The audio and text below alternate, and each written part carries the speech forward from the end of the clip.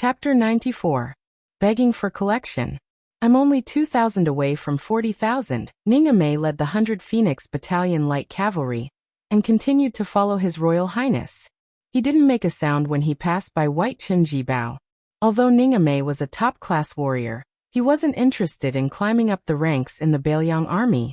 He gave off a dull feeling. Today, Little Butcher led 300 heavy cavalry to send him off and created such a commotion. Ningame couldn't help but frown when he passed by that eye-catching white robe. He realized that His Royal Highness didn't look at him with the same friendliness as before. Ningame gripped the bow-iron halberd in his hand. Its weight was second only to Wang Tongshan, the #1 general under King Yan's command. He turned his head and saw that the 100 or so Phoenix Battalion personal guards all turned their heads every few steps to admire Bao. Ningame fell into deep thought. Bailiang's Four Fangs, Dian Xiongzong led the 6,000 Iron Stupas, the second most elite heavy cavalry, and Wei Fuqing led the 1/3 of Bailiang's White Crossbow Feather Forest. Both of them were trusted generals that Bao had groomed. Ningame wasn't familiar with these two young generals of Bailiang. They were only limited to their skillful coordination on the battlefield. In terms of prestige in the army, Ningame didn't lose to them at all. However, in terms of military power, the difference was more than 3 ranks. Ningame laughed at himself. He raised the halberd in his hand and slowed down the speed of the cavalry. He pulled away from His Royal Highness's request. Dian Xiongzong turned his head and spat on the ground. He said disdainfully, "General, is His Royal Highness scared out of his wits? He doesn't even dare to let us send him off. It's better if he doesn't. Old Dian isn't willing to be snubbed. We Iron Stupas are all brave men who use Baimeng barbarians' heads as urinals. We can't afford to lose face like this." Wei Fuqing, who was more like a private school teaching children how to read and write, was much more reserved. He chuckled and said, "For years ago, when Your Highness went out to travel, you only brought an old coachman with you. His Royal Highness is in high spirits. Naturally, he doesn't like our intrusion. Old Dian, you're an old man who only knows how to kill. How can you understand His Royal Highness's romance?" The 6,000 Iron Stupas could be ranked second in the Bailiang army, second only to the Baimeng army's dragon cavalry that was personally led by Su Xiao. One was black and one was white. They made Baimeng's 350,000 soldiers tremble in fear. During the Spring and Autumn War, Su Xiao taught the world a bloody truth.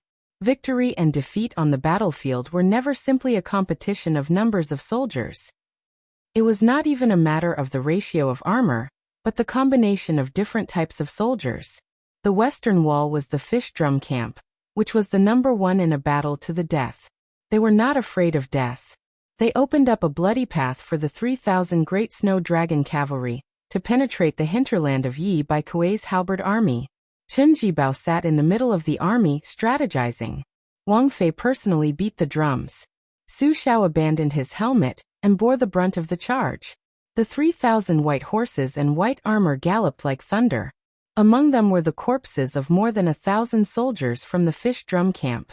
Since the scholars of West Chu said that there was no West Chu after the Western Wall, then Su Xiao made West Chu completely disappear.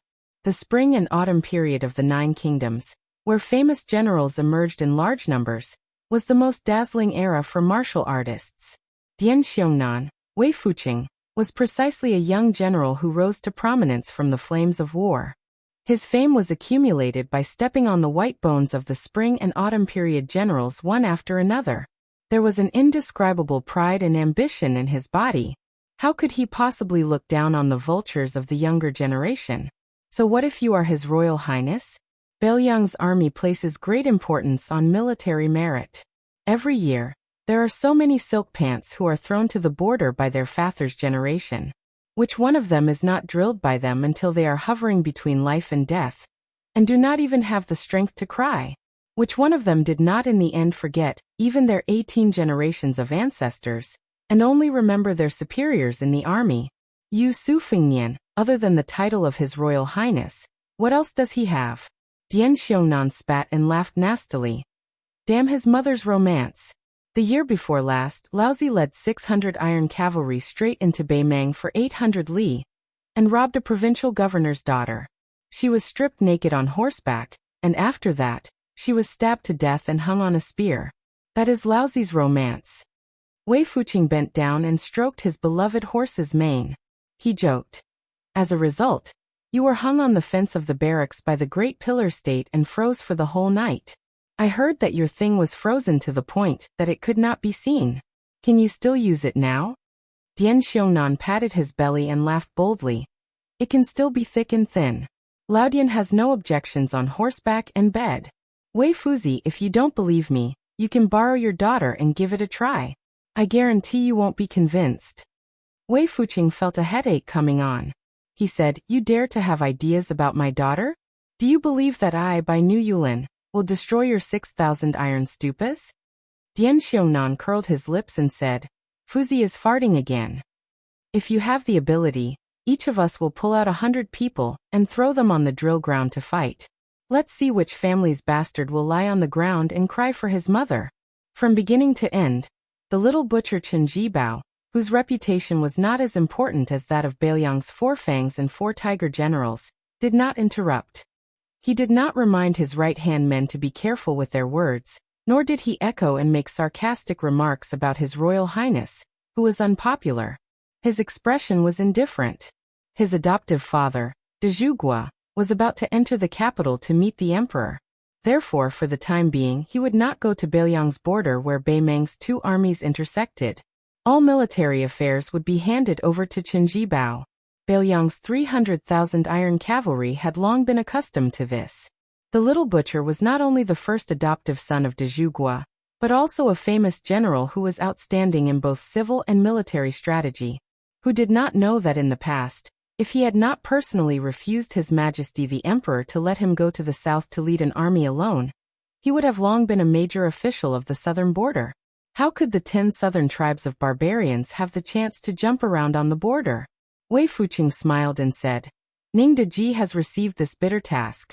I reckon he will be so angry that he won't be able to sleep every day. Dian Xiongnan gloated. Ning Tiji is not a bad person. When he kills people, he is not lenient. He is strong enough in both horse and foot battles. Lao Dian is as famous as him. I am convinced.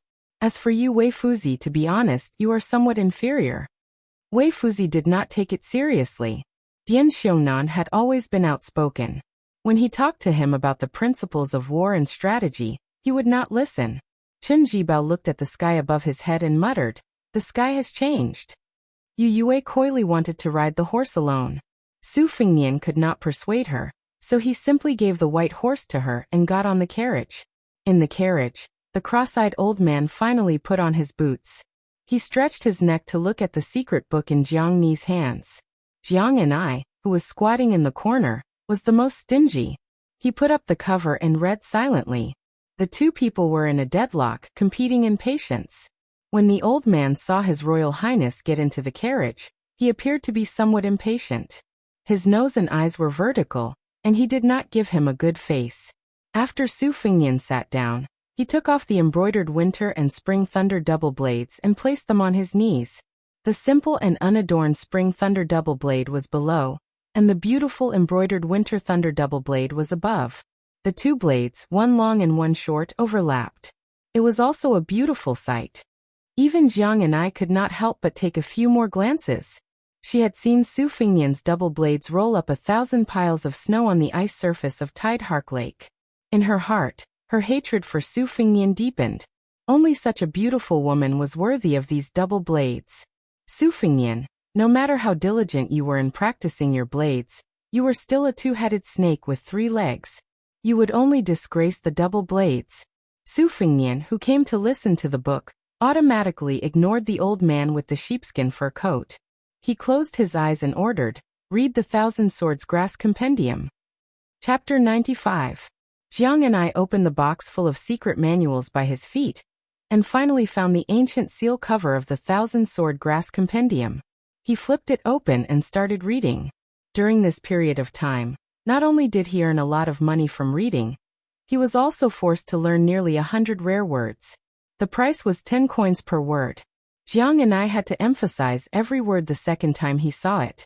He was indeed a little mud man who hated evil as if it was his enemy. Su Fengnian listened to the voice that was much more comfortable than when he read it for the first time. His breath slightly changed along with the style of the outline of 1,000 swords. The scholar officials wrote poems based on their feelings. The more emotional they were, the more moved they would be when they read it. The same principle applied to the writing of a warrior. The things they wrote were completely different from the Buddhist scriptures. This outline of 1,000 swords was even more sonorous. No wonder White Fox Face highly praised this book, and said it was one of the top 3 books in the rich collection of books on the second floor.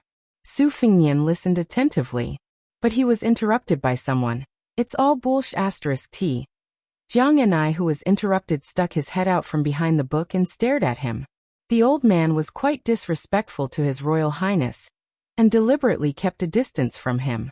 But when he saw Jiang Anai, he squeezed out a smile and took the initiative to explain. This old man is saying that this book is full of nonsense and will lead people astray. Su Fengnian opened his eyes and smiled. What do you mean? No matter how good his skills were, his bad temper was definitely rare in the world. The old man rolled his eyes and sneered. This old man is telling you in detail about the way of the sword. Are you sure it's not playing the lute to a cow? Su Fengnian was helpless. This old monster seemed to be no younger than Wang Xianji in Su Zhao's words. He could only endure it. Jiang and I obviously liked to see Su Fengnian not being taken seriously. Although he did not feel close to this strange old man, at this moment his good impression of him skyrocketed. The old man saw the change in Jiang Ni's expression, and was in a good mood. He spared no effort to attack Su Fengnian. You're just a layman in the way of the blade. Don't ruin the outline of 1,000 swords. No matter how much nonsense this book is, it's not something you can understand. If this old man is deceived by the title of the book and really thinks that it's talking about various sword moves, then you'll laugh yourself to death. What you don't know is that Du Sikong, who only scratched the surface of the way of the sword at 50 years old, is good at strange sword moves. But this old man has already reprimanded him. That's why he wrote the outline of 1,000 swords, which is derived from sword moves to seek sword essence. But Du Sikong is only half a bucket of water.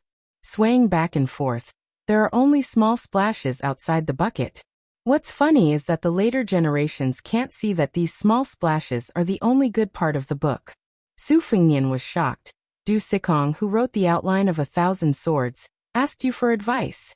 The old man stretched out 3 fingers and said matter-of-factly, after standing in the snow for 3 days and 3 nights, this old man reluctantly gave me 3 words of advice.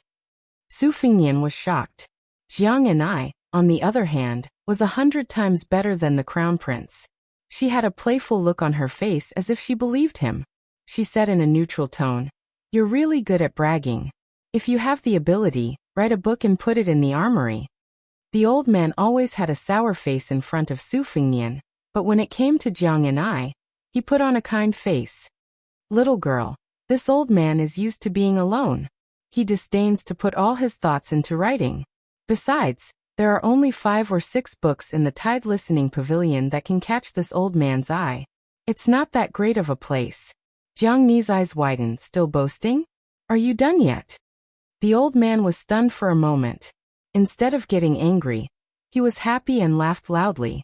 Su Fengnian lost interest in the outline of 1,000 herbs because of the old man, so he had Jiang and I changed to another secret book. In the end, he read less than 1,000 words and was interrupted by the old man's arrogant comments. He changed to another book and, as expected, it was not worth a single cent. Su Fengnian only felt that he benefited a lot, but Jiang and I was already going crazy. Studying and earning money was hard work, and it was earned by serving this enemy Su Fengnian. The old man was pretending to be an expert and giving advice. At first, Jiang and I endured because of his age, but after a few times, she could not take it anymore. Jiang and I threw the book and said with a face full of anger, "Shut up. Look, one who is close to ink will be stained black." She was getting better and better at learning the catchphrase from His Royal Highness. Su Fengnian did not pay attention to Jiang Ni's outburst. He laughed and asked, "How about I go find Lu Qiantang to practice my blade and give him some pointers?" The old man stretched and comfortably laid down in the carriage. He said in a bad mood, This old man is willing to say a few words about the original owner of your 2 blades. Forget about you. As for your perception, it's SOSO. It's probably half of this old man's when he was young. It's a pity that you started practicing your blade too late. Your internal energy is not your own. I don't believe that you can practice 3 to 6 times. Jiang Ni's eyes were full of smiles. Jiang and I added insult to injury. These words are true. Su Fengnian lowered his head and stretched out a finger to stroke the winter-embroidered scabbard. Half of his perception? Jiang and I seemed to have thought of something and coldly said, "That person is the villain Chen Jibao? He looks much more like His Highness the Crown Prince than you." Su Fengnian raised his head and laughed. "That's just a resemblance." Jiang and I was actually a bit angry that her number 1 enemy was so useless and humiliated her, and the divine talisman. She fiercely said, "Don't you know how to suppress that Chen Jibao's limelight?" Turning around and running, "Aren't you afraid of being laughed at?" Su Fengnian said dumbfoundedly, "Or should I fight with Chen Jibao?" Jiang and I hatefully said, "Whether or not I can beat him is one thing, whether or not I can fight him is another." The old man tugged at his sheepskin coat and said with a smile, "Little girl, you don't know anything about this. The crown prince in front of us is mediocre in knife skills, but his mind has been taught by Su Xiao. It's just that the villain's surname Chen probably already knew this, so he's not that easy to fool. On the other hand, those boorish men behind us who only have strength but not brains probably didn't see it." Su Fengnian turned a deaf ear. Jiang and I was deep in thought. The old man's words hit the nail on the head. "Little girl, in terms of scheming, you probably won't be able to beat this treacherous guy. Why don't this old man teach you some martial arts? You still have a chance to compete. Even if he has the entire Great Yellow Courtyard, as long as he hasn't truly touched the threshold of martial arts, you can still defeat him with 1 sword. Who said that a woman can't have the strength of 1,000,000 masters with 1 sword? This kid's mother is one of the only 3 sword masters that this old man has seen in his life." Su Fengnian didn't say anything. His left hand held the spring thunder. The old man looked at the twin blades and laughed. "So he's used to using his left hand. Little girl, you see, this old man said that this kid is very cunning." Su Fengnian laughed and stood up. He slowly said, "I won't listen to the book today." When Su Fengnian left the carriage, Jiang and I was in a daze and was a bit annoyed. The old man asked, "Little girl Jiang, how was it? Do you want to learn some skills from this old man?" He didn't expect Jiang and I to say without hesitation, "Learn what?" The old man was puzzled. Why not? Back then, the number of idiots that begged this old man to be his disciple could line up from Bailiang all the way to Donghai. Jiang and I coldly said, "If I learned from you, Su Fengnian would have killed me a long time ago." The old man raised his sparse eyebrows. "He dares." Jiang and I put the book back into the box inside. "Besides, you're only good at talking. Learning from you won't amount to much." The old man held his stomach and laughed. He almost rolled around in the carriage. Jiang and I angrily said, "What are you laughing at?" The old man sat up straight and mysteriously whispered, "Do you know who this old man is?" Jiang and I calmly said, "Why should I care who you are?" The old man rubbed his chin and lay in the carriage. He crossed his legs and muttered to himself, "That's true. Even this old man has almost forgotten who he is. Who would remember the wooden horse and ox?" Chapter 96. Su Fengnian rode the red date horse that was originally assigned to Yu Yue, and looked up at the gray sky. If nothing unexpected happened, there would be a heavy rain tonight. Based on their current speed, they could stay in Hengshui City at dusk and not travel in the rain. Lu Qiantang, who carried the red cloud sword, led the way at the front. Xu Xiu and Yang Qingfeng, who did not carry weapons, were in charge of bringing up the rear. In the middle, the old Taoist priest, Wei Shuyang, spurred the horse's belly and rode side by side with Su Fengnian. These 4 personal retainers all had the strength of around the 2nd rank. Even if they were to face off against a half-immortal like Dong Tai and Chao Guanzi, who occupied the thrones of the top masters, they still had the strength to fight. At the very least, they could hold off the cross-eyed old man in the carriage until he finished buttoning his feet and digging his nose. Su Fengnian asked softly, "Grandpa Wei, what is the strength of the top 10 masters? Can you explain it in simpler terms?" Apart from Wang Xianji, who can't be judged by common sense, the remaining 9 people, including Deng Taiyi, the leader of the new generation of swordsmanship, Wang Mao, who uses a broken arc spear, and Chao Guanzi, are obviously in a higher realm than the other 6. I reckon that the so-called top 10 experts in the world are just more famous, but there should be quite a number of people whose real strength is similar to the other 6. This group of people can be divided into 2 realms. Based on my deduction, I think that the great spiritual master in our sect said that the first class 4 levels are divided into the Vajra level, finger level, and celestial level. Only those in the Vajra level can be considered to have reached a higher level in martial arts. Lu Pu, who is responsible for guarding Li Yuanying in the Tide Listening Pavilion, and Chu Kuangnu, can probably be ranked in this category. As for the celestial level, which is one of the higher levels, I can't say anything about it. I think that Jian Jiohuang, who escorted His Highness on a journey of 6,000 miles, is in between the 2 realms. Deng Taiyi, Wang Mao, and Chao Guanzi probably entered the celestial level at different times. Only Wang Xianji has been in the celestial level for half of his life. It's really too high to reach, too high to reach. Su Fengnian asked softly. Grandpa Wei, did you miss the last realm? Wei Shuyang laughed. Back then, the great spiritual master only said that reaching this realm would make one on earth immortal. I thought that if there was someone in the human world with such supernatural powers, it would only be Wang Xianji.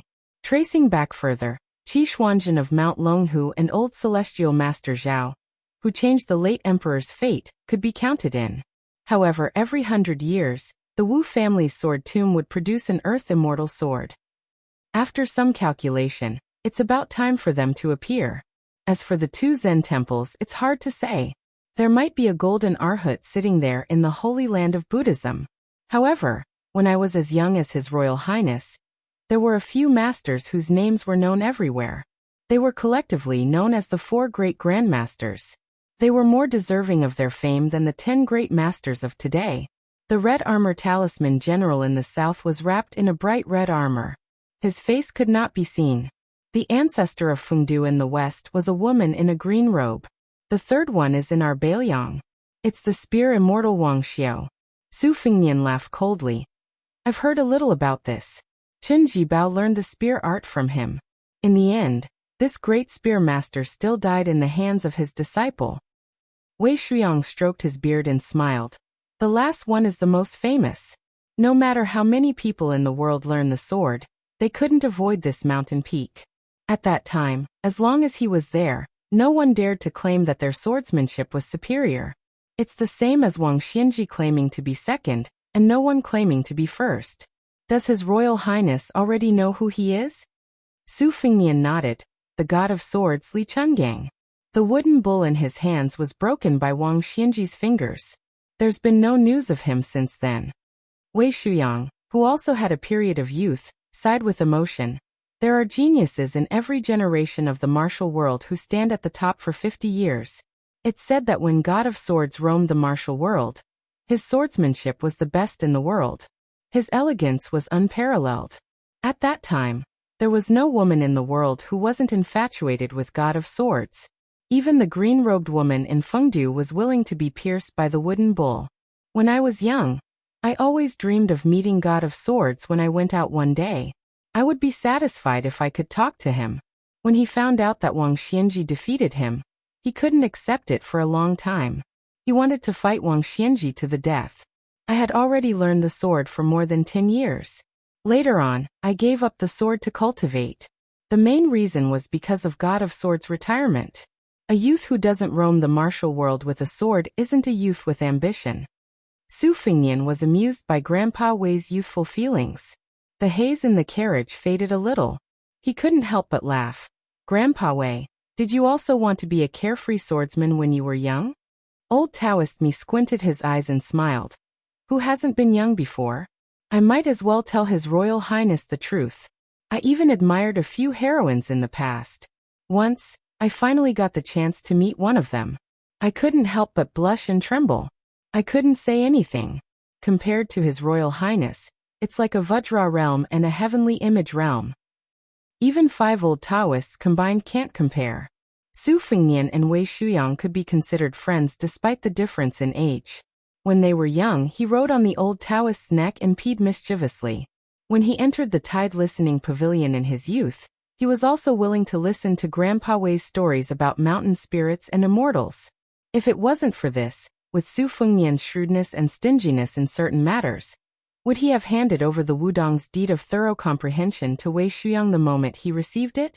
He even allowed Wei Shuyang to copy it for future annotations. Did Su Fengnian really not know the preciousness of the deed of thorough comprehension? With the great yellow hall's precious jade in front of him, the thin deed of thorough comprehension might be even thicker. Su Fengnian chuckled. Grandpa Wei, even if I have to dig 3 feet into the ground in the martial world, I'll help you dig that Li Chungang out. Chapter 97. The old Taoist shook his head and said, even I have to enter the coffin. Maybe old immortal Li has already passed away. Don't hope, don't hope. On the carriage, Jiang Ni's ears were sharp. She heard the words wooden bull. The reason why she was so sensitive to this title was because of the absurd story of her royal uncle. Before Westchu was defeated, her royal uncle spent a lot of money to buy half of the wooden bull, which was a 2-inch sword tip. He tried to make the sword tip into a dagger comparable to the divine talisman. He even thought of a name, Naive. He wanted to give it to his beloved niece, Princess Taiping, to make it a pair with the divine talisman. Unfortunately, before the dagger was made, Westchu was defeated at the Western Fortress. Ginger sized up the disheveled old man who was dozing off and asked softly, "You mentioned the Trojan cow?" The old man looked disheartened and said indifferently, "No." Jiang and I curled her lips and said, "I know you are Li Chungang, sword god or something." The old man opened his eyes and said in surprise, even Su Fengnian, that extremely shrewd boy, didn't dare to think in this direction. "Little girl, you determined that this old man is that thing sword god after hearing 3 words? Does this old man look like one?" Jiang Ni's legs were numb from squatting. She took turns to straighten one of her legs and said indifferently, "So what if he doesn't look like one? Aren't you?" The old man sat up and looked at the slender girl in front of him and said, "Since you think I am Li Chungang, you don't want to learn the sword from me?" Jiang and I shook her head and said, "These are 2 different things. I have already told you the reason. The more powerful you are, the faster I will die." The old man was so depressed that he couldn't be any more depressed. He said in a more serious tone, "Even if this old man isn't Li Chungang, I still have at least 50 to 60% of my peak strength. Believe it or not, if this old man wants to kill Su Fengnian, I can go out right now and take off this kid's head." Jiang and I sneered and said, "See, I told you that you are the best at talking. Go and kill him. I don't believe Su Xiao will let you mess around." The old man was deep in thought. Jiang and I picked up the 1,000-sword grass compendium again and said, "It's none of my business who you are. Besides, I can kill Su Fengnian but you can't. But even if I can't stop you, I won't stop you. Moreover, you might have made a deal with Su Fengnian to test me." The old man shook his head and said with a helpless smile, "Girl, you do have some resemblance to that princess whose sword will is said to be majestic." This old man just couldn't understand. If it wasn't for Su Xiao, that scoundrel, who made that woman change from the sword of birth to the sword of life, she would have had at most another 10 years to polish her vigorous sword will. At that time, even this old man and Wang Xianji, who was lucky enough to win against the wooden horse ox, wouldn't have dared to say that they could win against her. Now that the woman is gone and you are here again, this old man felt suffocated and uncomfortable just thinking about it. Since you don't want to learn the sword, this old man won't force you. Actually, if you can't get rid of your obsession, even if you learn the sword, you might not be able to reach the peak. At that time, this old man will destroy a piece of unpolished jade. Killing people can't win against saving people. That Taoist Qi argued with me back then. I talked about my sword and he talked about his heaven's way. No one could win against the other. Later on, he killed the devil on the demon-slaying platform and ascended to immortality, but I lost to Wang Xianji. Then I figured out that if you want to reach the state of immortality, you must save people. The old man was surprised. His turbid eyes shone with a strange light like the vast sword aura. He murmured a few words of killing people to save people. Then he stared at the confused Jiang and I and said with a smile, "Little girl, It's a pity that you don't learn the sword. If you change your mind one day, come back and find this old man. Jiang and I just read the book and didn't care about the old man. This old man seemed to be the sword god Li Chungang. She suddenly popped her head out and asked softly, "You said that Su Fingyan has half of your talent. You also said that he practiced the sword late and was destined to be useless. Then what's the use of me secretly learning the sword from you?" The old man didn't understand the reason behind it. It took him a while to sort it out. It seemed that this little girl was used to being bullied by Su Fingyan. She began to admit that she wasn't as smart as him. After figuring this out, the old man, who was unlike the sword god Li Chungang, said patiently, "Your talent isn't worse than that kid. What are you afraid of?" Jiang Ni's eyes brightened but quickly returned to coldness. She said with a bitter face, "Forget it. Practicing the sword is very difficult. I'd better study." Well, the little mudman who loved the vegetable garden the most on Mount Wudong must have been secretly shocked by Su Fingyan's crazy sword practice. Poor old god of swords Li. Fortunately, there was an old admirer not far from the carriage. The old man, who had never begged anyone in his life and only received countless kowtows, wanted to kill himself. What kind of reason was this? The old man calmed himself down and told himself that this was good. This little girl's unreasonable spirit was what he liked the most. When had Li Chungang ever talked reason with people and the world? Easy matters, difficult matters, stormy matters, Jianghu matters, matters of the dynasty, matters of the world. It was all just a matter of one sword. Jiang and I rolled up her sleeves and gently untied the ribbon around the dagger. The old man was stunned. "What? It's fine if you don't want to learn the sword, but you want to risk your life with me?" This old man, who rarely shows kindness. He really didn't understand the way of the world, which was in such a mess. Unexpectedly, Jiang and I, who admitted that she wasn't very smart and was afraid of suffering, handed over the divine talisman and said softly, "Here, I'm not giving it to you. I'm lending it to you." The old man slowly took the divine talisman and suppressed the waves in his heart. He asked softly why. The little girl hid her head behind the secret book again and said softly, "There's no one in this world that's good to me. You seem to be quite good." The old man, who only had one arm and no longer had the wooden bull, didn't have any change in expression. He just sat there silently. Still hiding behind the book, Jiang and I repeated, "I don't want to learn the sword."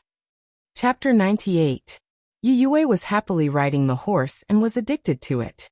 No matter how Su Fingyan threatened and enticed her with words, she was unwilling to get off the horse and get on the carriage. Su Fingyan saw that her horsemanship was ordinary, and her slender jade-like hands were already red from holding the reins, so he could not help but feel a little annoyed. Only a person like him who had traveled the Jianghu would know that although those heroines with beautiful faces were beautiful, they could not bear to be looked at carefully. After riding for a long time, their buttocks were definitely not smooth and round. After holding swords and sabers for a long time, the calluses on their hands were even more unbearable to look at. Could it be that Yu Yue was going to follow in his footsteps? Su Fingyan snorted coldly, put 2 fingers between his lips, and blew a sharp whistle. The blue and white wand that Yu Yue had painstakingly trained broke through the dark clouds and directly pierced the white cat in Yu Yue's arms, Wu Meinyang. The big white cat, which had been pampered and was no more courageous than a mouse, had its snow-white fur standing up. It let out a miserable shriek. Yu Yue was so scared that her face turned pale. Since the day she picked up this white cat and named it Wu Meinyang, it had been her only family member. This 6-year phoenix, the most handsome bird in Liaodong, only swooped back and forth, not harming the white cat. However, Wu Meinyang was scared out of her wits. Even Yu Yue looked at Su Fingyan with an exceptionally sorrowful expression. Su Fingyan, who was talking cheerfully with the old Taoist priest Wei Shuyang, pretended not to see anything. Yu Yue had no choice but to get off the horse bitterly and get into the carriage to face the overly casual old man wearing a sheepskin coat. Xu Xiu, who had originally wanted to use her beauty to entice His Royal Highness to surprise him, felt a chill in her heart when she saw this scene. She originally thought that the maidservant in the carriage had spiritual energy, but she was still young, and the taste of a green peach could not compare to that of a ripe peach. As for the maidservant driving the carriage, her appearance was not bad, and her figure could be considered graceful, but her temperament was too cold. With one glance, one could tell that she was a woman who did not know how to warm a bed. In the end, only the maidservant holding the white cat was the most threatening. Her two buttocks were full of charm when she got on and off the horse. Even Xu Xiu, who was also a woman, felt tempted when she looked at this scene. His Royal Highness was a veteran in the field of flowers, so why did he bring this lady who raised a cat along on this journey? Wasn't it to quench his thirst? Since you like this, why can't I go up and make up the numbers? 1 dragon and 2 phoenixes, a pair of swallows. But why did His Royal Highness not seem to dote on her? It was rumored that His Royal Highness was willing to do all kinds of absurd things for the sake of those Bailiang courtesans. Fortunately, the Great Pillar country was a big enterprise, and the local rich and powerful families could not afford such extravagance. For a moment, Xu Xiu was somewhat dispirited. Her most powerful skill was not her internal energy or assassination, but her disguise technique. As long as she was given a portrait, a complete set of disguise equipment, she could transform into that person in half a day, almost passing off the fake as the real one. Just imagine, if he had Xu Xiu, wasn't it the same as having the face of all the beauties in the world? Not to mention how much she resembled the face, 80 to 90% of the appearance was absolutely at her fingertips. The problem was that Xu Xiu was not familiar with His Royal Highness. She could not understand his temperament and taste, so how could she know who the beauty in his heart was?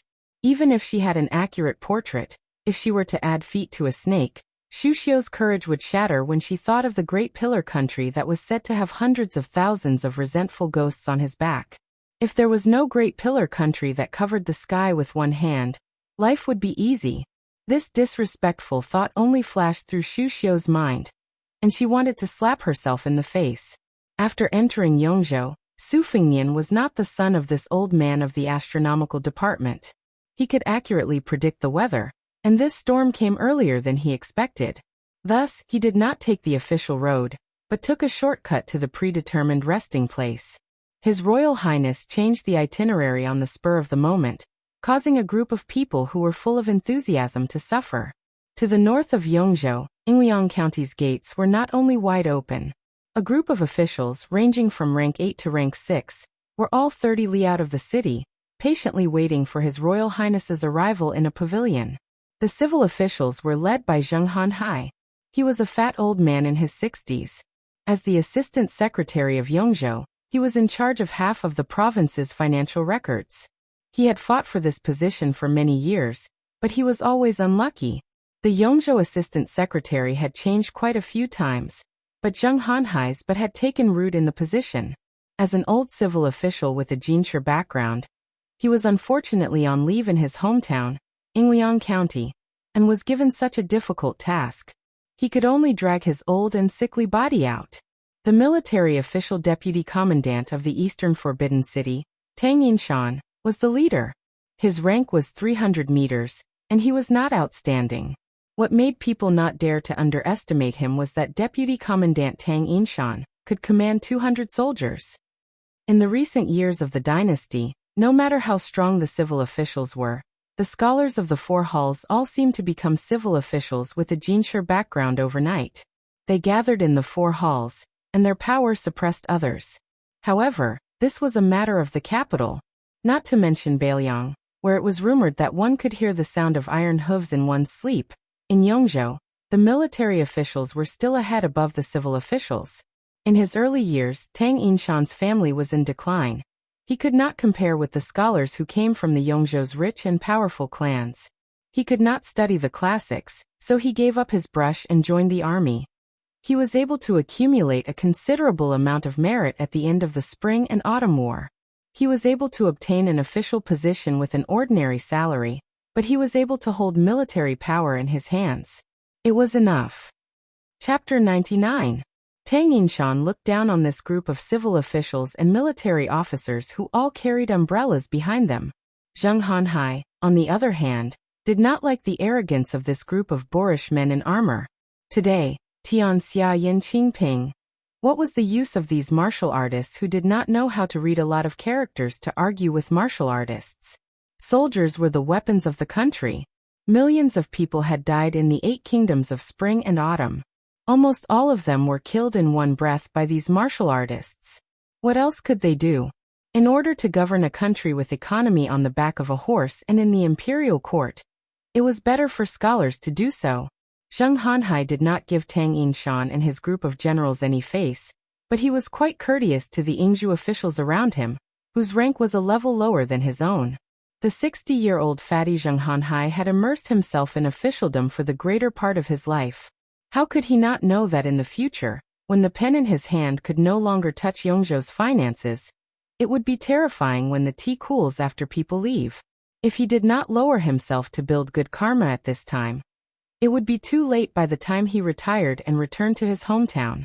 Yingzhou County Magistrate Jean Lanting used a handkerchief to wipe away the sweat on his neck from the damned weather. He carefully asked with a smile, "Minister Zheng, Minister Chao, it's going to rain today and it's going to be heavy. When will His Royal Highness arrive?" Zheng Hanhai smiled. "Lanting, you don't understand. It's good that it's raining. This time, when His Highness the Crown Prince came to Yingzhou, it was not easy for me to fight for His Highness the Crown Prince to stay in your private residence. There are lotus flowers in the lake and banana trees in the courtyard.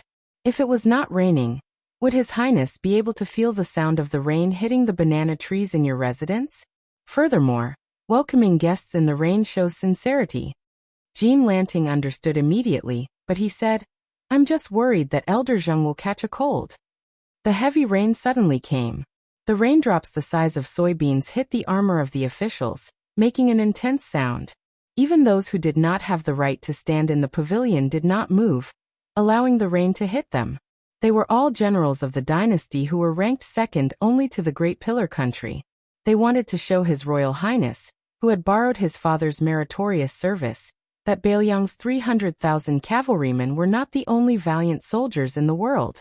The pitiful civil officials were like banana trees that could not withstand being tossed around, trembling in fear. Their umbrellas were completely useless.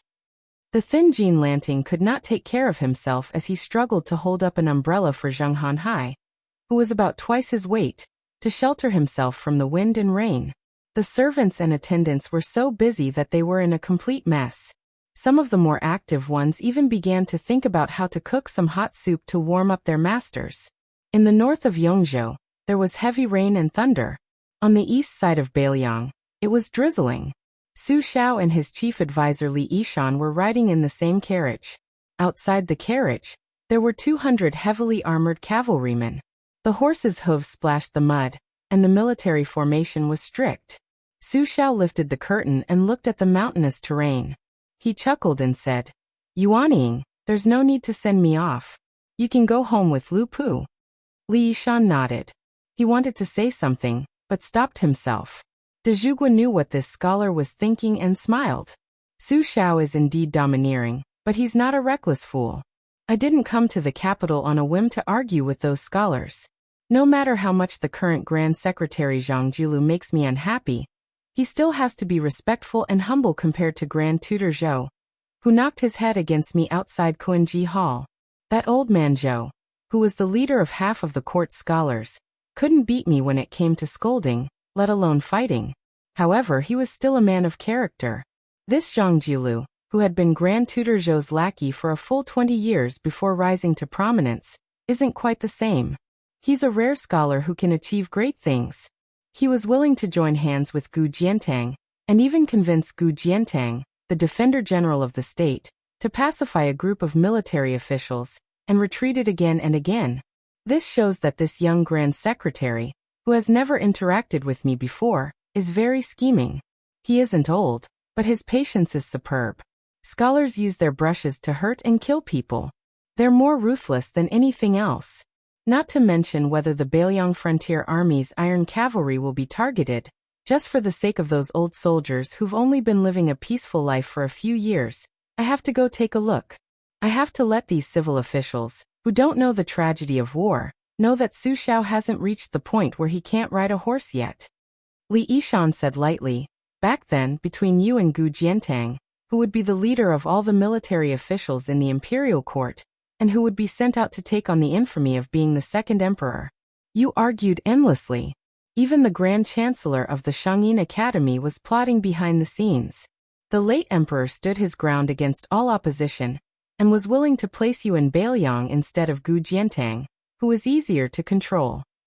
His breadth of mind was worthy of the 4 words stalwart and magnificent, on the tide listening pavilion. Only the 9 dragons plaque hanging there might have been a reminder to you. Su Xiao laughed. The late emperor was good at everything, but he was too obsessed with the scheming of an emperor.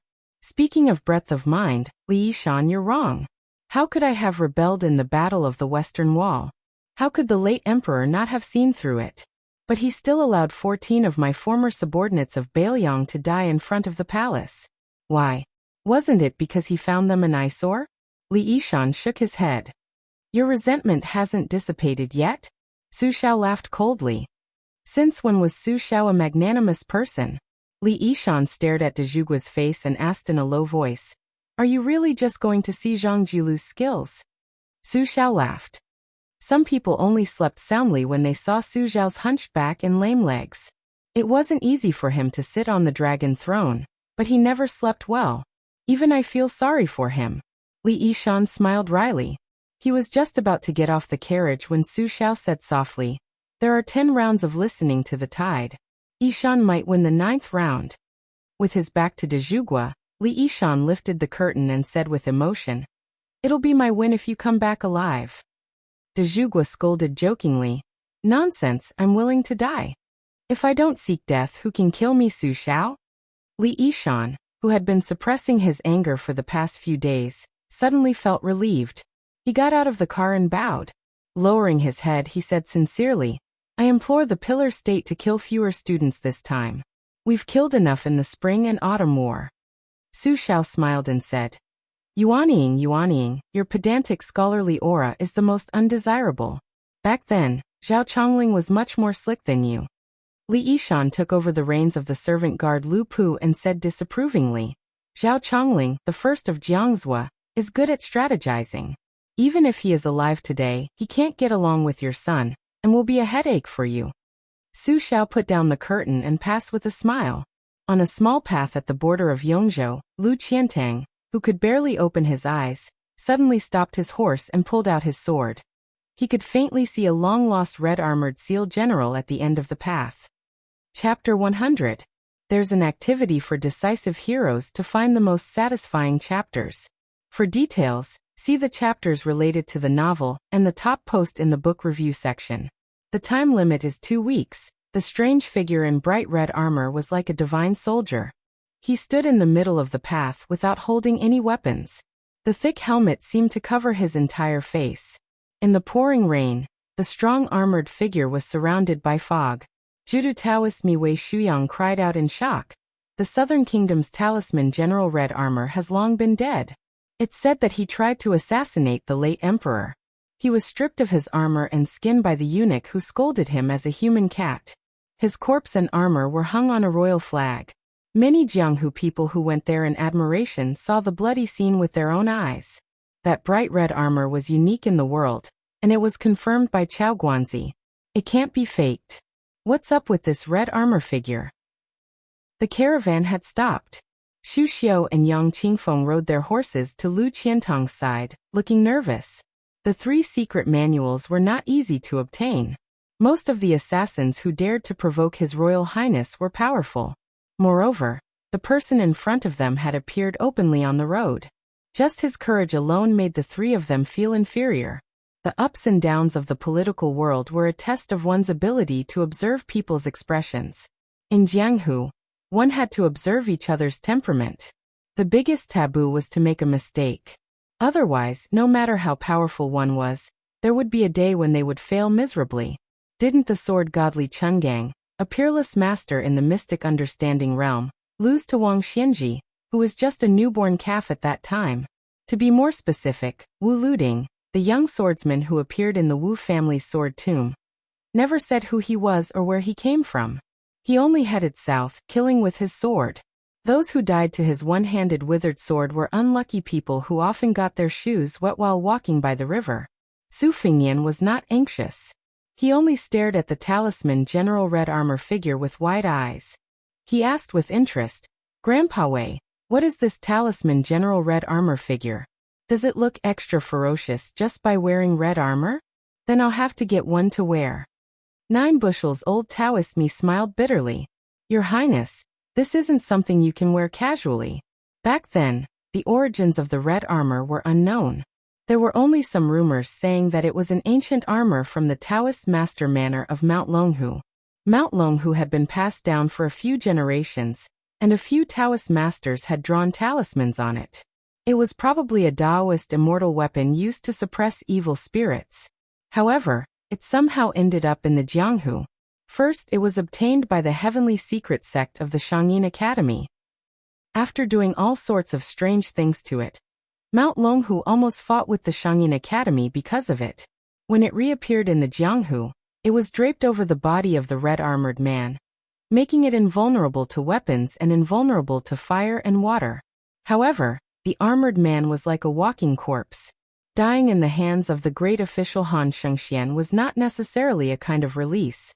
The talisman red-armored man in front of us seems to be slightly different from the rumors. He waved his hand to reject Bluebird's offer of an umbrella and called the 6-year phoenix to his arm. At this moment, Su Fengnian, who was drenched like a drowned rat, was still in the mood to tease the green and white Luan. He jokingly said, "Perhaps they are the children of the talisman general red-armored man from back then. Since the older one is a talisman general, then let's call the younger one a talisman soldier. Grandpa Wei, what do you think?" Wei Xiang's 3 strands of white beard had turned into 3 small braids after being soaked in water. When he reached out to touch it again, he naturally couldn't feel the demeanor of an immortal anymore. He awkwardly withdrew his hand and slowly said, "Your Highness's way of saying things is really unconstrained." Su Fengnian smiled mischievously and said, "Grandpa Wei, your flattery is really something." The old man and the young man laughed heartily, subtly dispelling the monstrous killing intent at the end of the path.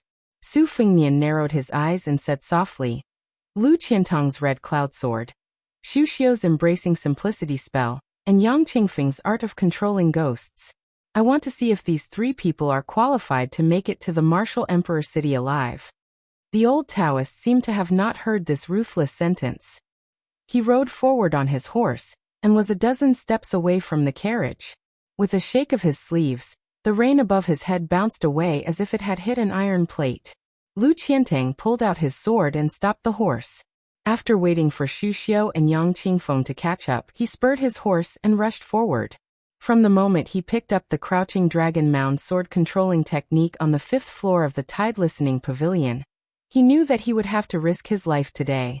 It was just that it was much earlier than expected. But so what? If one wanted to learn how to control a sword, one had to use a strong opponent as a whetstone to sharpen one's sword heart to an incomparably pure level. Only then could one have a chance to obtain the essence of swordsmanship. As the old god of swords Li Chungang said, "Open your mouth and spit out a magnificent sword aura, slashing out a vast field of stars." There were more than 100,000 young wanderers in the world who wanted to learn swordsmanship. Who didn't want to slash out with a sword that even ghosts, immortals, and Buddhas couldn't match? Lu Qiantong's figure was already very tall and sturdy, and the horse he was riding was even more rare. For a moment, the small path was trampled by the horse's hooves, causing mud to splash everywhere. 1 man and 1 horse were unstoppable, perhaps because the swordsman Lv Qiantang had aroused his killing intent. Even Xu Xiong, who only knew how to moan on the bed, gave a heavy snort. Amidst the muffled sound of the heavy rain hitting the small path, it was particularly ear-piercing. Yang Qingfeng, who didn't need to hold the reins, could still control the horse's running speed to perfection. She slowly bent down and placed her snow-white hands on the horse's neck. The empty-handed red-armored men of the southern kingdom stood still, and let the 3 people and 3 horses charge forward. Through the dense curtain of rain, Lu Qiantang could almost see the cloud seal Sanskrit on the red armor. It was actually written in both Buddhism and Taoism. With just a glance, he felt the qi in his chest stagnate. Suppressing the distracting thoughts in his mind, he let out an angry roar and spat out the murky air in his heart. Borrowing the momentum of the galloping horse, he slashed out with a domineering sword strike. The curtain of rain was instantly torn apart. Unfortunately, The raindrops that came into contact with this huge sword seemed to have dripped onto a piece of hot iron. With a sizzling sound, they turned into a puff of smoke. The huge puppet, which was similar to the rumored red-armored man, stiffly but quickly raised one of its hands. Its 5 fingers, which were wrapped in red armor like its face, opened up and tried to grasp Lu Qiantang's sword strike that contained the essence, energy, spirit, and will of the most powerful sword strike in his life. As the red cloud sword and the red-armored man's 5 fingers brushed past each other, a series of sparks flew out. The red-armored man failed to grasp the sword, and Lu Qiantang, who was already famous in the southern Tang country at the age of 30, also failed to grasp the sword strike. Lu Qiantang took full advantage of the time and place to slash out this sword strike, but the red-armored man only stood still and gently raised his hand to resolve everything. Xu Xiu was surprised to see that Yang Qingfeng had sped up and rushed out. She actually wanted to use the horse to violently collide with the red-armored man. In the blink of an eye, Lu Qiantang and the red-armored man exchanged blows. Chapter 101. Yang Qingfeng, who had her hands on the horse's neck, suddenly jumped up. The horse, whose eyes were filled with blood, charged at the red-armored man as if it had gone mad. First there was a loud boom. Then, even Su Fengnian, who was far away, heard the sound of bones breaking inch by inch, as if the horse had crashed into a mountain. The red-armored man didn't move an inch. The horse's head and neck had been broken, and it had died in front of him. Xu Xiu didn't care how powerful the red-armored man was, and she couldn't care less about the fear in her heart. She dismounted from the horse and leaped forward like a rabbit. She placed her white palms on the armor on the monster's chest and suddenly exerted her strength. With her and the monster as the center, countless raindrops exploded in the air. Xu Xiu's strength was, after all, vigorous internal energy. The red-armored man finally swayed a little. No matter if it moved an inch or a foot, as long as it moved, even if it didn't fall down, it was still 1,000,000 times better than not moving at all. Xu Xiu's attack hit its target, and she used the force to bounce back. Her feet drew a straight line in the mud, and the hem of her skirt was covered in mud. Lu Qiantang, who was behind the red-armored man, continued to charge forward with his horse. He fiercely pulled the reins, raised the horse's hooves, and stomped heavily on the ground, creating 2 holes in the muddy road. Lu Qiantang turned his horse around and took a deep breath. His expression was incomparably solemn. Yang Qingfeng, who had floated between Lu Qiantang and the red-armored man, was still expressionless. However, her hands were even paler, and the veins on the back of her hands were almost visible. The number of veins on her hands was much denser than that of a normal person's. The 3 of them working together only managed to make this strange armored man sway a little. Wei Shuyang muttered to himself. Fortunately, we can confirm that this isn't the red-armored man from the 4 great grandmasters. Could it be that His Royal Highness was right, and it's just an imitation? Su Fengnian shouted. Grandpa Wei, go and stop Ningame and the Phoenix Battalion. Leave this to the 3 of them. The old Taoist priest, who was about to lend a hand, was stunned for a moment before he left. Su Fengnian lightly squeezed the horse's belly and came to the side of the carriage. Bluebird, who was driving the carriage, held a delicate oil paper umbrella. It was the only graceful scene in this murderous, muddy path. Su Fengnian clicked his tongue and said, as expected, only a battle to the death can reveal the true colors of an expert. Lu Qiantang's sword move is really at the peak of sword moves. Yang Qingfeng's trick only looks good, but it's nothing special. I really underestimated that woman Xu Xiu. Bluebird nodded and asked a very important question. Your Highness, is there only one armored person? If the Phoenix Battalion doesn't come, wouldn't it be inappropriate? Su Fengnian smiled and said, how could there only be one talisman general red-armored puppet? Maybe there's a second or third one hiding in the dense forest. Maybe there are 4 or 5 of them altogether. Because I calculated that 2 red-armored puppets can easily get rid of Lu Qiantang and the other 2. And 1 red-armored puppet can get rid of 100 Phoenix Battalion. Even with the halberd Ningame holding the line, both sides will probably suffer. If another one comes, wouldn't we have to personally go into battle? The person in the carriage is a top secret. Even I don't know his identity. No matter how resourceful the red-armored puppet's master is, he wouldn't be able to guess it. Therefore, with a snap of his fingers, the remaining red-armored puppet and the expert behind the scenes would be able to easily take my head. If it's really as I think, without the old man in the sheepskin fur coat, then I'll be in trouble. Even if you are the kamikaze warrior third, that Su Xiao painstakingly cultivated, and can fight to the death with a puppet, you may not be able to guarantee that I will reach Yingzhou alive. Bluebird looked at the calm face of His Royal Highness. She lowered her head and said softly, "It's Bluebird who is useless." Su Fengnian shook his head and smiled. "To me, it's not that a useless person isn't an expert. It's that they aren't willing to give their life to me." "Haha, Bluebird. Raise your head. I like to see your cold and elegant appearance. Compared to those heroines who don't live up to their titles, you are much more beautiful and moving."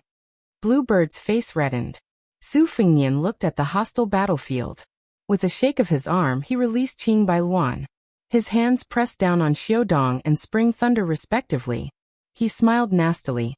"Although this is the worst-case scenario, with my status, I reckon it's worth it for them to treat me so seriously." Motherf * Cur 5 puppets. Are they going to play a game of metal, wood, water, fire, and earth? The curtain behind Bluebird lifted up a corner. 2 heads popped out, one above and one below. Jiang and I didn't say anything. He just stared with his eyes wide open. The old man pulled out the sandalwood from his hair bun. Instead, he inserted something that Su Fengnian couldn't think of. Divine talisman. What were these 2 clowns doing? The old man squinted his eyes and smiled. "Boy, your brain is really not bad. Your 3 useless subordinates are up against the water armor of the red armor talisman. Look at the weather. If you don't throw them out to calm the situation, wouldn't it be a waste of your status? This old man kindly reminded you that the earth armor talisman might come out from under your horse's belly and tear you in half. The fire armor talisman is standing on a hillside 600 steps northeast of you. The wood armor talisman is squatting on a tree 300 steps southwest of you. As for the gold armor talisman, did he not come? Or was his presence concealed by an expert? Or did he go to cause trouble for your Phoenix Battalion's light cavalry? You really make this old man worry. Why don't you give me a straightforward answer? The little girl, and I will go back to Liangzhou. Fighting and killing is boring. At most, we'll call someone to help you collect your corpse." Su Fengnian smiled. "Then let me guess. Su Xiao and you have 3 rules. Did he mention that you are not allowed to touch weapons?" The old man opened his eyes wide and stretched out his single arm to show his innocence. "Kid, what does this old man have in his hand?" Su Fengnian stretched out a hand. "Give the talisman to me for safekeeping." Jiang and I loudly protested. "That's mine. Mine." Su Fengnian ignored this naive little clay figurine, and only stared at the old man. The old man shook his head. "Forget it. Remember, this old man didn't make a move for you. It's for the little girl." Su Fengnian smiled and retracted his hand. His meaning couldn't be more obvious. Jiang and I was so angry that his cheeks puffed up. He couldn't wait to take back the talisman and stab that cunning fox's face 100 times. In a trance, the old man had already bent over and walked out of the carriage unhurriedly. He stretched out his finger and flicked. Pa! A drop of water was flicked and floated away. Su Fengnian suddenly turned his head and followed this unremarkable drop of water to the end of the path. 1 drop. 2 drops. 10 drops. Hundreds and thousands of drops. Connected into a line. Converged into a sword. From Su Fengnian's side, it went straight to the chest of the red-armored talisman general. The water sword lightly pierced through that undefeatable talisman general water-armored talisman general. The sword energy that filled the sky burst apart.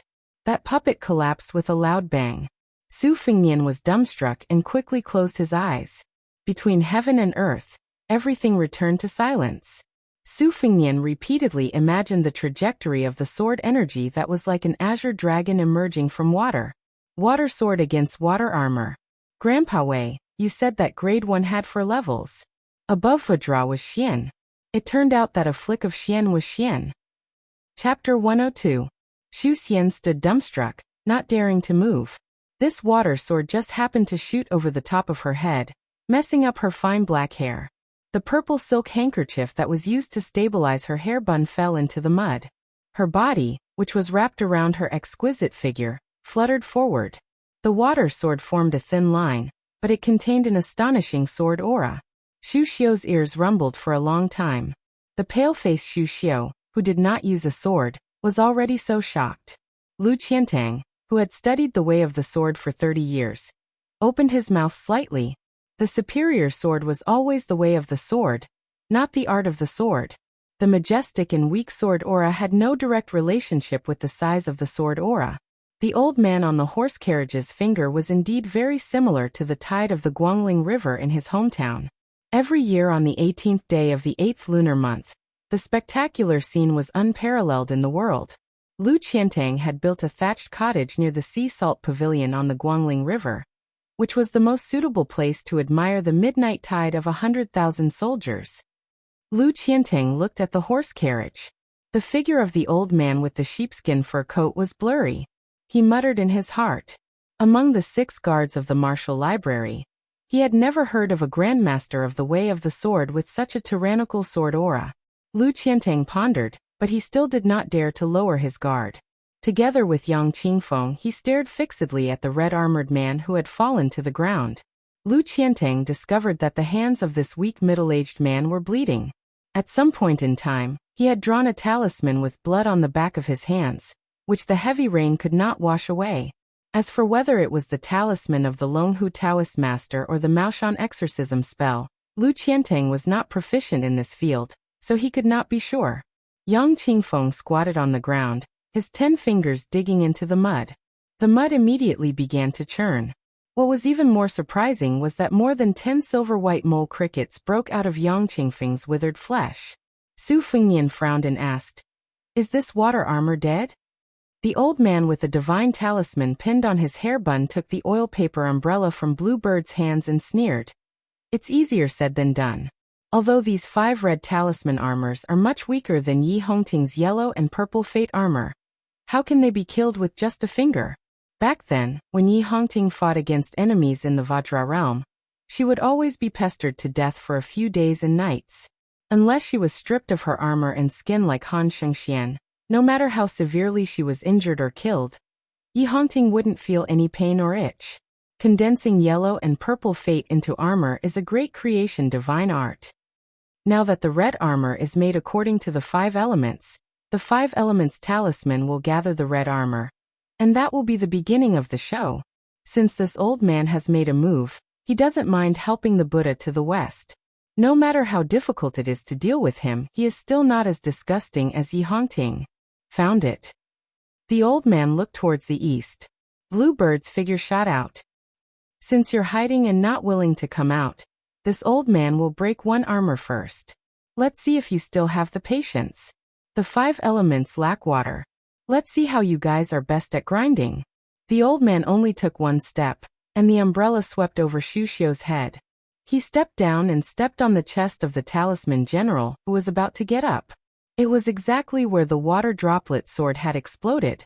Lu Qiantang's crimson afterglow sword and Yang Qingfeng's art of recuperation and exorcism were sent flying by the old man's move. It would be an understatement to say that he was unreasonable. However, Lu Qiantang and Yang Qingfeng didn't reveal the slightest bit of resentment. Instead, they took advantage of the situation to retreat. The old man with the umbrella stepped again and again, and the head of the water armor was stepped into the deep muddy pit. Not only that, he instantly closed the umbrella and used it as a sword. This time, compared to the azure dragon water sword formed by the water droplets, the sword intent was even more boundless. The rain that filled the sky was wrapped by this umbrella, forming a huge rain tornado around the old man. The old man who used the umbrella as a sword whispered, "One sword immortal kneels." The umbrella and the tornado pierced the head of the talisman general like the Milky Way. The pouring rain on the small path suddenly stopped. The raindrops didn't fall, but instead bounced back up, as if someone had used human strength to go against the heavenly Tao and forcefully stopped it. A soft slap sounded. The old man opened the oil paper umbrella again, and slowly walked back to the carriage. Bluebird lightly returned, shook her head and said, "The enemy retreated." Su Fengnian, who was sitting on the horse, still closed his eyes and concentrated. This should be a sword that only the land immortals can use, right? It was indeed correct that he didn't practice the sword first when he practiced the saber. If he had learned the sword earlier, and then witnessed today's finger and Xian swords, he would definitely have been traumatized and couldn't get rid of it. Although there was still a gap between him and the sword heart, sword chi, and sword intent, he probably wouldn't have the courage and confidence to use the sword again. In the battle between the saber and the sword, if one were to talk about the number of first-class masters, the two sides were about the same. But if one were to talk about the small group of people at the top, if one were to pick out a single person to fight, the Grandmaster of the sword would firmly suppress the master of the saber. Especially the immortals who were known as the sword god in the past generations in Jianghu. Which one of them wasn't a master who had almost reached the peak of martial arts? In the previous generation, Li Chungang was invincible with his wooden horse ox. In this generation, the number one swordsman, Dong Tai, even fooled around with a peach blossom, and no one dared to fight with him. Chao Guanzi, who was arrogant and domineering, also claimed that he was worthy of being above the 8 of them, but he was ashamed to be right behind Dong Tai. These words drew a clear line between Wang Xianji and Dong Tai and the other 8 masters, including Chao Guanzi. No matter how Wang Xianji was, the people of Jianghu had long regarded her as a person of the immortal realm in Tiange, but she was just a weirdo that appeared once in 500 years. Dong Tai was different after all. He was tainted with some people's aura. The peach blossom sword god was a legend that even people in the palace missed. Su Fengnian asked softly, "The water armor is dead? The person behind the scenes has retreated?" The old man, who had shown off 2 moves without using a sword, was very arrogant. He ignored His Royal Highness and only smiled at Jiang and I, who actually did not see anything clearly. He asked, "Little girl, this old man still has some courage left, right?" Jiang and I only vaguely saw the torrential rain tornado, but she was a little far away. In addition, the layman only knew how to watch the show, so her degree of shock was far less than Lu Qiantang, Xu Xiu, and the others. Moreover, she was someone who had seen the world. In the past, Bai Huer's face was much more beautiful when she used 2 blades to sweep the wind and snow. The blades were beautiful, and the person was even more beautiful. Therefore, when the old god of swords made his move this time, he probably wouldn't be able to escape the fate of winking at a blind person. Seeing the little girl's confused expression, Li Chungang laughed out loud and reached out to touch the divine talisman. He was in a good mood. In the years when the wooden horse ox hadn't stopped, he was really tired of hearing flattery and gasps of cold air. It wasn't as comfortable as the little girl's confused expression. The old man handed the oil paper umbrella back to Bluebird. When he got into the carriage, he said casually, "The other side probably did not want to fight to the death with you, so they were willing to leave behind a water armor. If you move faster, you can still see some of the mysteries of this red talisman armor. If the puppet in the armor dies, the knowledge of the talisman writing on the red talisman armor will also be gone." Su Fengnian's expression was complicated. After a moment of hesitation, he bowed to the old man and urged his horse to the place where the wooden armor had been killed by the umbrella sword. Waving his hand to drive away Lu Qiantang and Yang Qingfeng, His Royal Highness squatted in front of the red talisman armor. The armor on the red talisman armor's head had already been shattered by the sword, but the characters and patterns carved on the red armor were exquisite beyond compare. What was Su Fengnian most proud of? Naturally, it was not his fledgling blade skills but his memory. The red armor had been carved with the 3 pure talismans of Taoism and Sanskrit incantations of Buddhism. Su Fengnian could only understand half of it. This was attributed to him being a Buddhist follower of Wang Fei's mother. In addition, he had often heard Wei Shuyang talk about the grudges between the 3 Taoist talisman schools. Xu Xiu gathered her courage and wanted to shield His Royal Highness from the rain, but Su Fengnian, who was facing the red armor, coldly said, "Get lost." Xu Xiu's expression froze. The corner of Big Sword Lu Qiantang's mouth twitched slightly. Yang Qingfeng walked to a suitable distance away from His Royal Highness and the red armor talisman armor. He respectfully said, "His Royal Highness, this lowly one knows a little about talisman mechanisms. Can I take a closer look?" Su Fengnian did not raise his head. He only asked stiffly, "Can you preserve your soul for a little longer?" Yang Qingfeng bowed slightly and said confidently, "Yes." Don't disappoint me. Su Fengnian pulled out the spring thunder saber and lifted one of the red armor talisman's arms. He carefully examined every detail of the red armor talisman's arm. The red armor talisman's chest had been blasted open by the old man's finger. Most of it could no longer be distinguished, but the red armor talisman's arms and legs were intact. Chapter 103. Yang Qingfeng carefully squatted down. After a moment of surprise, he forced a smile and said, "His Royal Highness, this armored man seems to have been dead for a long time." Su Fengnian's movements on the corpse were as smooth as flowing water. He wasn't the slightest bit frightened by Yang Qingfeng's revelation. He frowned and said, "Seems." Yang Qingfeng's heart skipped a beat. He said in a deep voice, "I'm sure." Su Fengnian didn't linger on this topic. He asked, "What clues do you have?" Yang Qingfeng stared at the red-armored man and said slowly, "As expected, most of the talismans came from Mount Longhu's Celestial Master Sect. As the saying goes, water doesn't lie in its depth. The talismans of the Celestial Master Sect are different from the talismans of Mount Gazao. Mount Longhu doesn't care if the talismans have a proper form. Your Highness the Crown Prince, look at the cloud pattern on the ancient seal script on your arm. This is Mount Longhu's most famous cloud seal. There are as many as 7 layers, but it's a pity that it's not the same as the 8 layers of purple cloud seal of the underworld. As for the most difficult 9 layers heavenly book, it only exists in the annals of Mount Longhu's history. This 9 palaces talisman is different. It comes from Mount Gazao's spiritual treasure mountain moving scripture. The difference can also be seen in the way the Qi practitioners use the brush. As for the image of the heavenly venerate on the left leg, it's unmistakably a Maoshan talisman. Its form is excellent, only a step away from the immortal grade. As for the Sanskrit scriptures, I don't dare to say anything. But I think there must be traces of the heavenly secret tower of the Shangyin Academy. Su Fengnian knocked on the armor with the spring lightning. The sound was crisp and clear. He pierced it with the tip of his saber, but there was no trace.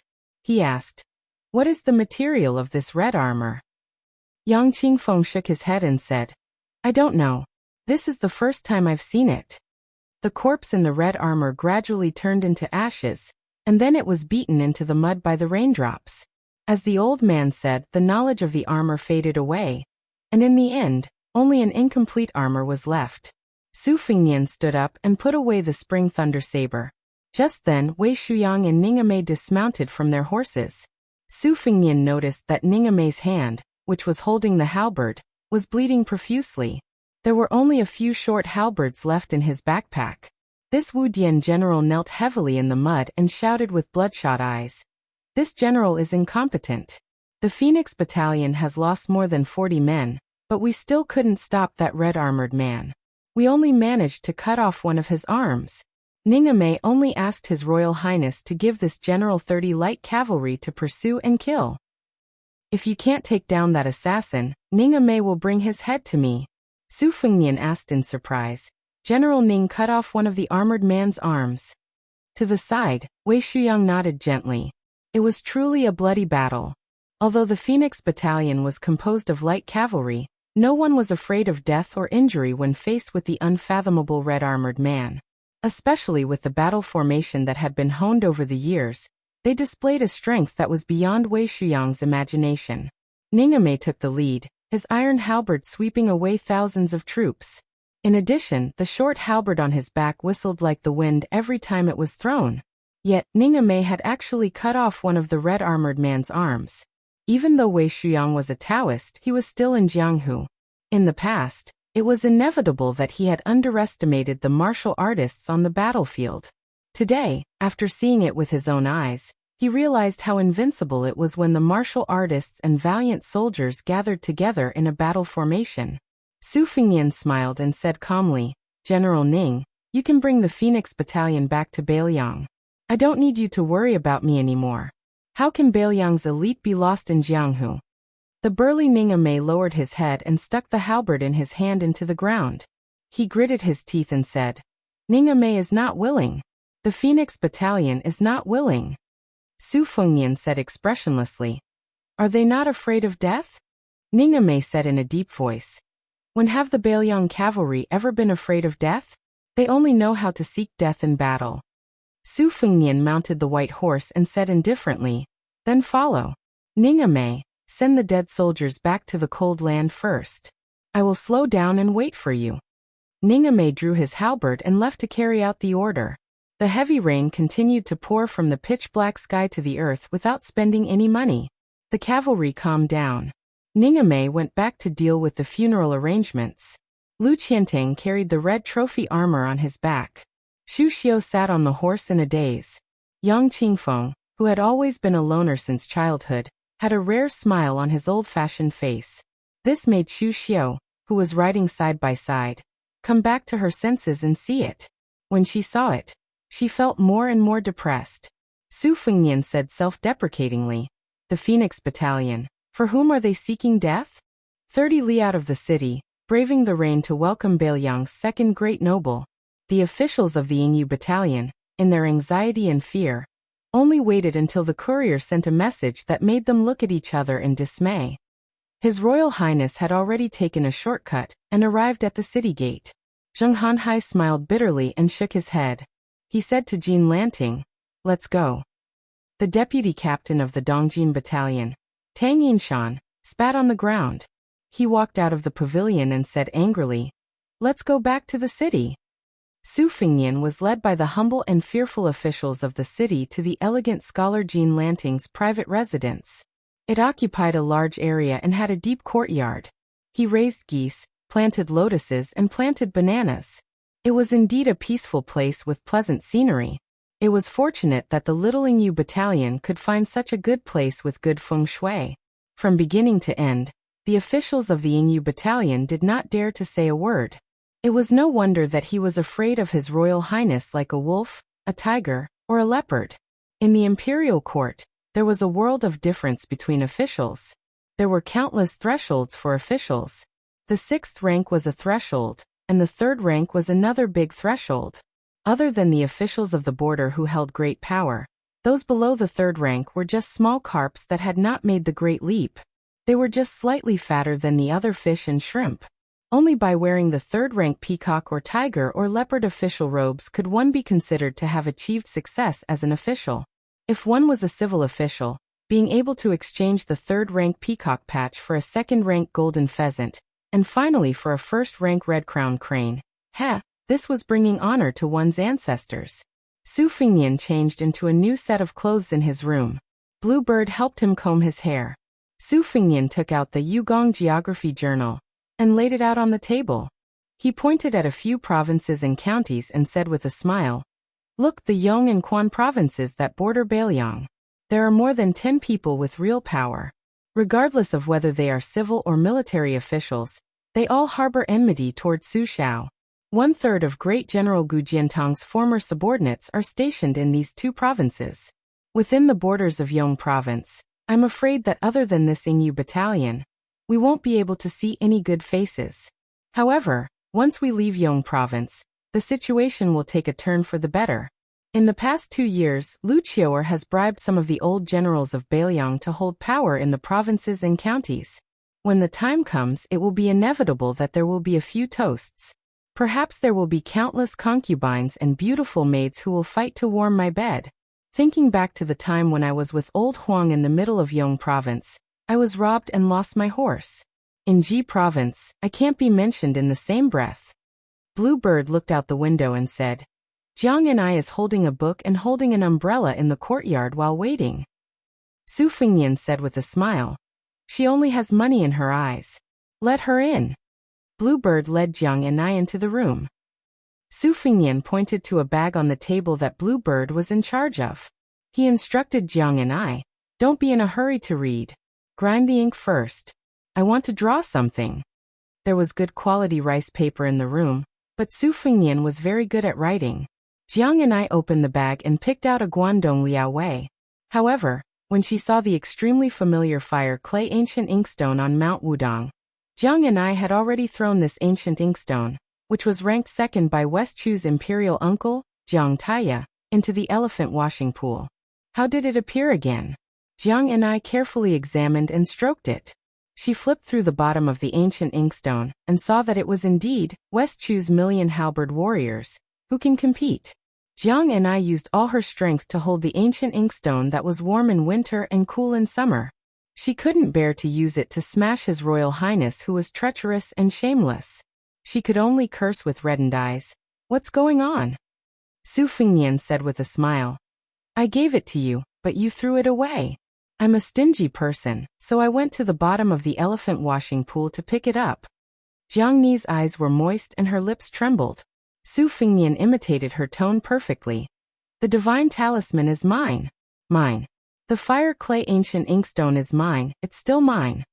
Jiang and I pounced on this bastard and shouted with a crying voice, I'll kill you. Su Fengnian turned his head to look at the Yugong geography record.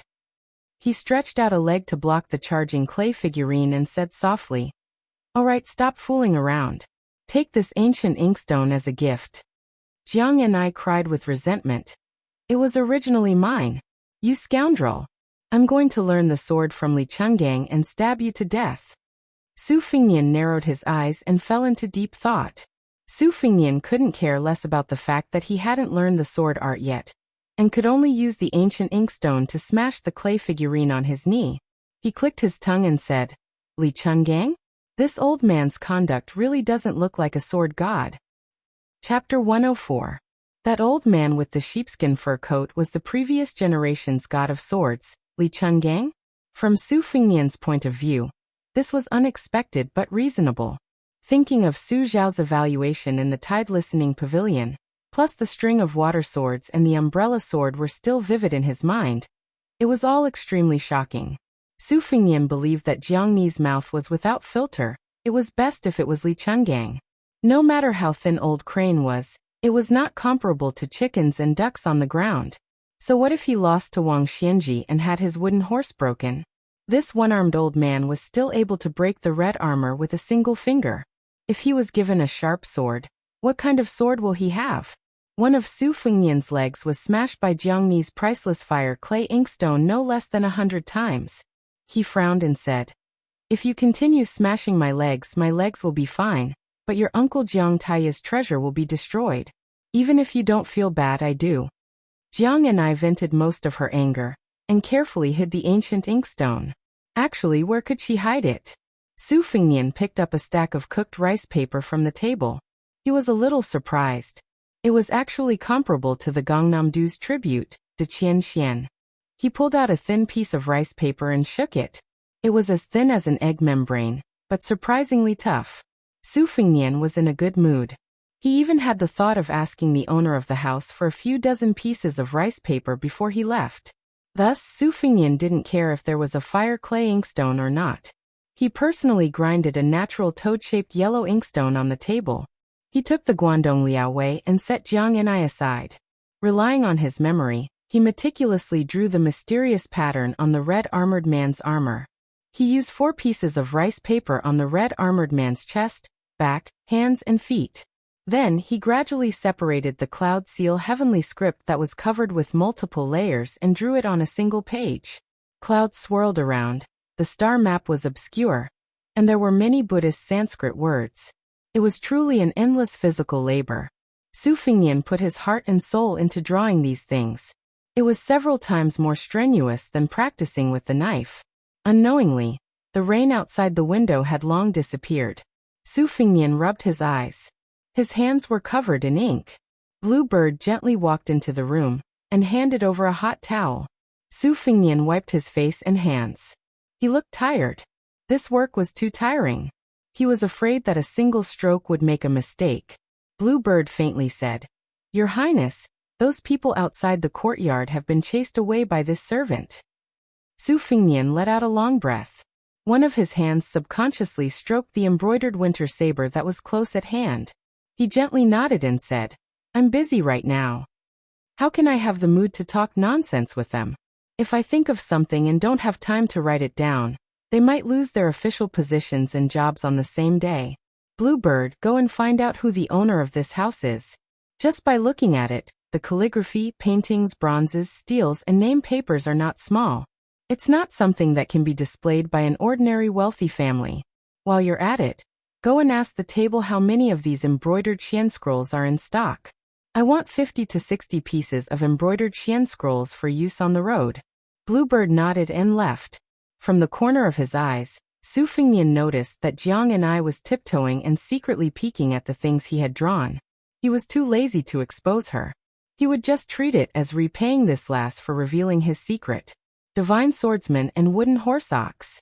When Su Fengnian remembered these two names, he could not help but associate them with those two swords.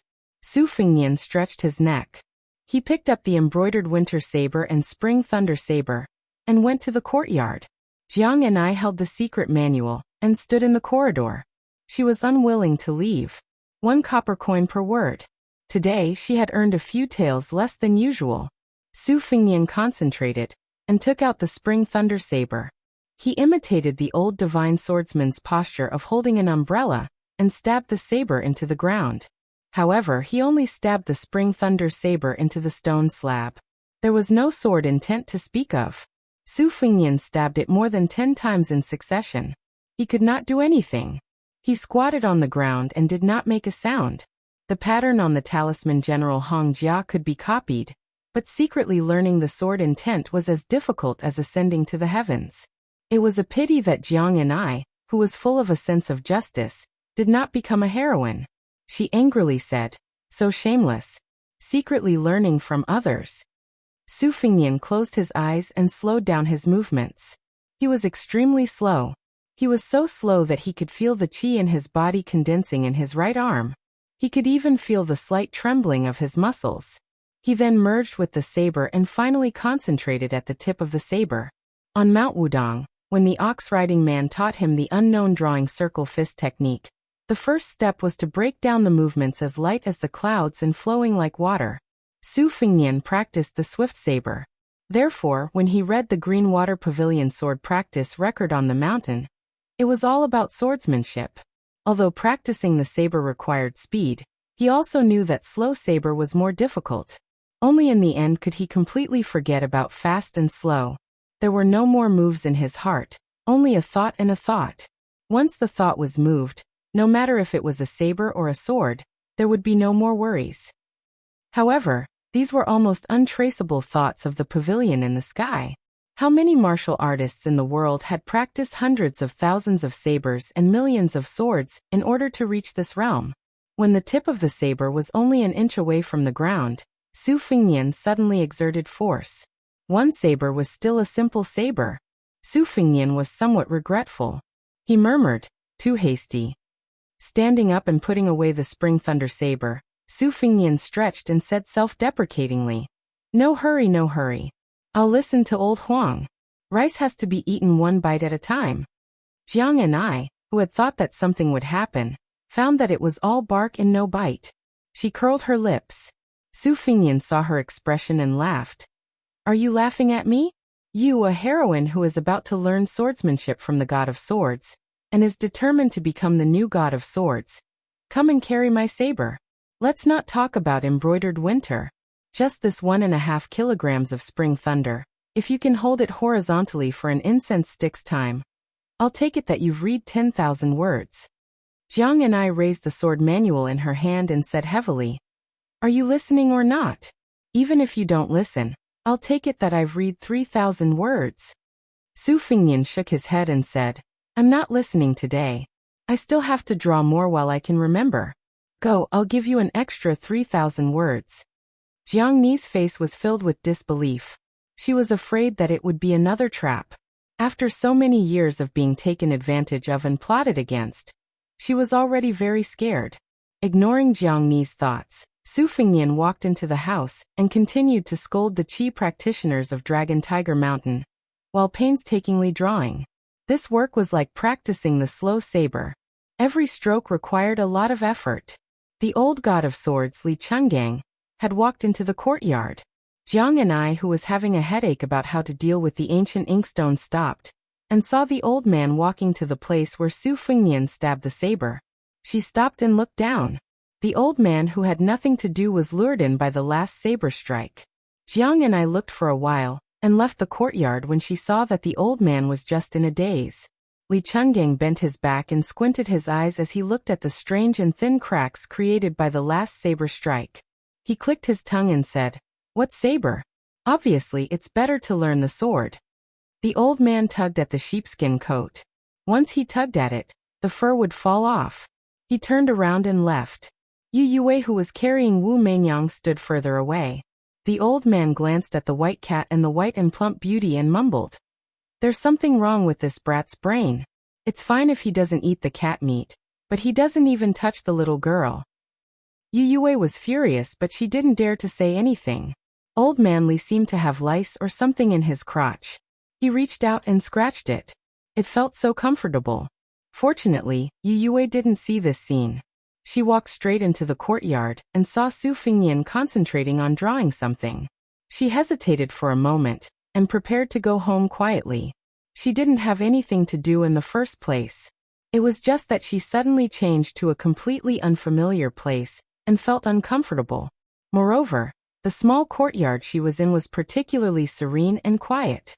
There were dozens of green bamboos planted in the courtyard. After reading so many novels and articles about immortals, foxes and ghosts, she could always imagine that something would float out from the bamboo forest. Compared to the green bamboos, she still preferred the soft and beautiful banana trees. Weren't there many of them here? Before Yu Yue approached, Su Fingnian, who had switched his left hand from holding the brush to his right hand, asked with a smile, "What's the matter?" Yu Yue replied softly, "Looking at the banana trees." Su Fingnian was stunned for a moment. He joked, "I can't change the courtyard. My things are all here. However, if you like to look at the banana trees, I can get someone to pull out the big bushes in the courtyard and pile them up in your courtyard. How about that?" Yu Yue said shyly and angrily, "Okay." Su Fingnian snapped his fingers. The elusive bluebird stood beside Yu Yue. Su Fingnian said with a smile, "Get someone to move the banana trees." Yu Yue said, "No need." Then she angrily turned around. Even Wu Mengyang lazily stretched out her claws. Looking from the side, the claws slid across the round curve of Yu Yue's chest. Su Fingnian, who happened to catch this charming scene, was a little spellbound. Su Fingnian waved his hand, and Bluebird retreated. Then he called out to Yu Yue and said with a smile, "Come, let's grind the ink." Yu Yue asked doubtfully, "Huh?" Su Fingnian stretched out his hand and pointed at the famous yellow inkstone on the table, saying, "You grind this." He then pointed at Yu Yue's chest and made a gesture of grinding back and forth. Su Fingnian said with a mischievous smile, "I'll grind this." Yu Yue's face flushed red. She pouted playfully, "Lecture." Looking at Yu Yue fleeing in panic, Su Fingnian leaned back in his chair. There wasn't a trace of lust in his eyes. He narrowed his beautiful phoenix eyes and turned to look out the window at the moon and sparse stars after the rain. Where is Su Xiao now? Chapter 105. Although Yingliang's county magistrate Jean Lanting was an official born from a local Bailiang family, he was more of a scholar than an official. He did not look forward to climbing up the ranks of the bureaucracy. He only wanted to climb high, write poems, raise geese, pick chrysanthemums, and sing many poems with Yongzhou's famous courtesans. However, when he heard that the king of Bailiang's eldest son, Su Fingnian, was going to stay in Yingliang, and his longtime friend, Uncle Zheng Hanhai, had given him such a big meat pie, Jean Lanting's heart was boiling with excitement. Yingliang was not like the other counties in Yongzhou. After all, it was a bit too close to Bailiang, so it could not be considered to be under the sole pillar of the dynasty. However, in the end, there were many things that required him to look up to Bailiang. To be able to be on good terms with His Royal Highness was a great thing. However, even though it was a good thing, Jean Lanting, who had a lot of mysophobia, still had the beauties in his family leave the residence under the pretext of going for a spring walk. If by any chance His Royal Highness, who had a terrible reputation, took a fancy to them, Jean Lanting was afraid that he would be suffocated to death by a few unexpected green hats. After arranging and cleaning the residence to perfection, Jean Lanting happily went 30 li outside the city to welcome the guests. However, a heavy rain doused Jean Lanting's fiery heart with ice-cold water. The group of people did not even see the shadow of His Royal Highness. When he returned to the city, he was blocked outside the courtyard by a maidservant. He was almost laughed to death by the group of martial artists led by Tang Yinshan. At the time, Yongzhou's secretary Zheng Hanhai, who was still wet from head to toe, could not keep his old face. He waved his sleeves and left on the spot. Jean Lanting also had the spirit of a scholar. Out of sight, out of mind, but this residence was his, so where could he go? Fortunately, the icy-cold servant girl behind her took the opportunity to inquire about the old Huangli case, which was one of Jean Lanting's well-known anecdotes in Yongzhou. Immediately she had a good impression of His Royal Highness, who had a unique insight. The night was long, and Jean Lanting woke up with bloodshot eyes. However, the steward of the residence came early in the morning to complain that the oldest and strongest peach trees in the backyard had been chopped down. His Royal Highness servant girl said that the peach trees were of the best quality, and wanted to use them to make a few peachwood swords. Jean Lanting, who was putting on his clothes, gritted his teeth and endured it, telling the steward to not get involved in this matter. However, without waiting for Jean Lanting to swallow his resentment, a small steward who specialized in raising white geese came howling in grief and sobbing. He complained to Jean Lanting about His Royal Highness' evil deeds of killing geese to roast meat. Jean Lanting clutched his chest. This weak scholar, who was quite famous for his poetry in Yongzhou, angrily turned around and took down an ancient sword that was hung on the wall as a decoration. His face turned purple, and he was about to fight it out with His Royal Highness. The two stewards saw that their master was about to lose his mind and did not care about offending their superior. They hurriedly blocked the figure of Jean Lanting. One of them grabbed the sword, the other grabbed the waist. Jean Lanting's body was as weak as a woman's. He struggled for a moment, then stomped his foot and threw the ancient sword that he had bought with a lot of money, which he had not unsheathed from its scabbard, to the ground. He sighed and was in a daze. Originally, he thought that his bad luck had come to an end. Who would have thought that a head maidservant would hastily rush into the courtyard and whisper that the two Furins had somehow been invited back to the residence? At this moment, they were roasting a goose together with His Royal Highness. After Jean Lanting heard the grievous news, he immediately fainted. Several servants hurriedly supported the county magistrate into the room in a fluster. That tall and handsome-looking His Royal Highness was truly a devil's fiend that seeing once was better than hearing 100 times ah. After just one night of peace, the elegant and graceful Ingju Saburo Jean was already lying on a sickbed. The head steward thought for a bit, and prepared to go find old Master Jean of the old residence to ask for a countermeasure. His Royal Highness did not seem to want to immediately leave Ingju.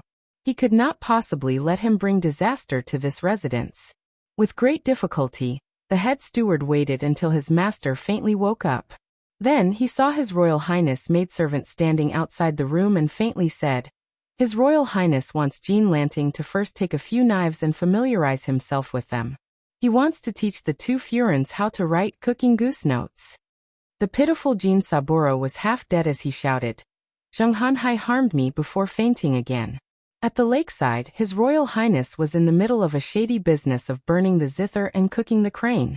Just now, he had personally chased a flock of Jean Lanting's beloved white geese from the shore to the lake, and made a deal with Jiang and I.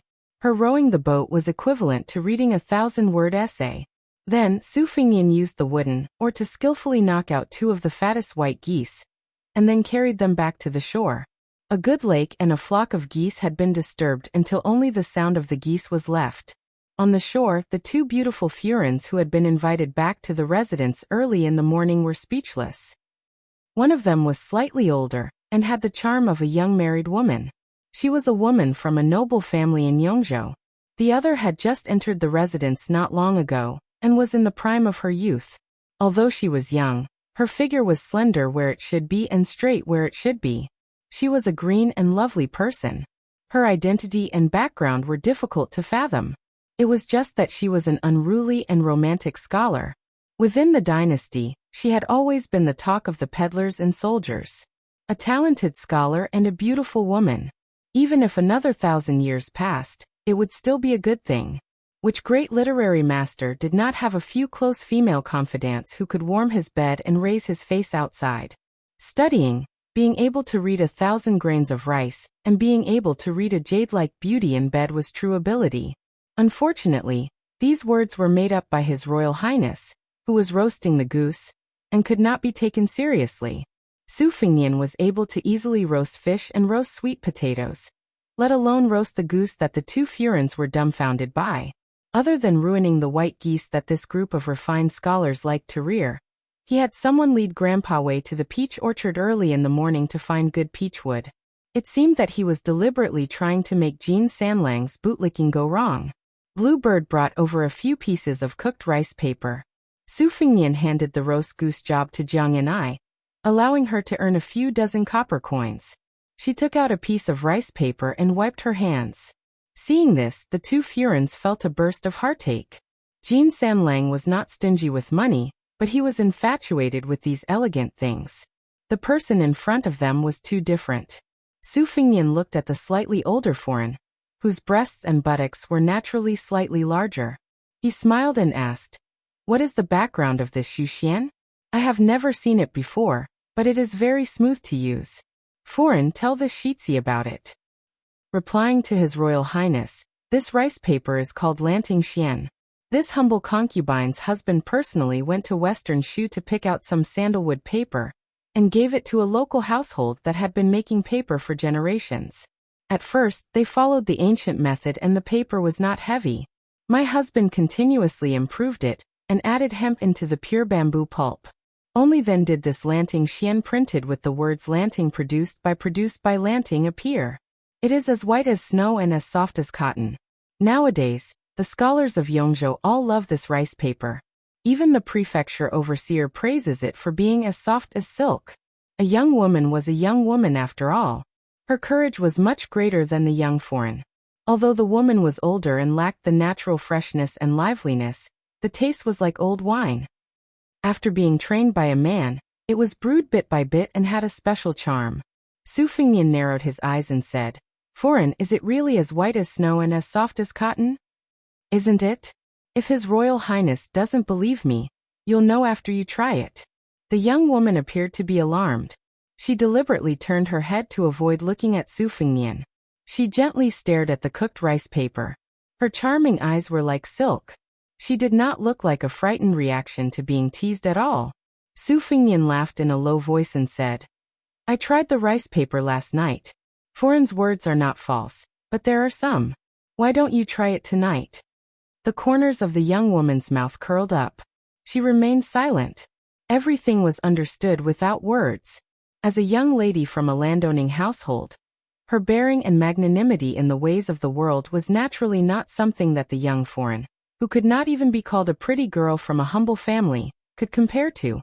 Moreover, the young foreign was too preoccupied with her fear to notice the vulgar and amorous words that Su Fengnian spoke while looking at Lu Foreign's chest. The young foreign was only afraid that His Royal Highness would abduct her into the courtyard during the day and do those embarrassing things to her. He was Su Rintu's biological son. As a military officer, he was a prince with a different surname.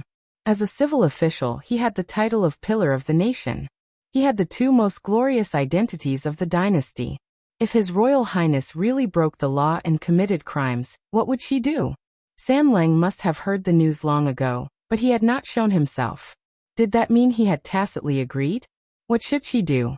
The young foreign's heart raced. She stole a glance at the young and handsome His Royal Highness. On his waist hung a pair of beautifully matched blades. His figure was tall and slender. Compared to Sanlang, he was much more confident and at ease. Moreover, his body was much more sturdy. If she was held in His Royal Highness's arms and pressed under his body. Thinking of this, the young foreign, who felt ridiculous and embarrassed, felt her face burn. She lowered her head, not daring to look at the handsome young master, who seemed to be able to make her commit a mistake with just a glance. Jiang and I listened to Su Fengnian flirting with the shameless old woman, and did not feel anything. This was the style of the great idiot of Bailiang, Su Xiaoyan. If he had always been that Su Fengnian who was obsessed with blades, she would have felt unfamiliar. The old god of swords had arrived at the lakeside at some point. He took a skewer of half-cooked roasted goose and stuffed it into his mouth. After chewing a few mouthfuls, he was somewhat surprised at Su Fengnian's experience. He gave a rare compliment. "Kid, don't use your blade to scare Jiang and I.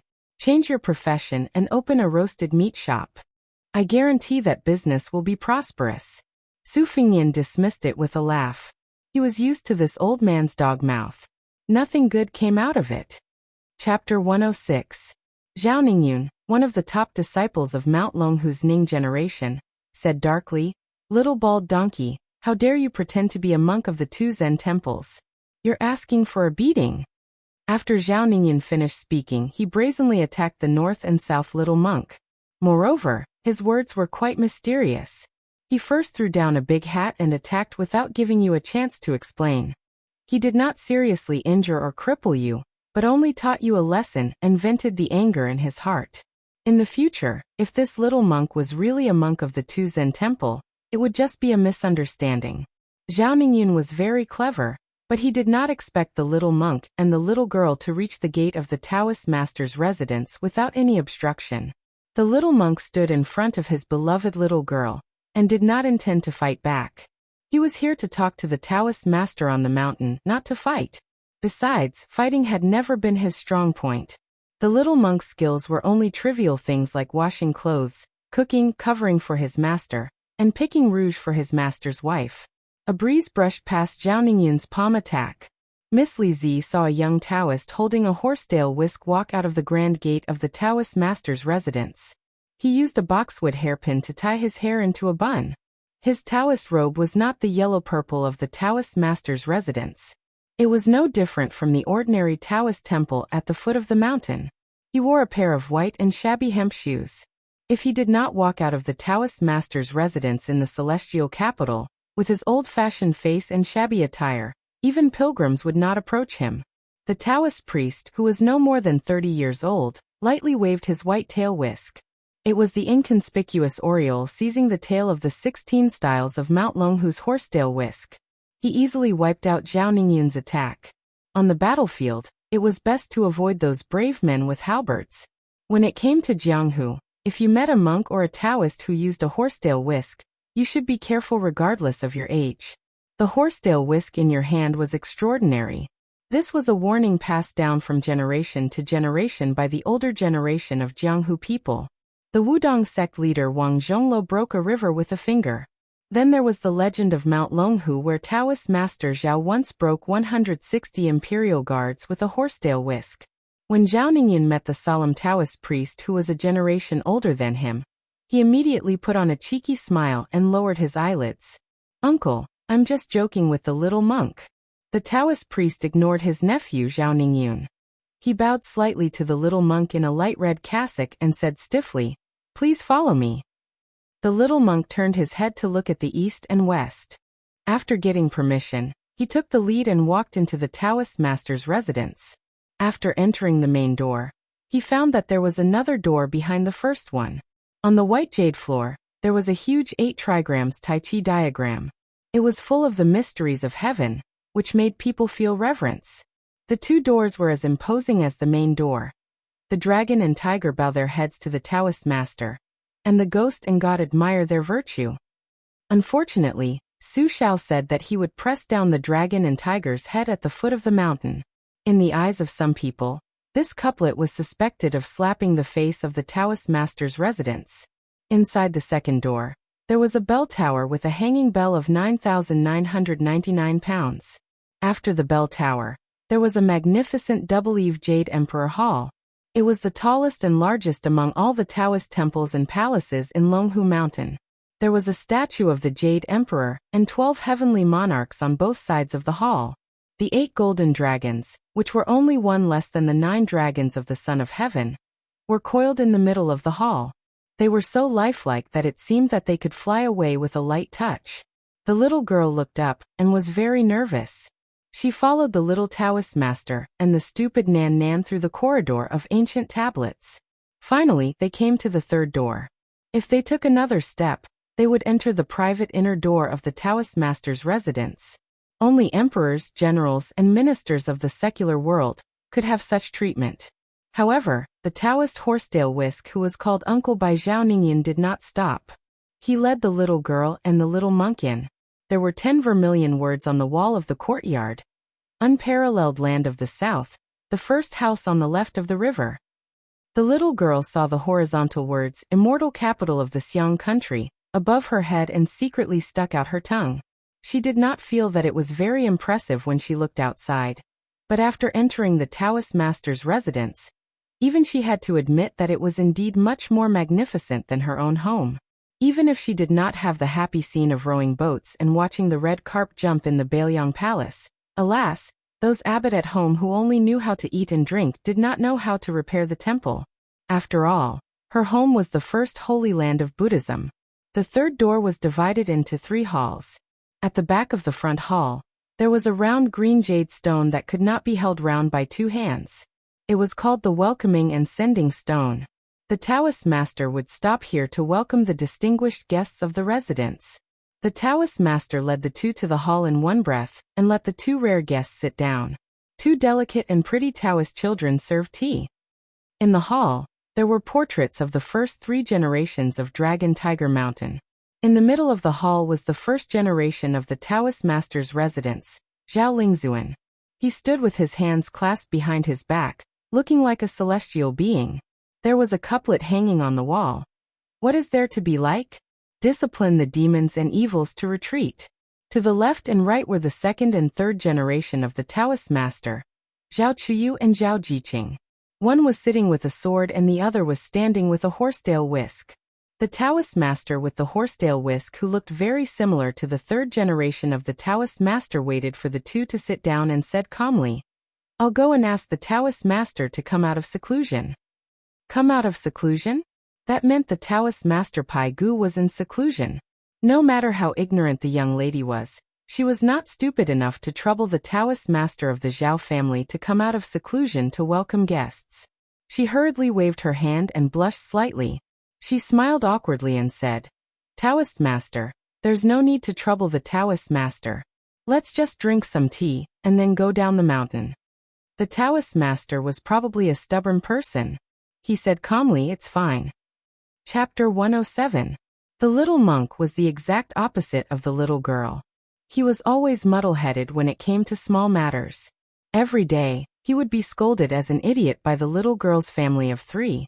After being a monk for a few years, he had worked like an ox or a horse for a few years. But for some reason he was magnanimous when it came to important matters. He clasped his hands and said, "This little monk will talk about Zen with you." The Taoist priest smiled for the first time and slowly said, "You know how to talk about Zen, but I don't know how to preach. If you don't mind, I can call Mr. White Lotus out and talk to the master." The little monk respectfully said, "Okay." The little girl's face was taut, and she didn't dare to say or laugh. In fact, she was already happy in her heart. Look, although stupid North and South was stupid, he could still hold up his face in some situations. She knew the name of Mr. White Lotus. He was Bai Yu, who was bestowed with a purple robe by the emperor. Years ago, it was this Taoist priest who won the argument on the top of the lotus. When he returned to the temple, he was so angry that he didn't even smile when he saw her. It was a pity that her father only cared about drinking, and was punished by her mother to not leave the mountain for a whole year. Otherwise, it was hard to say who would win and who would lose. Stupid North and South couldn't even win an argument. Naturally, he couldn't win an argument with this Mr. White Lotus. But it didn't matter. If he lost, he could find an opportunity to bring Su Fingnian here. Su Fingnian always quarreled with the shrewish village girl. This unknown Taoist priest was much more polite than Zhao Ningyun. He really went to the back hall to call for Mr. White Lotus, who was said to be more arrogant than Mount Longhu. The little girl had just finished a cup of tea when the Taoist priest brought a man in white. Probably because his eyes were damaged from reading too many books, he walked very carefully and habitually narrowed his eyes. His eyes weren't big to begin with, so when he narrowed them, they became a slit. However, he had a very nice and warm smile on his face, which was quite similar to Su Fingnian. The little girl felt comfortable looking at him, and immediately felt that this Mr. White Lotus was a good person. Father said that there would always be good people who were better than her and bad people who were worse than her at the foot of the mountain.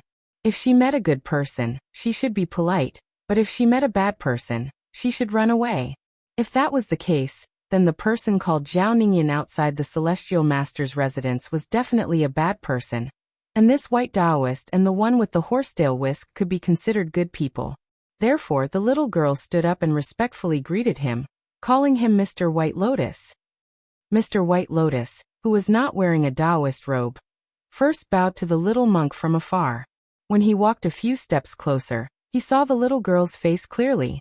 He smiled and said, "Miss, you look like a blessing to your husband. Whoever becomes your husband in the future will have a great fortune." Ah! The little girl's face instantly turned red. What should he do? As the saying goes, one does not hit a smiling person. This Mr. White Lotus is really too straightforward. He is even more open than she is. The Taoist priest with the horsetail whisk smiled and said helplessly, "Mr. White Lotus, don't scare the little girl." Mr. White Lotus, who wore the carefree bandana on his head, reached out to touch his bandana and felt a little ashamed. He slowly sat down on a purple bamboo chair and turned his head to look at the little monk, who was coming to the Taoist master mansion to talk about a Zen. The young monk did not seem to have any intention of debating. All he did was ask curiously, "This place is called Fox Immortal Hall. Is there really a fox immortal?" Mr. White Lotus shook his head and said, "No." The little monk said, "Are there any immortals in Mount Longhu?" Mr. White Lotus laughed and said, "I don't think so." The little monk nodded and said, "Then I have no questions." Mr. White Lotus was not disappointed or angry. He was really good-tempered. The little girl felt that the people at the foot of the mountain were not completely right. Mr. White Lotus was not arrogant at all. He was a very amiable uncle. The little Taoist master of Mount Longhu, who was regarded as an amiable uncle by the little girl, smiled and said, "Drink tea, drink tea." The little girl said softly, "After drinking tea, we will go down the mountain." It was hard to imagine that Mr. White Lotus, who once talked to the emperor in the palace, nodded and said, "I have no sense of direction and my eyes are not good. I won't be seeing you off. When the time comes, I will have to trouble this bad-tempered junior brother Chi to help me bring you back." The little girl finished her tea and left the hall with the little monk. She walked out of the door in one breath. At the bottom of the stairs, she let out a long breath and patted her chest. The little monk touched his bald head. It was all sweaty. The little girl said jokingly, "Stupid Nanbei, are you afraid too?" The little monk blushed and said, "I'm not afraid of quarreling.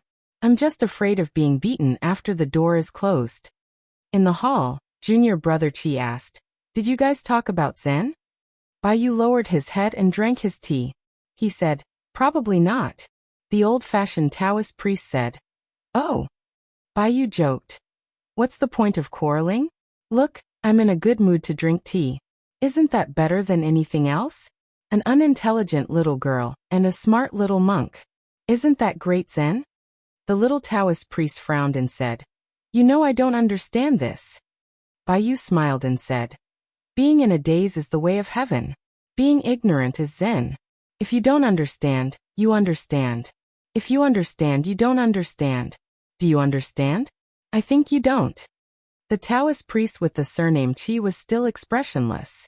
He asked, "Grandpa Shituan said that the money needed to repair Xiaoyao Temple should be paid by the Taoist priest's residence. In the future, if anyone from Bailiang comes up the mountain, the Taoist priest's residence will be the one to receive them. However, the sect master is in seclusion. The one in the capital also said to ignore this matter. What do you think?" Mr. White Lotus smiled and said, "Let it be. If it's too much, we'll just have another farce of a horse trampling on dragons and tigers. I like excitement. Anyway, you'll be at the front of the fighting. In a few years, you'll be one floor higher than our sect master. By then, who will you be weaker than?" The Taoist priest was silent. Mr. White Lotus squinted his eyes and looked at the portraits of the three ancestral Taoist priests. He sighed and said, "Let's talk about it. If I jinx it, it won't be easy to deal with it. The Su family has a phoenix, and the horse tramples on dragons and tigers. This is a prophecy in the heavenly book." Chapter 108. Su Fengnian did not give Madame Su the opportunity to write cooking goose notes at night, because Ningame, the great halberd, led 100 light cavalry from the Phoenix Battalion to Yingyu County at dusk. In the middle of the journey, he seemed to have a conflict with Tang Yinshan, the deputy commandant of the Eastern Jin. And the reason was that the light cavalry had arrived at the city. Tang Yinshan ordered the gate guards to close the city gates in advance. It was rumored that Ningame did not make a sound, but only took out a dozen short halberds from the sack on his back and stabbed them into the city gates one by one. Before Ningame finished shooting the last short halberd, the deputy commandant of the Eastern Jin finally showed weakness and opened the city gates. 100 light cavalry entered on horseback. Ningame only needed one halberd strike to knock Tang Yinshan, who thought his martial prowess was not weak, off his horse. The great halberd pressed against the deputy commandant of the Eastern Jin's chest, making him unable to move. It was extremely humiliating. After meeting up with His Royal Highness, they left Yingyu County together. The head of the civil officials in the city, Zheng Hanhai, was sick and did not come out. Tang Yinshan and Gu Jiantong's old subordinates were as silent as cicadas in winter, not daring to show their faces. Only Sanlang Jin Lanting, whose residence had been turned into a mess, sent them to the city gates with a bitter face. Looking at His Royal Highness' handsome figure riding on a white horse with 2 sabers, he inadvertently caught a glimpse of the madam who insisted on sending them off. Seeing her absent-minded eyes, it seemed that she was reluctant to part. The henpecked third Lang Jin felt a tightness in his chest, and he wanted to slap her. Unfortunately, this madam was the legitimate daughter of the Su family, second to none in Yongzhou. He did not dare to hit her, and he did not even dare to speak harshly to her. She was unable to bring an heir to the Jin family, so Jin Lanting had to pinch his nose and endure it. Even the matters between the bed and the red curtains were similarly unspeakable suffering. Until now, he had not even enjoyed being pushed by the old man once. Every time he had to do it with the most strenuous old tree roots. Poor third Lang Jin Lanting's body was weak and powerless. A good pleasure in the boudoir had become a chore. He really wanted to die. Who could he talk to with this kind of grief and indignation? On the other side of the Jin family's old residence, the wind and rain were not far off. The old master was sitting with Yongzhou's Bo Caozi, who was supposed to be recuperating on his sickbed. Zheng Hanhai was sitting in a quiet little pavilion with several beautiful young maids massaging his shoulders and legs. The 2 elders were speechless. The 2 families were the closest friends of the Yingyu family. If not for this, Zheng Hanhai would not have spent so much effort to welcome His Royal Highness into Sanlang's private residence. Unfortunately, now it seemed that he did not even get any incense from Bailiang Palace. Instead, he had provoked Sanlang into fainting twice. The peach trees were chopped down, the white geese were cooked, and even the few Lanting Rishuan were taken away. There was also the hidden story of the 2 madams being taken advantage of. Zheng Hanhai was very reasonable and did not blame his nephew Sanlang for having a grudge against him.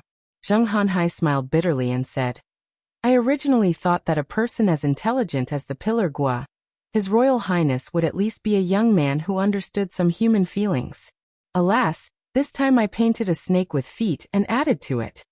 This time, the old master of the Jin family, who had given Zheng Hanhai several hundred gold taels to bribe the Yongzhou officialdom, pushed away a maid's delicate hand. Rubbing his temples, he sighed and said, If it was just spending a bit of money, it would be a small matter. However, we made a big show of getting close to His Royal Highness, and provoked the displeasure of those martial artists in the Yingyu family. This is also a small matter. However, those provincial overseers and governors who do not get along with the Pillar Gua all looked at us with cold eyes and laughed at us. This time, in the end, it was this half-dead, dizzy old man who stubbornly insisted on doing things his own way and wanted to make a gamble. However, I implicated you, Hanhai. Originally, your position as Bo Caozi's manager was 50-50. Zheng Hanhai had been an official for several decades. The Jin family had never been lenient when it came to providing money and effort. However, he had failed several times. He had long been forced to accept the position of manager. If he succeeded, it was his fortune. Zheng Hanhai had already taken a wrong step with the old master, but he could not take another wrong step. Even in his old age, he still had to separate himself from the wealthy and overbearing Jin family. As a result, he hurriedly shook his head and said with a smile, Old Master Jin, these words are too serious. Hanhai can guarantee that before I retire, I will ensure that nephew Sanlang will have a bright future. The second son of Jiuquan County's Governor Fan Ping has long had his eyes on my small position as Bo Caozi's manager. I will give it to him. Fan Ping is the teacher of our Heian County's new governor Zhu Jun. Sanlang does not lack talent. As long as there is someone who appreciates him, he will definitely have a meteoric rise. The old Master Jin was gratified. Han Hai is considerate. Zheng Han Hai, who had left the city for 30 li and was drenched in rain yesterday, tapped his fingers on the table. He gave the maids at his side a look. The old master understood tacitly. He had these young and tender maids, who were only old enough to be his great-granddaughters, withdraw from the secluded and elegant small pavilion. Only then did Zheng Han Hai say in a low voice, "Old Master Jin, these past few years, Great General Gu has placed his old subordinates in Yong and Quan provinces one after another, faintly forming an encirclement. We have all seen this, just that we haven't said anything. In addition, Grand Secretary Zhang has bad relations with that person from Bailiang. Now that that person has entered the capital at this time, do you think there is some secret behind it? Old Master Jin's insight is unique, never misjudging people. Naturally, you can see further than me. Can you give me some pointers?" The old master said in a low voice, "This matter cannot be said. Truthfully speaking, I can't see through it either. This person from Bailiang's conduct and conduct himself is truly, forget it. This large tree isn't something we can climb up just because we want to." Zheng Han Hai also became silent. The old master suddenly laughed and said, "In my opinion, regardless of how the general situation looks, if it doesn't favor Bailiang, we still shouldn't look down on them. That Tang Yinshan can also be considered a fierce general under Great General Gu's banner. Even if he faces one of Bailiang's four fangs, Ningame, so what? It's just a single strike." When Zheng Han Hai thought of this, his mood improved considerably. Whether Bailiang's military was good or bad, it didn't have much to do with them. It was instead these Tang Yinshan who was the pillar of the state, and Marshal Yang Great General Gu Jiantang's Tang Yinshan who was too arrogant and domineering in Yong province, not showing the slightest bit of respect for the local landowning households. It truly was annoying. The next day, Jin family's old master was currently in the study copying the green goat tablet of Wu Taiji's left immortal duke that had only spread through the scholarly clear stream at the beginning of the year. Zheng Han Hai couldn't care less about his bearing, frantically rushing in, shouting in pleasant surprise, "Old Master Jin, great news, great news!" It was rare for old Master Jin to see Zheng Han Hai lose his composure like this, and his interest was piqued. He put down his brush and asked, "What's the news?" Zheng Han Hai wiped away his sweat, keeping him in suspense, and said excitedly, "Old Master Jin, do you know that Chu Lushan, who was nicknamed Lucio, or by His Royal Highness?" Old Master Jin's heart tightened. Who didn't know Chu Lushan in the 10 counties of Liang, Yong and Quan? Speaking of evil, this Lucio, who was as fat as a pig, was only slightly inferior to the butcher Su Dazhugua. He liked to drink fresh milk from women, and he frequently skinned and killed people in the army. During the spring and autumn war, although this fat pig wasn't the most murderous deity of Bailiang, Su Shao was willing to hand over almost all of Bailiang's most secretive and immoral deeds to this adopted son of his. When Eastern Yu and Western Shu were destroyed, the number of imperial concubines killed by this Lucio was more than 10. It was said that 6 princesses of Western Shu were tortured to death by him in one night. Old Master Jin, who was accustomed to ups and downs, was already sweating. No wonder he couldn't keep his cool. As long as it was related to Lucio, how could it be a joyous matter? Had Zheng Han Hai lost his mind? Seeing old Master Jin's strange expression, Zheng Han Hai suddenly woke up and didn't dare to beat around the bush. He laughed and said, "Old Jin, this is really a joyous matter. Lucio, brought the new governor, Zhu Jun, to Sanlang's residence. Did you know? Sanlang has been promoted twice, and is going to the capital to be the assistant minister of the Yellow Door." Old Master Jin was stunned. Sanlang's greatest wish in this life was to go to the capital to be an official. To be able to be in the big yellow door, which was above the small yellow door, was a great honor for a scholar. The big and small yellow doors were a stepping stone that one had to go through to become a grand scholar in the future. The current Grand Secretary Zhang Jilu boasted that he was the old Grand Tutor's lackey. Didn't he lie dormant in this noble position of the big yellow door for 16 years? When scholars of the Shangyin Academy entered the capital, Their first choice had always been the big and small yellow doors. How lucky was San Lang to suddenly jump into the blessed land known as the Little Dragon Pavilion? Old Master Jean asked in shock. Really? Is this true? Zheng Hanhai exhaled and smiled slowly. Although the appointment hasn't been announced yet, Lu Qiu said that the Great Pillar State has already written a recommendation. It was written by the Great Pillar State himself. Old Master Jean slapped his thigh. This matter is settled. The big yellow door is already my San Lang's.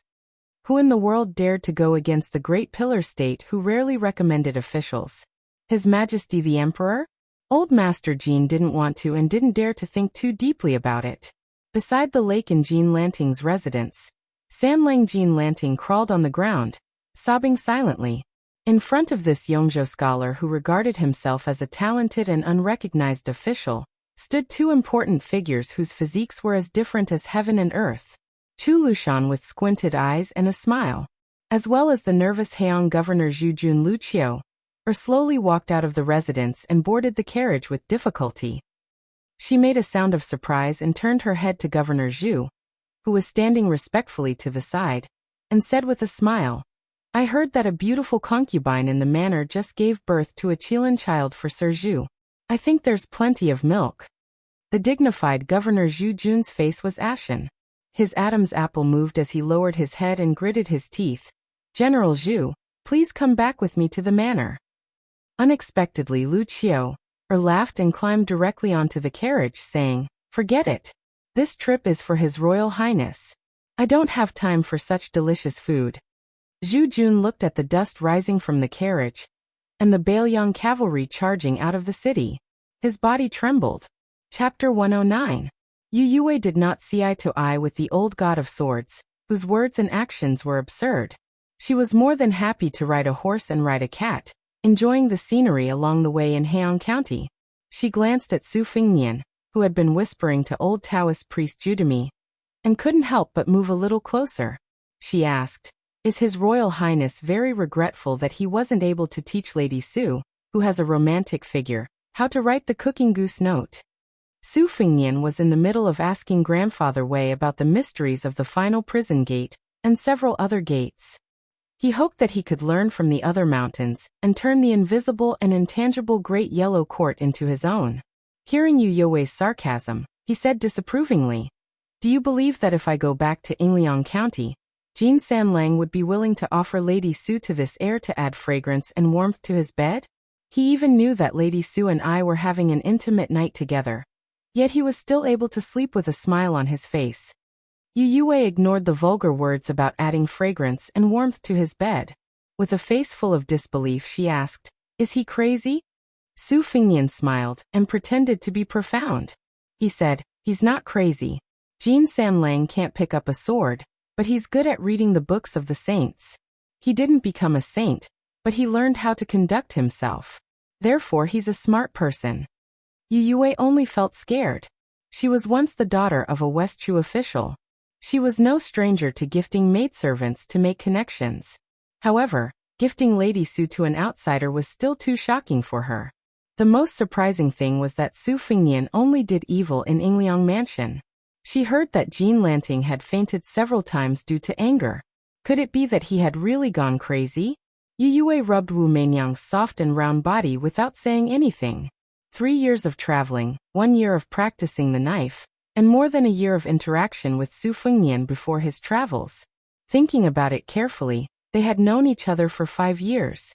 However, Yu Yue found that she increasingly couldn't understand His Royal Highness. His absurdity was still the same as before, but the shady business of buying poems to pretend to be refined, bringing evil slaves to steal young ladies, and giving generous gifts to wanderers was just absurd. Now there seemed to be something hidden behind his absurdity. Yu Yue to him.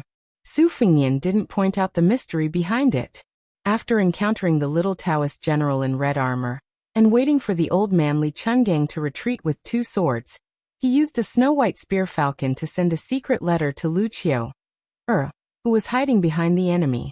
Then he went to Yingliang Jin Mansion to torment Jean San Lang until he wanted to die, and sent another letter.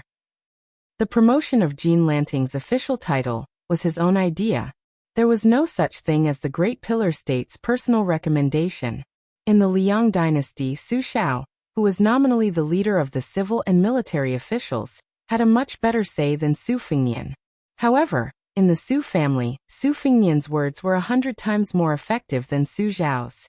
When Su Fengnian said that he wanted Jean Lanting to be the assistant minister of the Yellow Door, how could Su Shao not agree?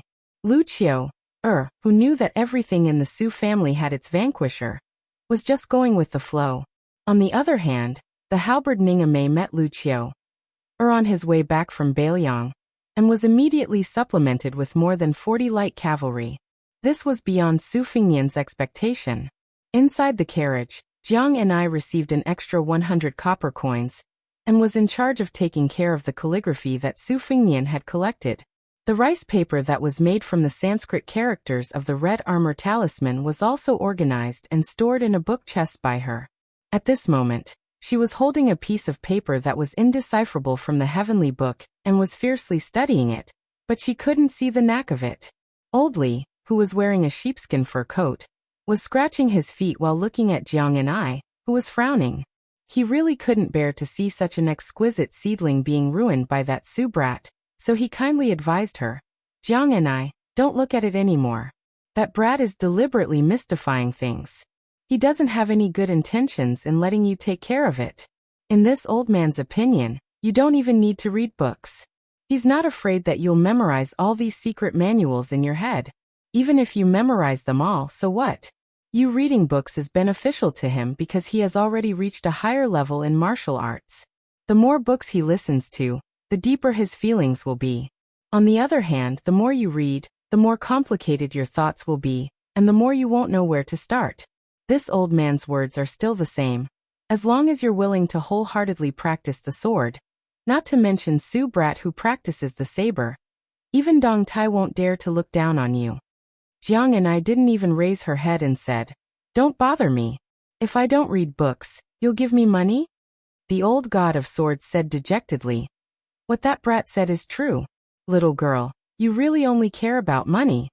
Jiang and I, who was looking at the painting on the Xian paper, raised her head and glared at him. "Why do you care?" The eccentric Li Chenggang liked this little girl's angry appearance the most. He pointed at the top of his head and said with a smile, "Be careful that this old man doesn't return this divine talisman to you." Jiang and I put away the Xian paper and picked up the Thousand Swords Grass Compendium that the old man said wasn't up to standard. She read it carefully. Her memory wasn't good. She couldn't even remember it after reading it 3 times, let alone memorizing it like Su Fengnian. As for the principles of the secret manuals, she only understood half of it and was confused about it. It was very troublesome. The carriage suddenly stopped. Jiang Ni's mood became excited.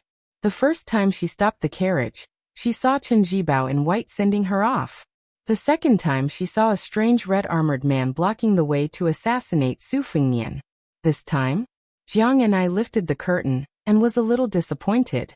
However, His Royal Highness, who loved to drink, saw a wine stall on the side of the road, and took the old Taoist priest Wei Shuyang to drink. After Grandpa Wei and Yu Yue sat down, Su Fengnian said, "The apricot wine sold on the roadside in Liangzhou is either heavily diluted or simply fake. Although this shop is small, the wine is authentic. Especially since the place where we are sitting is very close to the well beside the red-crowned crane pavilion.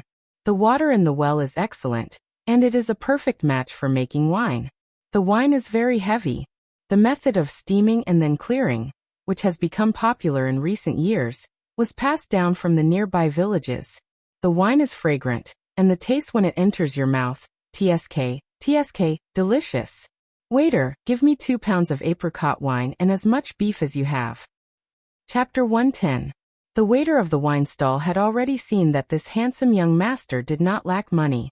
When he heard him praise the apricot wine, he laughed even more. To wine sellers, this wine was like their children. Which parents did not like others praising their children? What's more, everything this young master said was reasonable. The well near the red-crowned crane pavilion was a local historical site that had been around for a long time.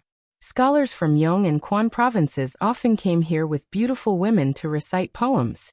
However, these scholars with noble status looked down on the roadside stalls. Although the wine tasted authentic, it did not match their status. The owner of the wine stall was not vexed. Today, it could be said that his ancestral grave was emitting smoke. Such a knowledgeable young master had come. Judging from his accent, was he from Liangzhou? The wine stall owner carefully looked at the three retainers who didn't have the right to sit. The woman was really coquettish. Her perky butt was much bigger than his yellow-faced wife's. The burly man with a huge sword was scary. As for the sickly man with a pale face, the wine stall owner ignored him. He only confirmed that he was a human shadow and not a ghost. It was broad daylight, so what was there to be afraid of? After attentively serving wine and meat, the owner glared at the young man who was staring at the beautiful woman holding the white cat in a daze. He was so angry that even he didn't dare to look at the woman. This bastard had eaten a leopard's gall. How was he going to do business? The owner kicked the man's leg, which brought him back to his senses. The owner had heard that the big and small playboys from Beiliang were heroic, but when they crossed the border to cause trouble, which time didn't the young masters from Yong and Quan suffer enough? The local tyrants of Yongzhou were no match for the dragons crossing the river from Beiliang. Especially the #1 playboy in Beiliang, His Royal Highness. This young master's arrogance and domineering was the best in the world. Fortunately, our small family didn't have to meet him in this lifetime. The owner, who had never studied but had heard a lot of apricot poetry, smiled with pride and flattery. This young master looks like an expert. I heard from my grandfather that our apricot flower was written about in the Yongzhou geographical annals. Su Fingnian poured Yu Yue a cup of sparkling apricot wine and said with a smile, "Yes, the new well outside the Red-Crowned Crane Pavilion. The water is heavy and contains crab roe. They're praising this wine." This time, the boss was truly intimidated. He praised from the bottom of his heart. Young master's knowledge is as vast as the sky. Su Fingnian laughed and said, "Then can you give us a discount?" The boss was immediately stunned and put on a difficult expression. Bootlicking didn't cost a single copper coin. If the price was pushed down, it would be a small business, and the hard-earned money would be dug out bit by bit. How much heartache would be? Fortunately, the young master was only joking. He said considerately, "I'm just joking. I'm already very grateful to be able to drink apricot flower wine." In the past 2 days, Xu Xiu, who had become increasingly curious about His Royal Highness, saw Su Fingnian holding a dirty bowl and drinking inferior wine from a remote and desolate place. She was even more puzzled. Although she came from the wilderness of the southern kingdom, she had been a witch since young and was worshipped as a deity. When it came to basic necessities, she couldn't compare to His Royal Highness. Later, she defected from her sect and wandered the Jianghu alone. There was an endless stream of admirers, so Xu Xiu had never been shabby. Seeing Su Fingnian so casual about trifles, she was really puzzled. Jiang and I followed the craving old god of swords down the carriage and sat on the bench opposite Su Fingnian's table. Yu Yue took a sip of the warm apricot flower wine. It tasted good and was different from Beiliang's green ant wine. She asked softly, "What's the story about this well?" Su Fingnian was narrowing his eyes and savoring the fragrance of the wine on the tip of his tongue. When he heard the question, he smiled and said, "Legend has it that there was an immortal on Mount Wudong who was resting on a crane in a pavilion. Seeing the simple customs of the people, he couldn't bear the hunger and thirst of the people, so he spat mouthfuls of saliva into the well. From then on, the well water was sweeter than the famous springs in the forest." Yu You's expression was unnatural. "Saliva?" Su Fingnian laughed and said, "Perhaps some people's saliva is sweet. I want to taste it, but unfortunately, I can't be sure." Yu You's cheeks flushed. She didn't know if it was because of the cup of apricot flower in her hand, or because of someone's drunken words.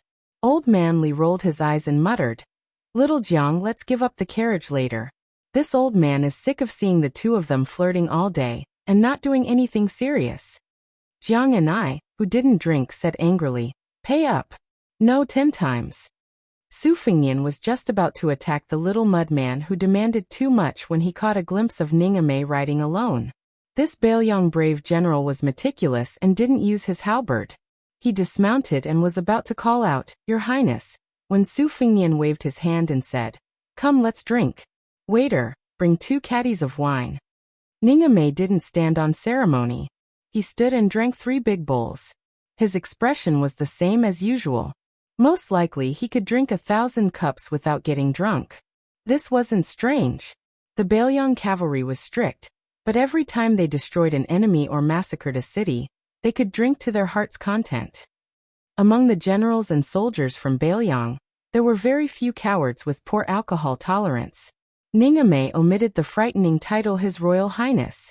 Ever since that day when Chen Jibao personally led 300 cavalrymen to send him off, he was forced to stand on the same line as Bailiang's Double Fang's heroic beast Wei Fuqing. His Royal Highness didn't have a good expression, so he didn't have a chance to speak after meeting His Royal Highness again.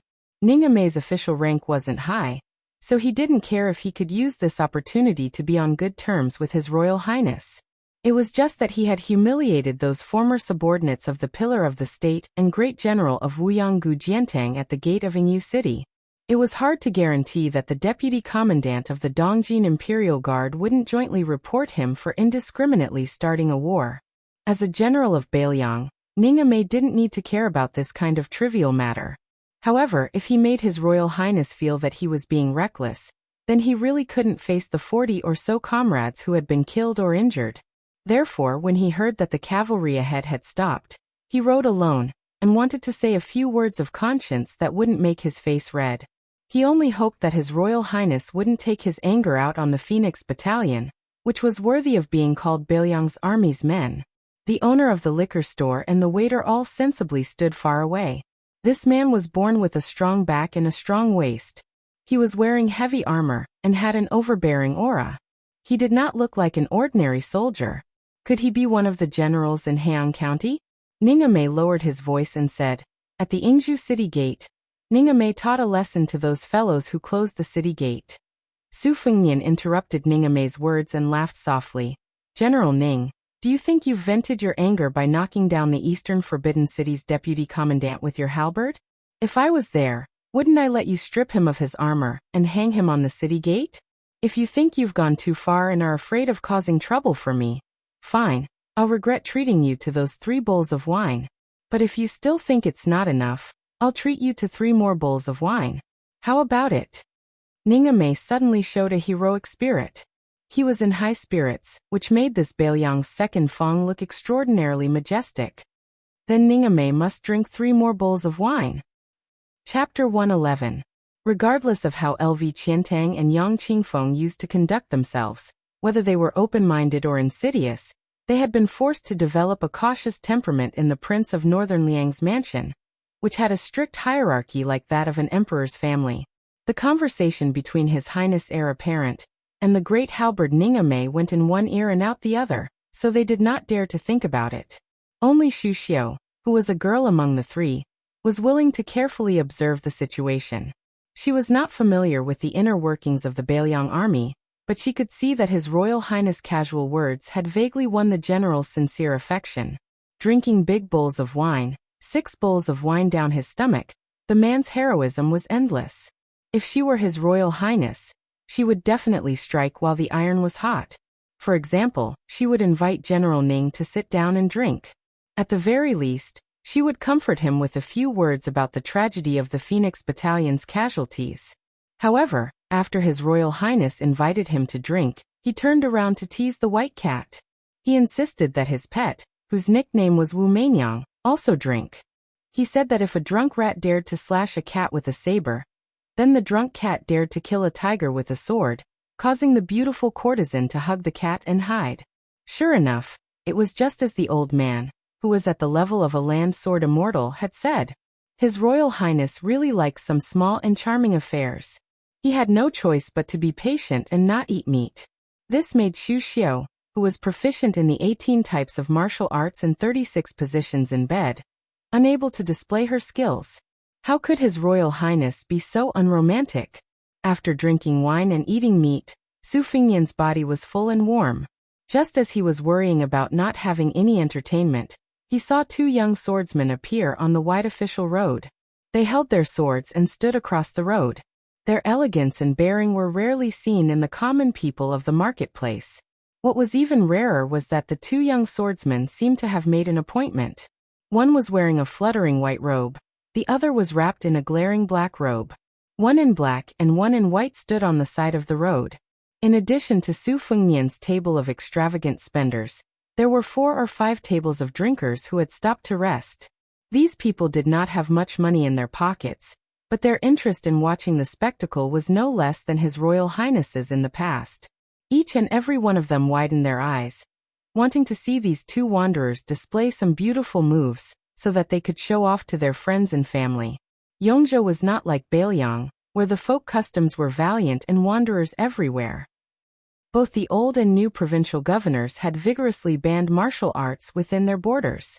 The current Yongzhou provincial governor, Tianzong, was Great General Gu's favorite disciple in the past.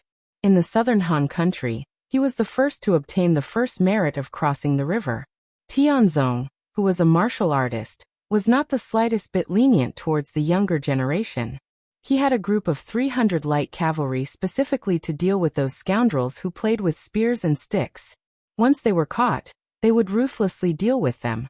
When they were thrown into prison, they would be whipped until their flesh was split open. If they were disciples of Jianghu sects, they would be investigated and punished. As a result, it was very difficult for Yongzhou to see the flourishing scene of the martial arts world 20 years ago. The two swordsmen fought until the sky turned dark and the earth turned dark. They exchanged blows back and forth, and the coordination of their sword moves was so seamless that it made the layman exclaim in admiration. Soon the bored drinkers, who had their eyes widened, cheered and applauded loudly. Dust immediately flew up on the official road.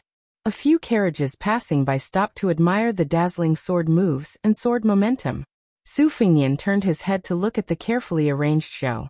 In the past, when he was in Bailiang, he was just a bystander and was happy to tip a lot of silver taels. Now that he had started practicing the saber, he had seen the fierce saber of the white fox face and the white-haired old man, and he had personally blocked countless sword moves of the Wudong sword maniac Wang Xiaoping. Not to mention the 2 sword moves of the old god of sword Li Chungang. The 2 swordsmen's spirit was weak, and their crude sword moves were even more difficult to master. After watching for a while, Su Fengnian felt bored and asked with a smile, "Lu Qiantang, how many sword moves of yours can these 2 people block when they work together?" Lu Qiantang, who had been watching the tide and practicing the big sword and wholeheartedly forging the vigorous sword will, answered truthfully, "Not even one sword move." Su Fengnian looked at Yue and joked, "These 2 people are waiting here, trying their best to swindle some silver taels from me. Their intentions are commendable. Look at their brand new clothes. They might have saved money from starvation. Moreover, Yongzhou prohibits martial arts very strictly. If they dare to compete on the official road, they must have some courage. Yue, do you think they should be rewarded?"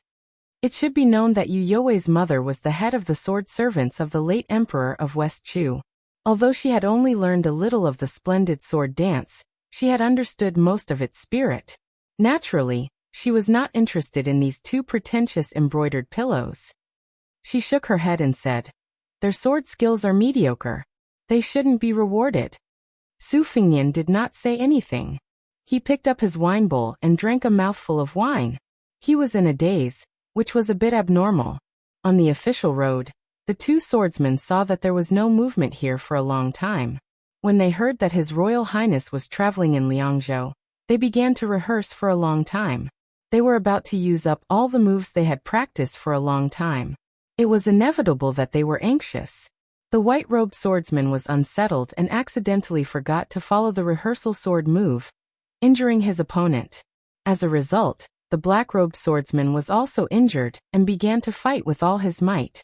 This inadvertently attracted the attention of the spectators who did not know what was going on. They were extremely excited. They only felt that this fierce battle was really exciting. There was even blood. How could such a soul-stirring competition between experts be compared to a common villager carrying a kitchen knife and a hoe? Some of the customers who were short on money and could only carefully count their copper coins to buy wine were willing to each order a few more bowls of apricot wine. Chapter 112. Su Fengnian did not go to watch the clumsy fight between the 2 poor wanderers. He only remembered a friend he met during his travels years ago. Apart from little Li, who was a generous acquaintance and confidant, only that fellow named Wenhua was willing to travel with him. That fellow's parents seemed to have passed away early. After spending a few years with his brother and sister-in-law, he could not stand his snobbish sister-in-law's sarcastic remarks. In a fit of anger, he began to wander the Jianghu alone. To say that he was alone was not appropriate, because this pauper was so poor that he could only cut a wooden sword and hang it on his waist. How could he afford a horse? Although Wenhua was poor, his ambition was boundless. He said that he wanted to find a famous master to practice a famous sword. He wanted to make a name for himself so that he could return home and bring glory to his ancestors. He wanted to obtain an expensive and good sword with sword benefits. Su Fengnian once asked him how he would deal with his sister-in-law when he returned home. This fellow replied that his sister-in-law was his sister-in-law after all. No matter how short-sighted he was, he could not really do anything to her. However, if by any chance he was successful, he could let his brother hold his head high and no longer have to endure his sister-in-law's anger every day. Every time this Wenhua saw old Huang leading the skinny red horse, it was as if he saw a good sword. However, Su Fengnian was on tenterhooks, afraid that this fellow who had gone crazy from longing for a sword would really steal the horse and sell it for money. However, before they parted, no such mishap had occurred. Just as Wenhua himself said, a sword would only be his own if he bought it with his own money. However, this fellow also had some unscrupulous thoughts. For example, in the various martial arts competitions to find a spouse, he had overestimated his ability and shamelessly went up on stage. When was he not beaten to the point of vomiting blood? There were a few times when he was beaten down. He walked up the stage and flew down. It was truly a miserable sight. Su Fengnian, who was watching from below the stage, was sweating cold sweat. He could only strenuously carry him away from the stage. Fortunately, every time he was half dead and half alive for a period of time, he could be vigorous and lively again. He would change the venue and continue to go up the stage to compete, humiliating himself and boosting his opponent's confidence. This fellow who was clamoring to treat his good brother to a few caddies of cooked beef, was he well now? Had he earned enough money to buy a sword? Had he met a good girl that he liked? He said that a good girl did not have to be good-looking, but must be a kind girl. A silly girl who was willing to wait for him to practice his sword and have a bright future. Su Fengnian suddenly came back to his senses and said, "Of course." Yu Yue was baffled and did not refute. How could she stop His Highness, who had grown up in a mountain of gold and silver, and had never been afraid of spending money on nothing, when he said he wanted to reward her? Besides, why should she stop him?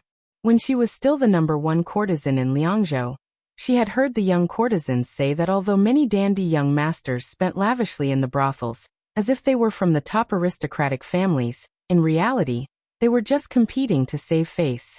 When they returned home, they would be beaten by their fathers. Moreover, they were often even colder and stingier to the servants by their side. In comparison, Yu Yue preferred this His Royal Highness, who was willing to spend a fortune on anyone. The evil servants of the prince's mansion were willing to fight to the death for His Royal Highness, acting as accomplices to the evildoer.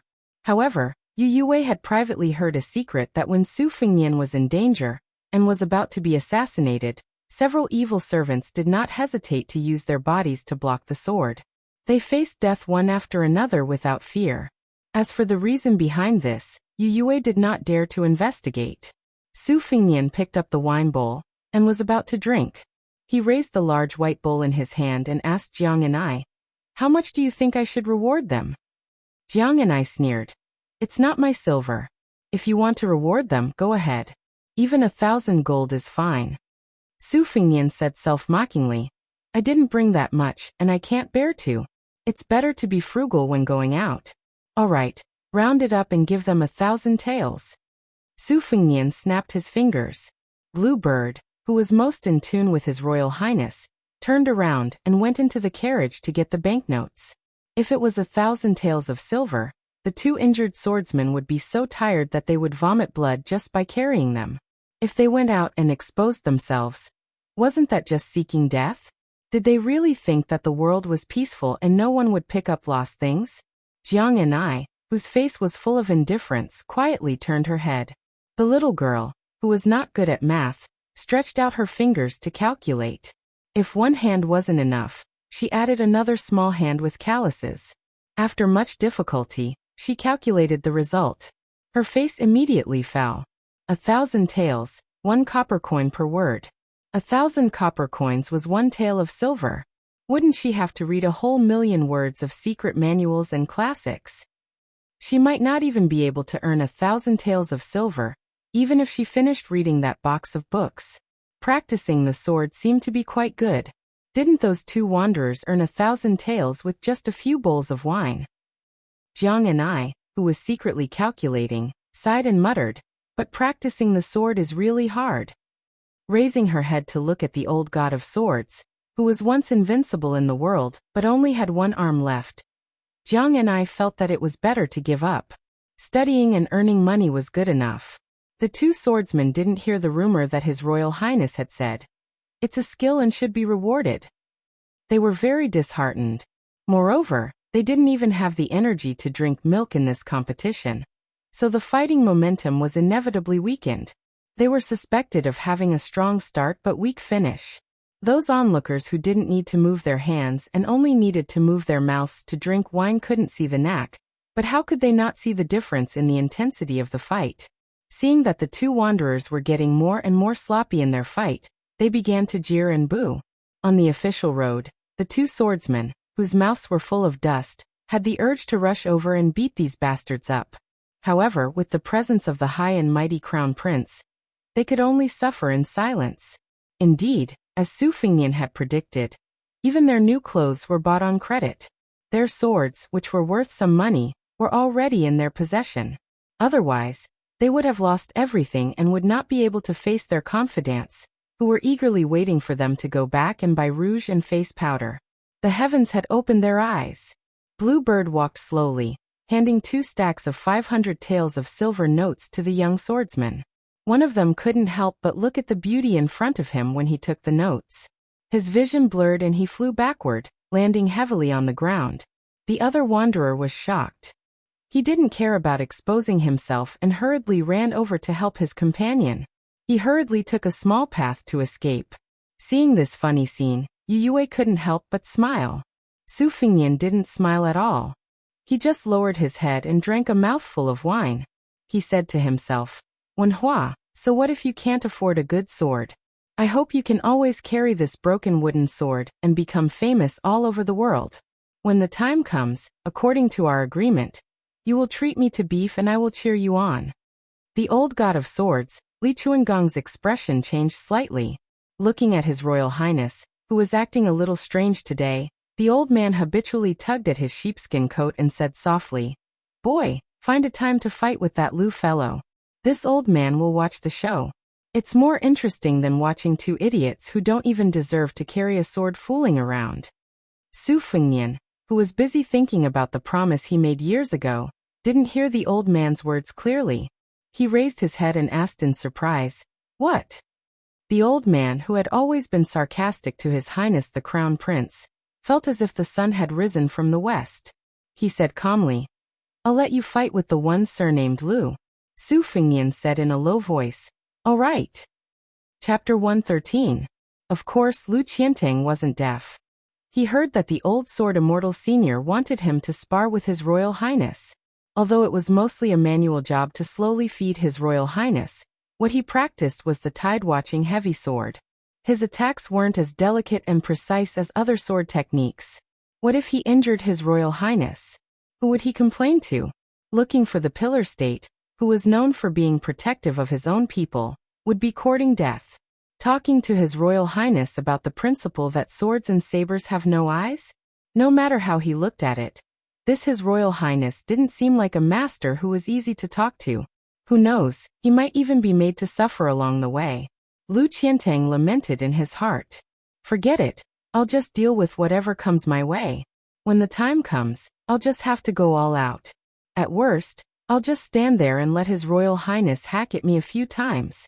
Xu Xiu, who had been told to get lost by Su Fengnian during the battle with the red-armored man, smiled. "How about it? This time, It's your turn to be defeated, Lu Qiantang. You just had to learn swordsmanship. This old lady wants to see how you're going to deal with this. Xu Xiu lightly spat on herself. What old lady? This little girl is still young. How many girls in the world can still be as beautiful as me when they reach the age of 30? Pinching her face, her skin could even drip water. Xu Xiu, who hadn't been a witch for many years, was admiring herself. Su Fingnian had already stood up. Blue Bird paid the bill and gave a few extra taels of silver, making the wine stall overjoyed. Looking at the procession of horses slowly moving, the wine stall owner sat on an empty bench, weighing the taels of silver in his hand. It was rare for him to pour himself a bowl of apricot distiller's grains from the bottom of the wine jar. This thing couldn't be sold for a few copper coins, but it could relieve tiredness. The old doctor even said that it could cure rheumatism and frostbite. Some villagers who were bitten by snakes and bees had a habit of asking for some distiller's grains to cure themselves. The shop owner raised his head and looked at the 3 dusty words on the banner, thinking that he should take it down and clean it properly. Just as he was thinking about this small matter, he felt the ground tremble violently. Turning his head, he saw a general holding an unfamiliar huge weapon, leading over 100 cavalrymen charging past. The innkeeper rubbed his eyes. He was not mistaken. It was the heavily armored general who had been extremely respectful in front of the elegant young master. He had seen the Yongzhou army's appearance from afar a few times, and it was already shocking enough. However, the cavalrymen in front of him were even more majestic and sharp. Other than the burly general at the front, all of them were riding fine horses and wearing light armor. Each of them was equipped with a standard Bailiang saber and carried a crossbow on their backs. The innkeeper could vaguely recognize that saber. During the Spring and Autumn War, the reputation of this killing saber had long spread throughout the world. In the early days of the dynasty, countless people were proud of obtaining a Bailiang war saber. Later on, the imperial court issued a decree forbidding anyone other than Bailiang soldiers from carrying such a saber. Otherwise, they would be punished for violating the law. Only then did this turbulent trend gradually die down. Damn! Which one of the children in Yongzhou's mink fur coat could have 100 elite cavalrymen following closely behind them? Was it a descendant of a general from Bailiang who came to Yongzhou to play? However, Yongzhou had clearly been competing with Quanzhou and Liangzhou for the past few years. This was something that even a commoner like him was well aware of. How could a dandy from Bailiang have the boldness to mobilize an army to gallop within Yongzhou's borders? Wasn't this forcefully slapping our provincial governor Tian's face? The innkeeper carefully put away the silver pieces. With one hand he protected the half-empty bowl of white wine. He raised his other hand and waved it to disperse the dust. After thinking for a while, he still could not figure out the background of this gentle and elegant young master. In short, he was an important figure that he had never seen before in his life. The innkeeper waited for the dust to dissipate before raising his bowl and drinking a mouthful of distilled grains. He sighed emotionally and said, "This young master's family background is truly impressive. When I get back, I will have a good talk with my wife who has never seen the world. Sigh, it's a pity that he's not from our Yongzhou. Otherwise, I would have some face to talk about him with others." Yuan Meng, who once fought alongside Ningame in the heavy rain against that terrifying red-armored man, was a military officer from a mid-tier noble family in Bailiang. His career as a civil official was not smooth, so he joined the army in Bailiang. Since young, he had learned martial arts from a reclusive martial arts instructor who had retired from the Jianghu. Yuan Meng's spear techniques were imparted to him. Although he could not compare to Xiao Tu, who was taught by the spear immortal Wang Xiu from the northern lands, he could still be considered a valiant general who could take charge of an area on his own. To be honest, it had only been a day since he left Bailiang, but he had already lost dozens of his brothers. This made Yuan Meng, who viewed his soldiers as his own hands and feet, so angry that he wanted to vomit blood.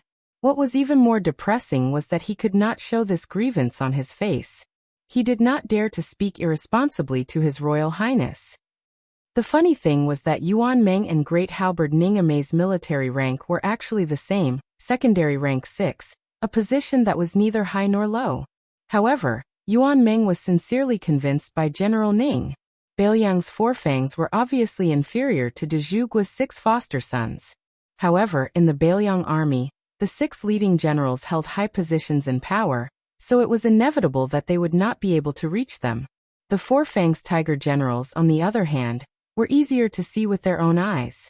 On the battlefield at the border, they could be seen during celebrations and drinking. In Yuan Ming's opinion, General Ning was the most trusted of the four fangs.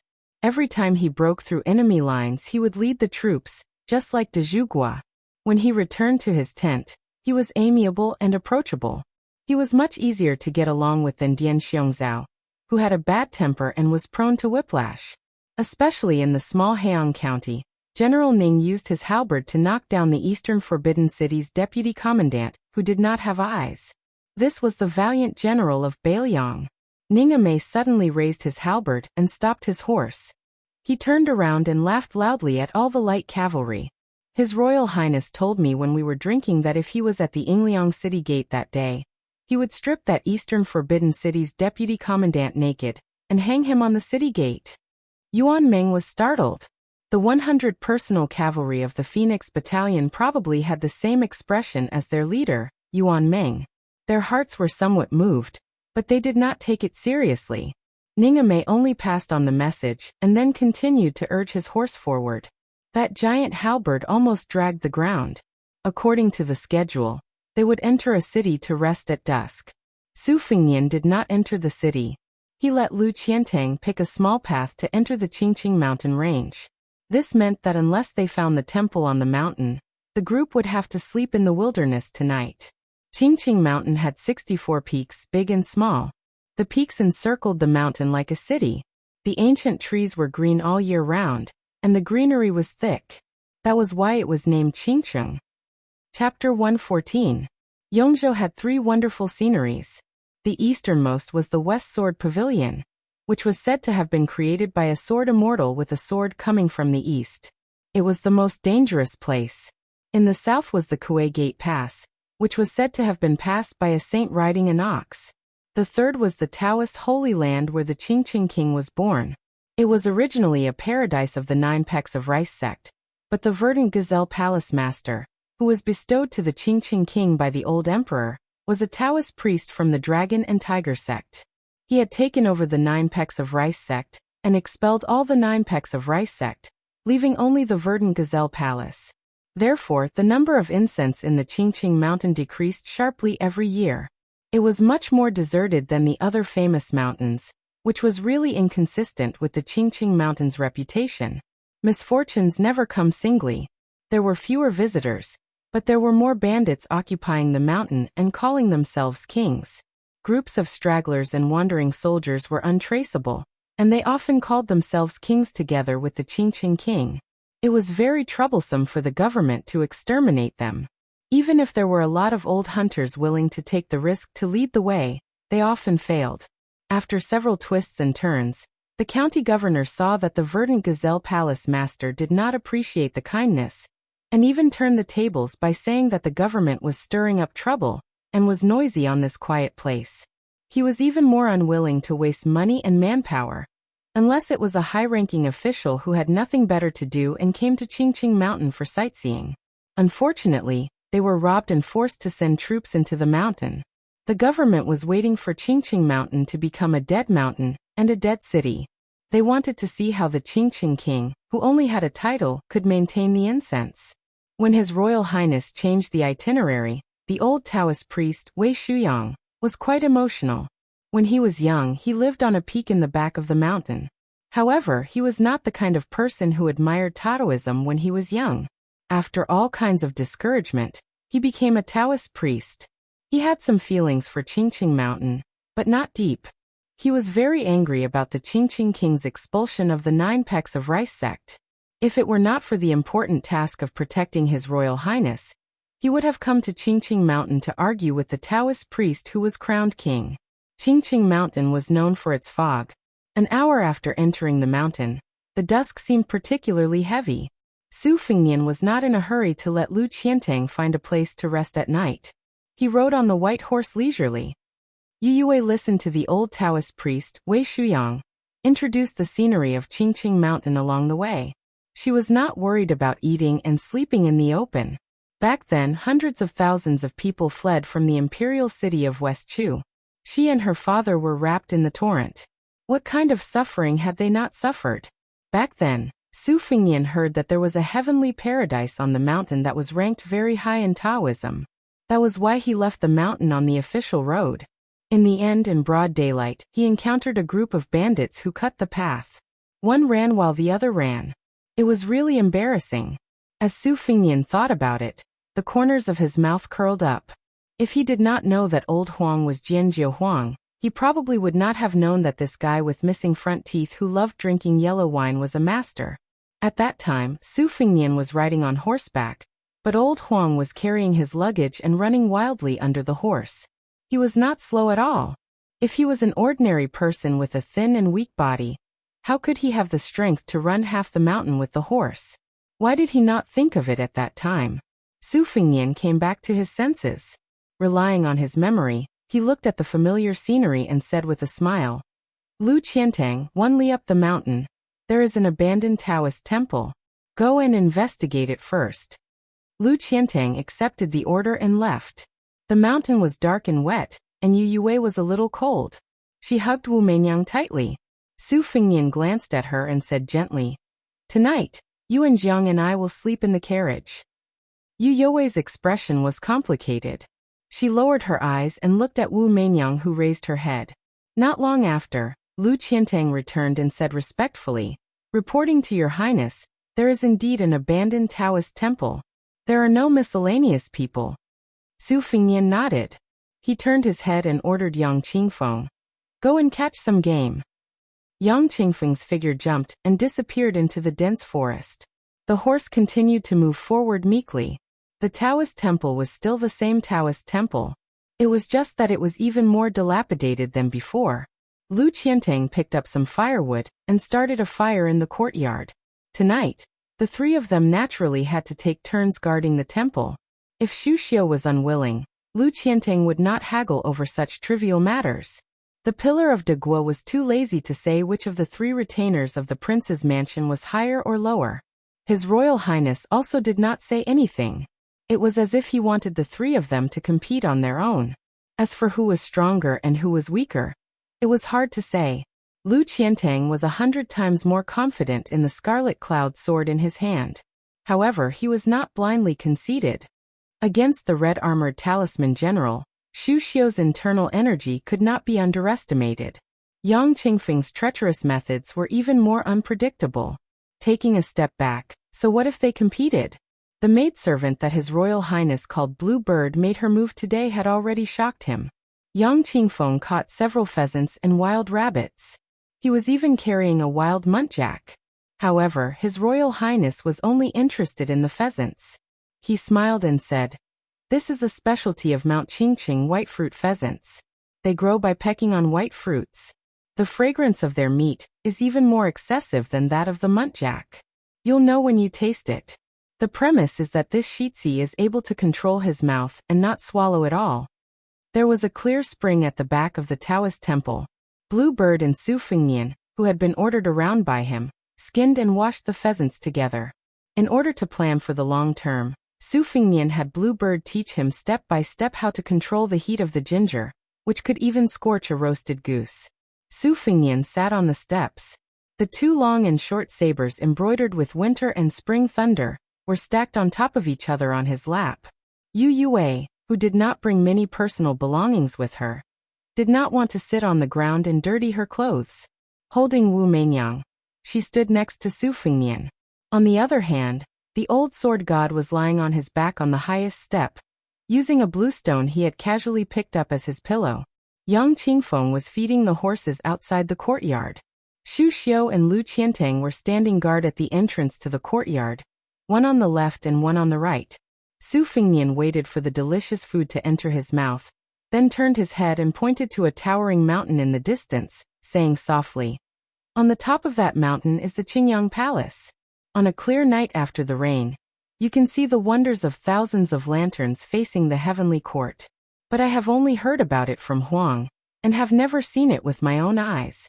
Years ago, I was robbed at the foot of the mountain and almost died of exhaustion. In a panic, I rode a horse into a forest path and was knocked down by a low-hanging branch. So I was tied up and brought here with Huang. Fortunately, it was a close call but a blessing in disguise, and I tasted half of a white fruit chicken. It seems that I was merciful enough to give Huang, who suffered with me, a drumstick, or half a drumstick. In short, he was so grateful that he was crying and snot. I laughed to death. Yu Yue, however, saw that His Royal Highness, who had laughed to death, did not laugh at all. Chapter 115. While they were eating, Su Fengnian and Wei Shuyang each talked about some strange anecdotes of Mount Qingcheng. Yu Yue listened attentively while the old god of swords just wolfed down his food. Although Jiang and I was quite fond of Mount Qingcheng, he said that there were many celestial mountains in western Shu. Just Mount Amei, which was higher than the West Pole, was enough to suppress all the famous mountains in the world. Su Fengnian, on the other hand, said that there were continuous snowy mountains in western regions that were higher than both Mount Amei and Mount Qingcheng. It was just that scholars and poets did not have the ability to see it with their own eyes. Jiang and I said that Su Fengnian was just talking nonsense, but Old Man Li vaguely said that the snowy mountains in western regions were indeed much higher than Mount Amei. Mount Lantua claimed that it was 3 times the height of Mount Amei, which was already the highest among the 5 sacred mountains. And this was still a modest statement. Only then did Jiang and I lose his temper. Yu Yue asked softly, "Do you want to give some to the Phoenix Battalion?" Su Fengnian, who was gnawing on a white fruit chicken, used his greasy finger to point at Lu Qiantang and the other 2 who could only eat at the door. He said flatly, "It's strenuous and unrewarding to give these people some small favors. Let's not talk about the Phoenix Battalion.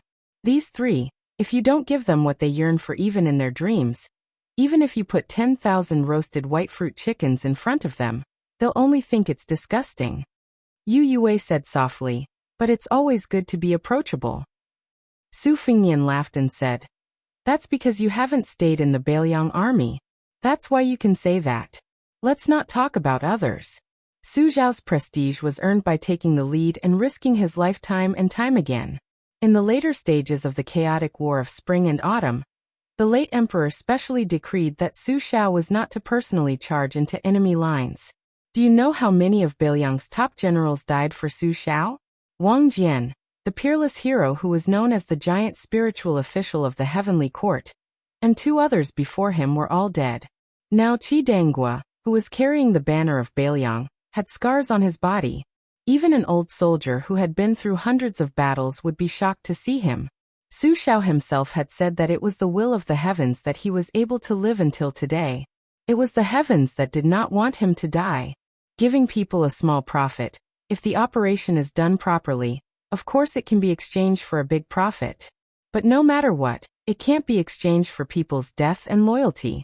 Whether it's Jianghu martial artists like Lu Qiantang, or the Bailiang elites like the Phoenix Battalion, if I want them to give their lives to me, hey, it's still too early.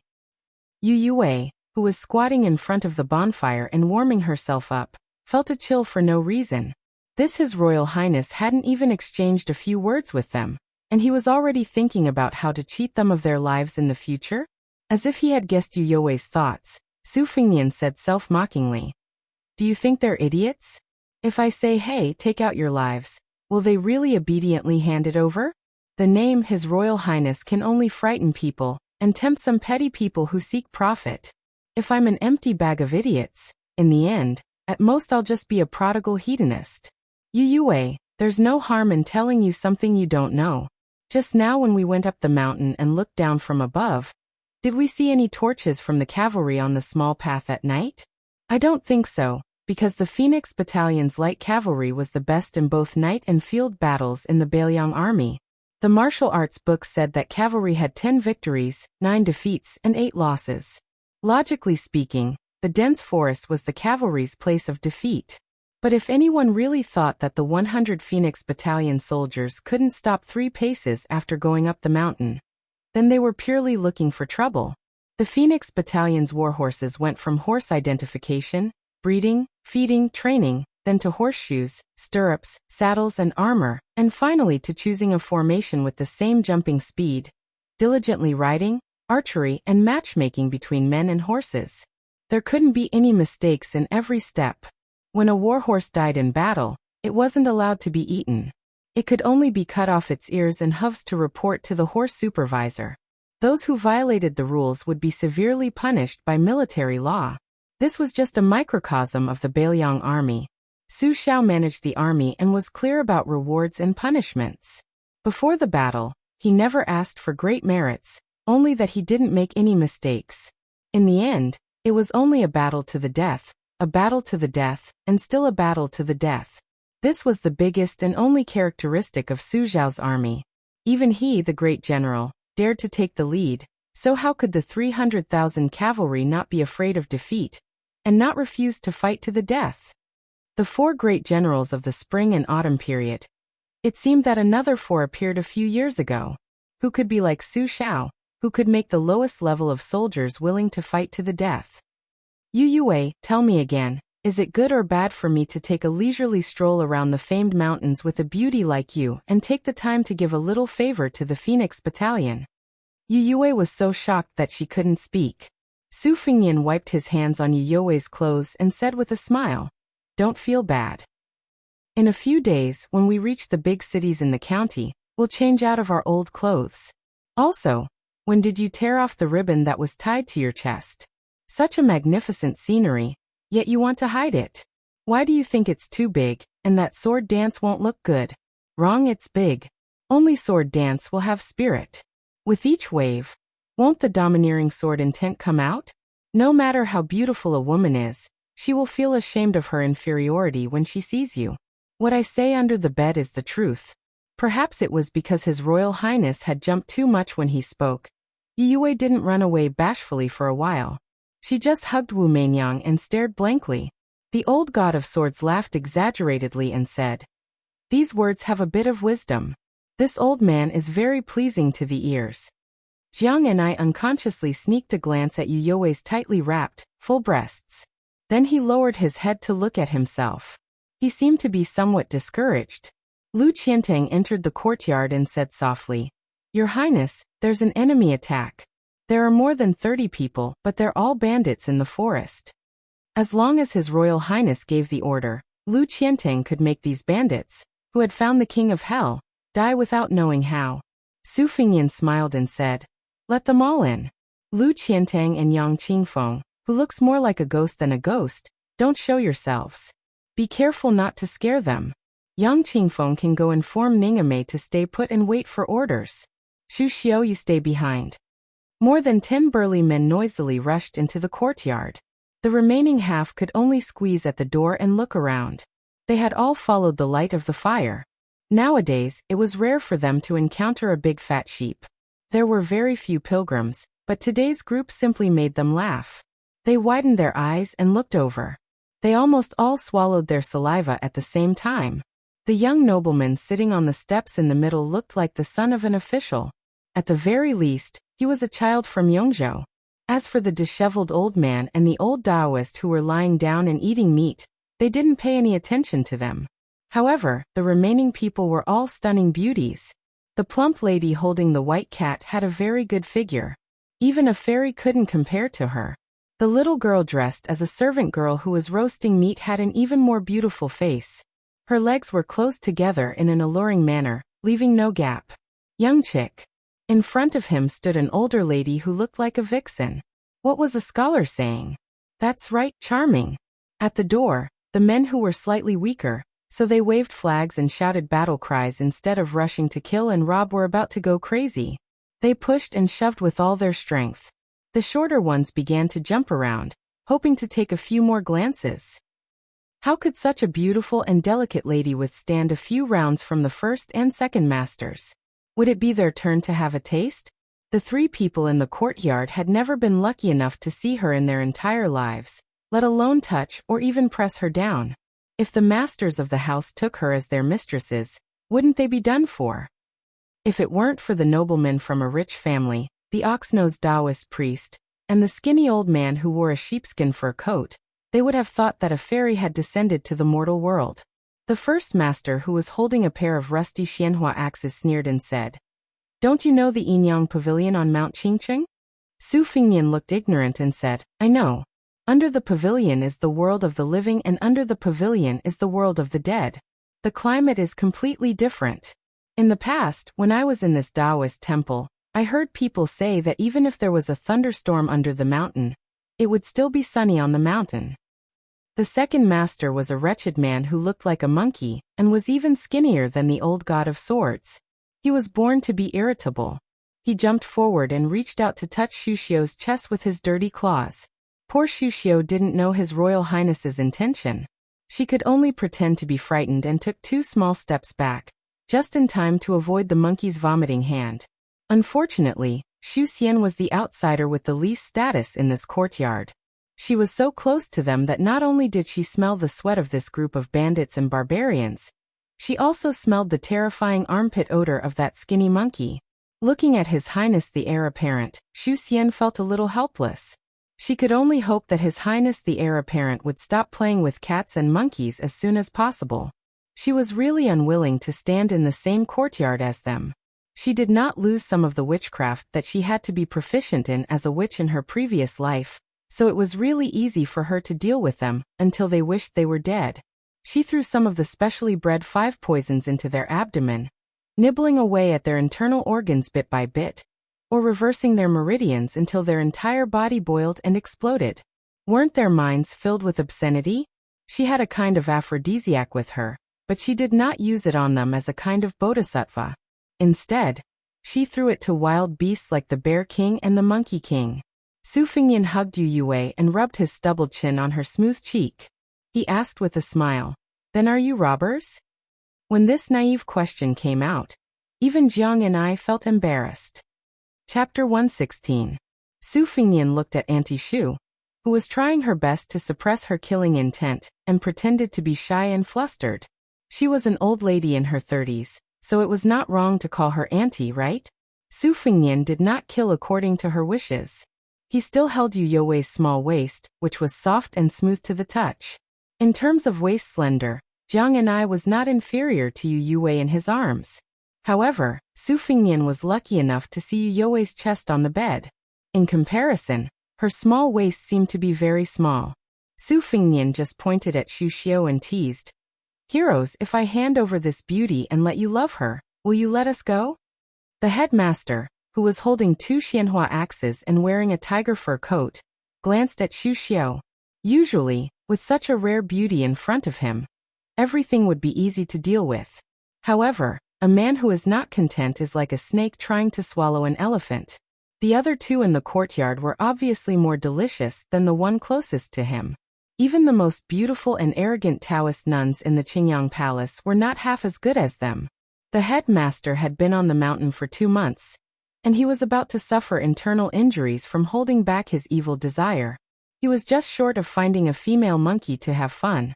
The county governor went into the mountain to kill people every time, but there were many wanted posters of the big and small mountain kings in Qingqing posted in the county. He was one of them, so he could only risk being beheaded and occasionally disguise himself as a villager to relieve his lust in the city. Therefore the first master, who could not wait to tear apart the girls' clothes to reveal their fair skin, spat out a mouthful of thick phlegm and viciously cut the girl holding the white cat. He loved this girl the most. Although the face of the female servant who was roasting meat was more beautiful, she was still a girl. She still needed to have more meat to withstand the whip of the big axe under her grandfather's crotch. The first master, who shared the good fortune, pointed at Yu Yue with an axe, turned his head and said with a smile, "This one belongs to me. No one can touch her. As for the rest, do as you see fit. Remember, don't torture her to death. Wash her clean and send her to my room." The third master was a down-and-out scholar. He had a bellyful of evil tricks. In the beginning, he had tricked a girl to use the pretense of burning incense in Mount Qingqing to force himself on her in a sparsely populated place. Although he was careful, there was a careless mistake and he bumped into this group of bandits. He immediately sent the girl to his mouth with both hands. In a fit of anger, he became a bandit and gave advice to the 2 masters. Later, the girl could not bear to be humiliated one after another and hanged herself to death. Because he had not played enough, he was so angry that he did not even let go of the corpse. Taking advantage of the warm body, He tossed and turned for the time it took to burn a stick of incense. Even the first master and second master were endlessly impressed. In a moment of happiness, they made him the third master. The third master stared at Jiang and I and said with a gloomy smile, "This little sister belongs to me. I will take her back and train her well. Don't be afraid. I am a cultured person who has studied. I know how to dote on people." Only Shushio was left. The skinny second master sourly said, "That year, the girl who was tricked into going up the mountain died. She was thrown down the cliff to feed the wild dogs." Su Fengnian snapped his fingers and asked, "I remember that this used to be Old Man Meng's territory. How come it changed to you guys?" The first master said with disdain, "That trash who did not even dare to kill people has long been driven away. Don't talk nonsense. Come out and accept your death. It is only a matter of Grandpa's axe." Su Fengnian let go of Yu Yue and stood up with his saber. The first master looked at this posture and was stunned for a moment. Then he laughed wildly and said, "Boy, you still dare to play with your saber in front of Grandpa?" Su Fengnian lightly jumped down the stairs. His movements were graceful and untainted by smoke and fire. It was obvious that his inner strength was not ordinary. Seeing that the head of Xian Huahua's flower axe was a little dumbfounded, he kindly reminded him, "Look behind you." The first master did not dare to turn around for fear of being sneakily attacked by this boy. He only turned his head and took a quick glance. What? Other than the second master and the third master? Why was there only an unfamiliar girl in green standing? Why were all the brothers lying on the ground? The girl in green, who was more graceful than a handsome scholar, was holding a strong brother by the neck and hanging him in the air? These brothers were all pinched to death like this? The expressionless girl in green loosened her grip, and the dead brother fell limply to the ground without making a sound. Shushio, who had been waiting for this moment until the end of time, shot out a kick. She did not hit the skinny second master's body. Instead, she saw the skinny second master's body being hit by a huge force. He bent like a bow and then flew out with a bang. His whole body was embedded in the wall. A circle of blood spread out evenly on the wall. It was like a mosquito that was slapped to death. After killing him with one kick, Shushio reached out and combed her black hair behind her ear. She sneered and said, "Even if I hit you, I don't want to dirty you." The first master's Xianhua hatchet trembled violently in his hand. He did not dare to retreat. The girl in green looked like a female Yama who killed people without batting an eye. And the one who killed the second master, her internal energy that could kill people without touching was extremely terrifying. He did not dare to go forward. The old Taoist priest, who had always been calm and composed, looked like an old immortal of Mount Qingqing now. As for the elegant young master who made him jealous and hated him, was he also a difficult person to deal with?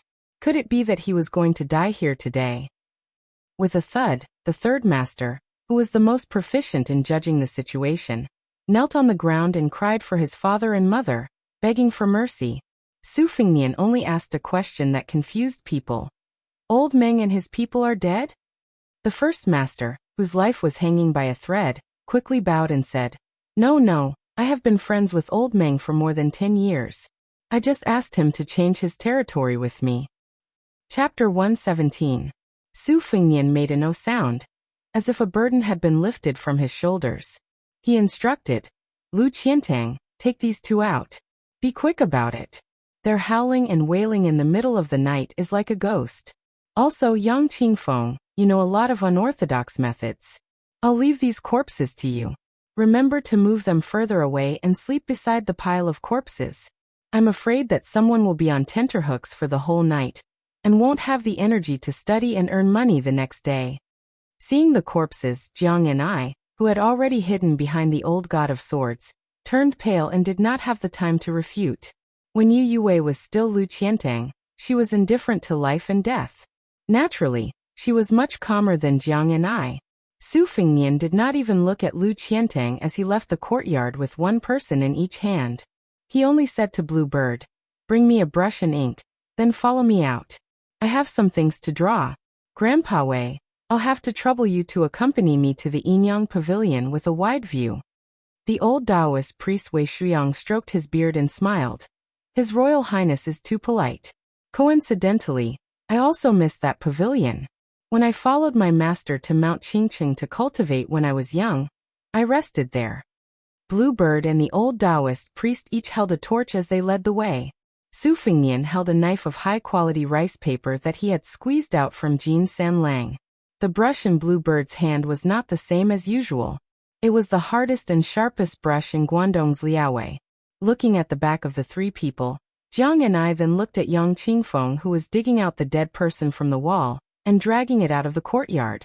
Presumably, the two bandits that were carried out by the swordsman Lu Qiantang like chickens and ducks were also unable to escape death. Jiang and I, who was hiding behind Li Chungang, was in a daze. The old sword god had seen many vicissitudes of life. When he was young, he was also frivolous, so he was not unfamiliar with women's thoughts. He laughed and said, "Little Jiang, this old man has to say a few good words for little Su. You didn't accuse His Royal Highness of being unrestrained in Bailiang. However, outside of Bailiang, some of his methods cannot be said to be vicious and merciless. Today these 30 people could be killed or not. It was all up to little Su."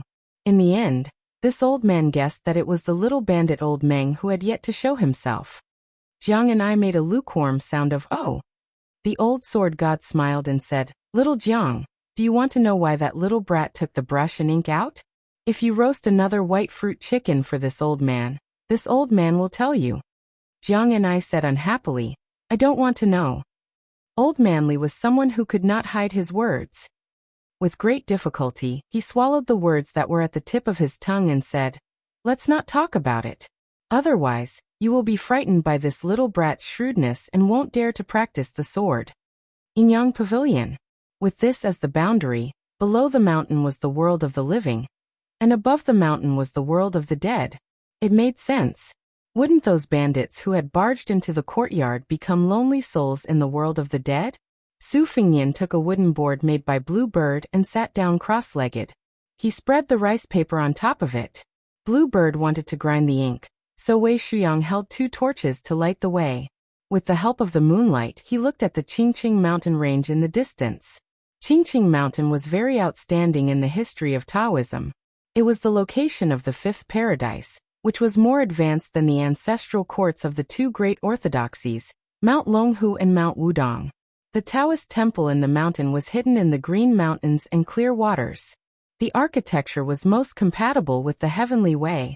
There was once a poem written by immortal Cheng Yuan that said, "I only love the peak of the father-in-law mountain. The steps of the pill ladder are close to the netherworld." The main peak, Qingyang Peak, and the secondary peak, Tianzuan Peak, were opposite each other. There was an iron chain bridge that hung horizontally. Yellow cranes soared and the sea of clouds rolled. It was indeed a rare scenery in the world. Wei Shuyang had once mustered up his courage to walk across the iron chain bridge. It took him a full hour to walk. When he finally reached Tianzuan Peak, his legs were weak and his clothes were soaked. Wei Shuyang looked down and praised sincerely, "His Royal Highness has a good memory." Su Fingnian concentrated on painting the mountains, rivers, and topography of Bailiang in detail. He was even more accurate than the senior officials of the geography department. Even a knowledgeable old man like Wei Shuyang was dumbfounded. His Royal Highness painted for an hour, and changed more than 10 sheets of rice paper. Finally he painted Mount Qingqing. His Royal Highness was only riding on a horse. He didn't look at the scenery, but the shape of the mountains was even clearer than that of an old Taoist who had been cultivating in Mount Qingqing for nearly 10 years. It was especially suitable for him to paint with fine hairs. Wei Shuyang had seen His Royal Highness grow up, so he was far more familiar with Su Fingnian's character than outsiders. It was true that he was naughty and mischievous. Otherwise he wouldn't have ridden on Wei Shuyang's neck and peed. When he pooped in the tide listening pavilion as a child, he would casually wipe his ass with a secret manual. However, once this child became serious, he would have a stubborn spirit. Once he was punished by Li Yishan on the top floor to copy scriptures. His Royal Highness didn't admit his mistake, but he still copied the scriptures. In a fit of pique, he copied nearly 300,000 words. In the end, even the great pillar state came forward to plead for leniency. In the end he won over Li Yishan, who didn't know whether to laugh or cry. Su Fingnian stopped writing, and waited for the ink to dry. He looked up and smiled at Bluebird. Later, take these rice papers back to the carriage and sleep. Otherwise, that girl won't dare to close her eyes. When the rice paper finished eating the ink, Bluebird took the paper and brush and left. The torches had been changed several times. Su Fengnian shook his wrist and laughed softly. Grandpa Wei, don't let anyone know that I'm drawing this. The old Taoist nodded. Of course. His Royal Highness has a beautiful heart. I've seen it and kept it in my heart. I won't say anything. Su Fengnian looked at the highest peak of Mount Qingqing in the distance and said self-deprecatingly, His Royal Highness has a rotten heart. What kind of beautiful heart does he have? Wei Shuang laughed. His Royal Highness is too modest. Su Fengnian closed his eyes and faced the beautiful mountains. He folded his blade on his knees and formed the Huangting incantation with 2 fingers. He silently entered a meditative state. Wei Shuang didn't sleep the whole night. He just sat quietly and observed His Royal Highness's mysterious phenomenon. There was a purple aura coming from the east between his eyebrows. The closer it was to dawn, the more the red date mark between Su Fengnian's eyebrows turned from dark red to light purple. When the first rays of the morning sun shone on his body, Su Fengnian slowly opened his eyes and turned to look at Wei Shuang apologetically. Wei Shuang stroked his white beard and shook his head. I'm looking forward to His Royal Highness going to Longhu. Chapter 118. Today's reward was very generous. Disciple Ming Che and Zhou Zhaoqin, thank you for your support along the way. Su Fengnian took a deep breath of the mountain forest and felt refreshed. He joked. Grandpa Wei, are there really immortals who eat clouds and drink dew? Do you think there are immortals who eat the essence of the sun and moon in the Qingyang Palace? The old Taoist chuckled and said, I have never heard of such immortals. My master only knew some Dharma access to fasting and essence. He is far from the immortal realm. Su Fengnian left the pavilion and looked up at the Qingyang Heavenly Lord's twin peaks that looked like a pair of bull horns. He muttered to himself, the Qingqing King sounds very powerful. The Taoist master of Mount Longhu is only a state teacher who is in charge of all Taoism. Mount Wudong is even more pitiful. The Wudong sect leader is nothing, but there is someone who occupies a mountain and calls himself king. Wei Shuang smiled but did not say anything. Because of his high status, he had been friends with His Royal Highness for more than 10 years. Therefore, when he traveled with Su Fengnian on the horse, he knew about the farce of 2 geese swapping yellow gates. Now that he saw His Royal Highness drawing with the geography of the mountains and rivers, it was very likely that he would draw wherever he went. Was he not going to draw 3,000 miles of beautiful mountains and rivers in a single line? Would there be any hidden secrets in this path? Old Taoist Judumi did not dare to delve deeper. He just kept it in his heart. The more he spoke, the more likely he would make mistakes. Almost all the scholars in Bailiang had their tongues pulled out by the Great Pillar State. No one dared to talk about the military and politics of the border. They only knew how to recite poems and couplets. However, there were a few poets who had the courage to join the military. In recent years, there were many bold and powerful famous poems that attracted the wanderers who wanted to become famous to join the military. Interestingly, many foppish young masters were tortured half to death by His Royal Highness, and felt that they could not make it big. In a fit of anger, they went to the border to fight for military achievements. At least there was no His Royal Highness to suppress them at the border. In the Taoist temple, Su Fengnian saw the haggard Jiang with red and swollen eyes. He could not help but smile. This girl's courage was not worth mentioning. Her only magnificent feat in this life was to kill him, right? Yue slept much more soundly. Her eyes were clear, as if she had understood some things that she did not understand in the past. Her gaze toward His Royal Highness was much clearer and less cloudy and gloomy from her self-reproach. Su Fengnian could not be bothered with these minor details. He ate his breakfast carelessly and found the old god of swords, who was standing with his hands behind his back. The old man was staring at an old couplet with blurry handwriting. Su Fengnian lowered his voice and said, There are some new things in the box of books in the carriage. If you have to escape in the future, I'll have to trouble you to bring the box along with Jiang and I. The old god of swords said lazily, It depends on this old man's mood. Su Fengnian secretly bared his teeth. Seeing that the old god of swords was going to watch him and Lu Qiantang exchange blows, he did not criticize the old man for being a hero past his prime. Su Fengnian couldn't help but grimace when he saw the old man, who used to be one of the top figures in Jianghu, stretch out his arm to scratch his crotch. Old sword godly, Grandpa Wei said that you used to be single and unrestrained in Jianghu, and that no one could compare with your green robe and sword. There were also countless outstanding women who had unrequited love for you. But you are acting like this now. Is it true that you didn't come from random flattery? It was indeed wise not to tell Grandpa Wei that this old man was Li Chungang. As soon as the old man scratched his crotch, he stretched out his hand to brush his yellow teeth. His teeth were stained with shredded meat from the meat he ate last night. He gently flicked it away. Su Fengnian, who had seen everything, silently walked away, cursing in his heart. F***ck this earth sword immortal. Following the road around the mountain, they passed by the two peaks of the mountain gate of Qingqing and arrived at the mountainside of Canopy Peak. From the two sides of the dense forest came a burst of noise mixed with cursing and pushing. The sturdy LV Qiantang stopped his horse and squinted his eyes to look. This man with a huge sword, red afterglow, sat upright on a tall and sturdy horse. Looking at the group of His Highness, the heir apparent from the layman's perspective, the swordsman LV Qiantang might only be slightly weaker than the halberd Ningame. This burly swordsman from Dongyue was undoubtedly able to intimidate the little rats. Lu Qiantang saw a thin and weak young man with a yellow face being pushed out of the forest and stumbling on the road, falling flat on his face. However, this young man did not speak to Lu Qiantang's group of people. Instead, he turned around and scolded. Lu Reed, I'm not going to let your wife off tonight. Why did you push me? I don't have the strength to climb the wall to see you lying on your wife's body. You could have pushed anyone else, but you pushed me out.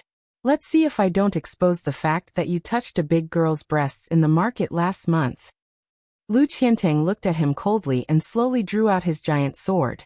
A hoarse voice sounded in the dense forest. Little bastard, are you looking for death? Why aren't you running? The wind is strong, let's go.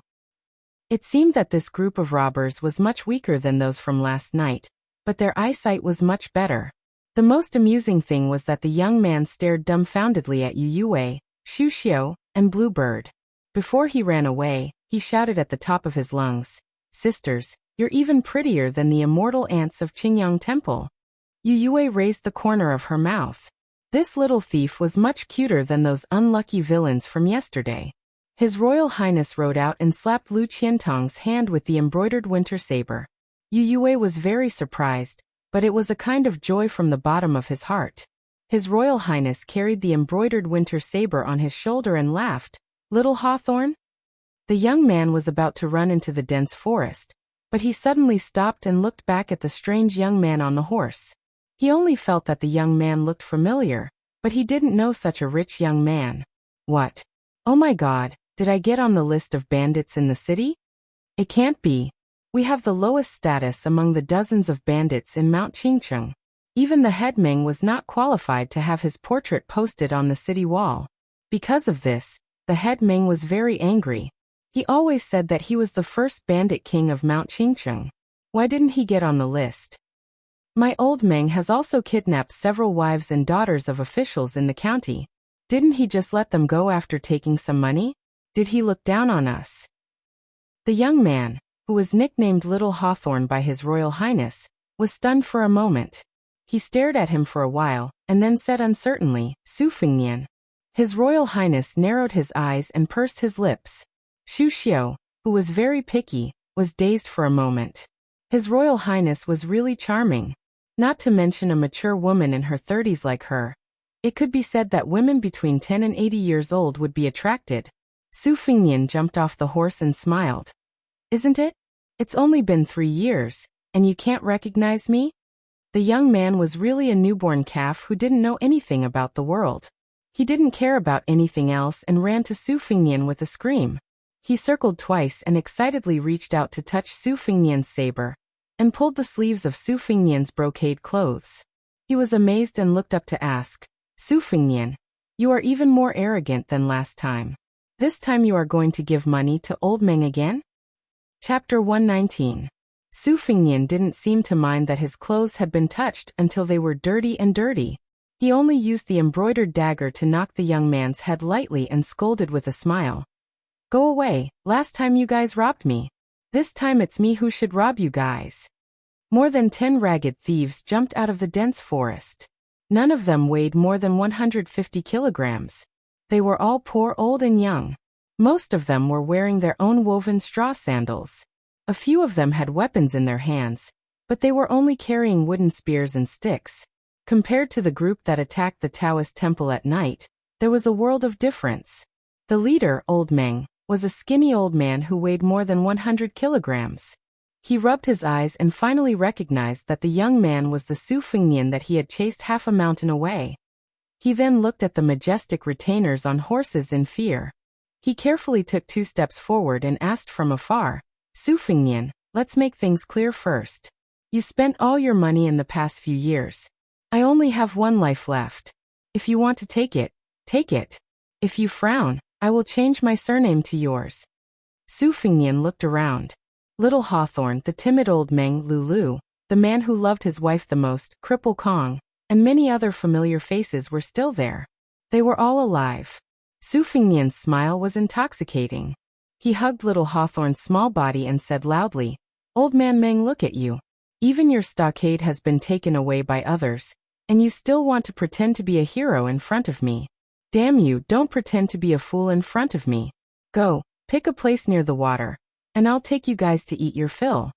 Old Meng timidly said, Su Fingnian, did you become a bailiff in the government office? Do you want to wipe us out? Su Fingnian glared at him and scolded. Nonsense. I came here to enjoy the scenery and see if I could meet you. Before I went up the mountain, I was wondering if you had starved to death. Now it seems that you are not far from it. You're the first master, and I feel ashamed for you. Old Meng's subordinates, Reed Pole, burst into laughter, making Old Meng, who has no dignity, feel very embarrassed.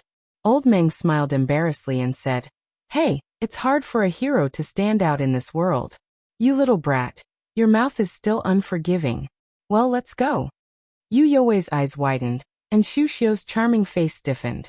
Jiang Ni's little head peeked out from behind the curtain. He just couldn't understand what was going on. Old Meng led the way to a picturesque place near the water. There were a few shabby thatched huts, with some ragged clothes hanging on the bamboo poles. If this was considered as occupying a mountain and becoming a king, who in the world would be willing to be a bandit? Yang Qingfeng, who came and went like a ghost, came out with countless game animals. This group of bandits, who had worked hard to set 10 traps but still couldn't catch a single wild rabbit or pheasant, were drooling. Su Fingnian sat on a stone by the stream. Little Hawthorne lay behind him and hugged Su Fingnian's neck, ignoring Old Meng's enthusiasm. Su Fingnian teased, Well, Old Meng, you're the leading hero of Mount Qingcheng. What are you afraid of? Little Hawthorne is braver than you. Little Hawthorne laughed happily and said, I told Old Meng to give me the position of the first master. How could he be willing to do that? He insisted on waiting for a few more years. Su Fingnian nodded and said with a smile, He was lying to you. Did you really believe him? Why don't you come down the mountain with me? I'll take you to eat fish and meat every day. Little Hawthorne secretly turned to look at a few fairy sisters not far away and said, Forget it. I grew up on this mountain. If I leave, Old Meng will die of grief. But Su Fingnian, who are those sisters to you? They're so pretty.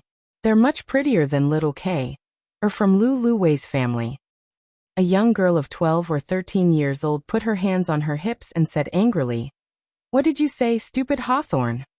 Su Fingnian turned to look and said in surprise, Little Kay, you're all big girls now. Come, stand closer and let Brother Su take a closer look. Little Hawthorne secretly told, Su Fingnian, Kay likes you a lot. I've heard her talking in her sleep a few times. The little girl, whose skin was tanned by the sun, blushed. She must have accidentally seen Yu Youwei and the other girls and felt a little inferior and timid. She just stood far away and did not dare to get close to Su Fingnian. When she was young, Brother Su taught her to play a little tune with a leaf. She learned it for a long time and now she had mastered it. When there was no one around, she would secretly play it a few times. He used to make a promise that he would come and see her when she grew up. Su Fingnian finally tricked the shy little K, to sit beside him. They ate Old Meng's best smoked and roasted game together. The little girl had really grown up. She knew how to chew slowly without showing her teeth. Su Fingnian saw that Old Meng's eyes were blank and full of fear. He frowned and asked, "Is there something on your mind, Old Meng? Tell me about it." Old Meng squeezed out a smile and shook his head. Little Hawthorne, who was chewing on a wild munch, could not hold back her words. Her eyes turned red and she said sadly, "Su Fingnian, we owe them money. If we can't pay them back, they will take K away. The last time they came, they tore down our house and said that if we can't pay them back in 2 days, they will make K their maid." Su Fingnian smiled and said, "It's okay, I'll help you pay them back. When you robbed me in the past, you said that I was one of the wealthiest young masters in the world. It wasn't a lie." Old Meng said softly, "It's no use. We owe them more than 20 taels of silver. Furthermore, they are not after the money. They just want to take K away. You know that daughters are more precious than anything else in the mountains. Lulu and I have discussed it. At most, we will fight with our lives on the line.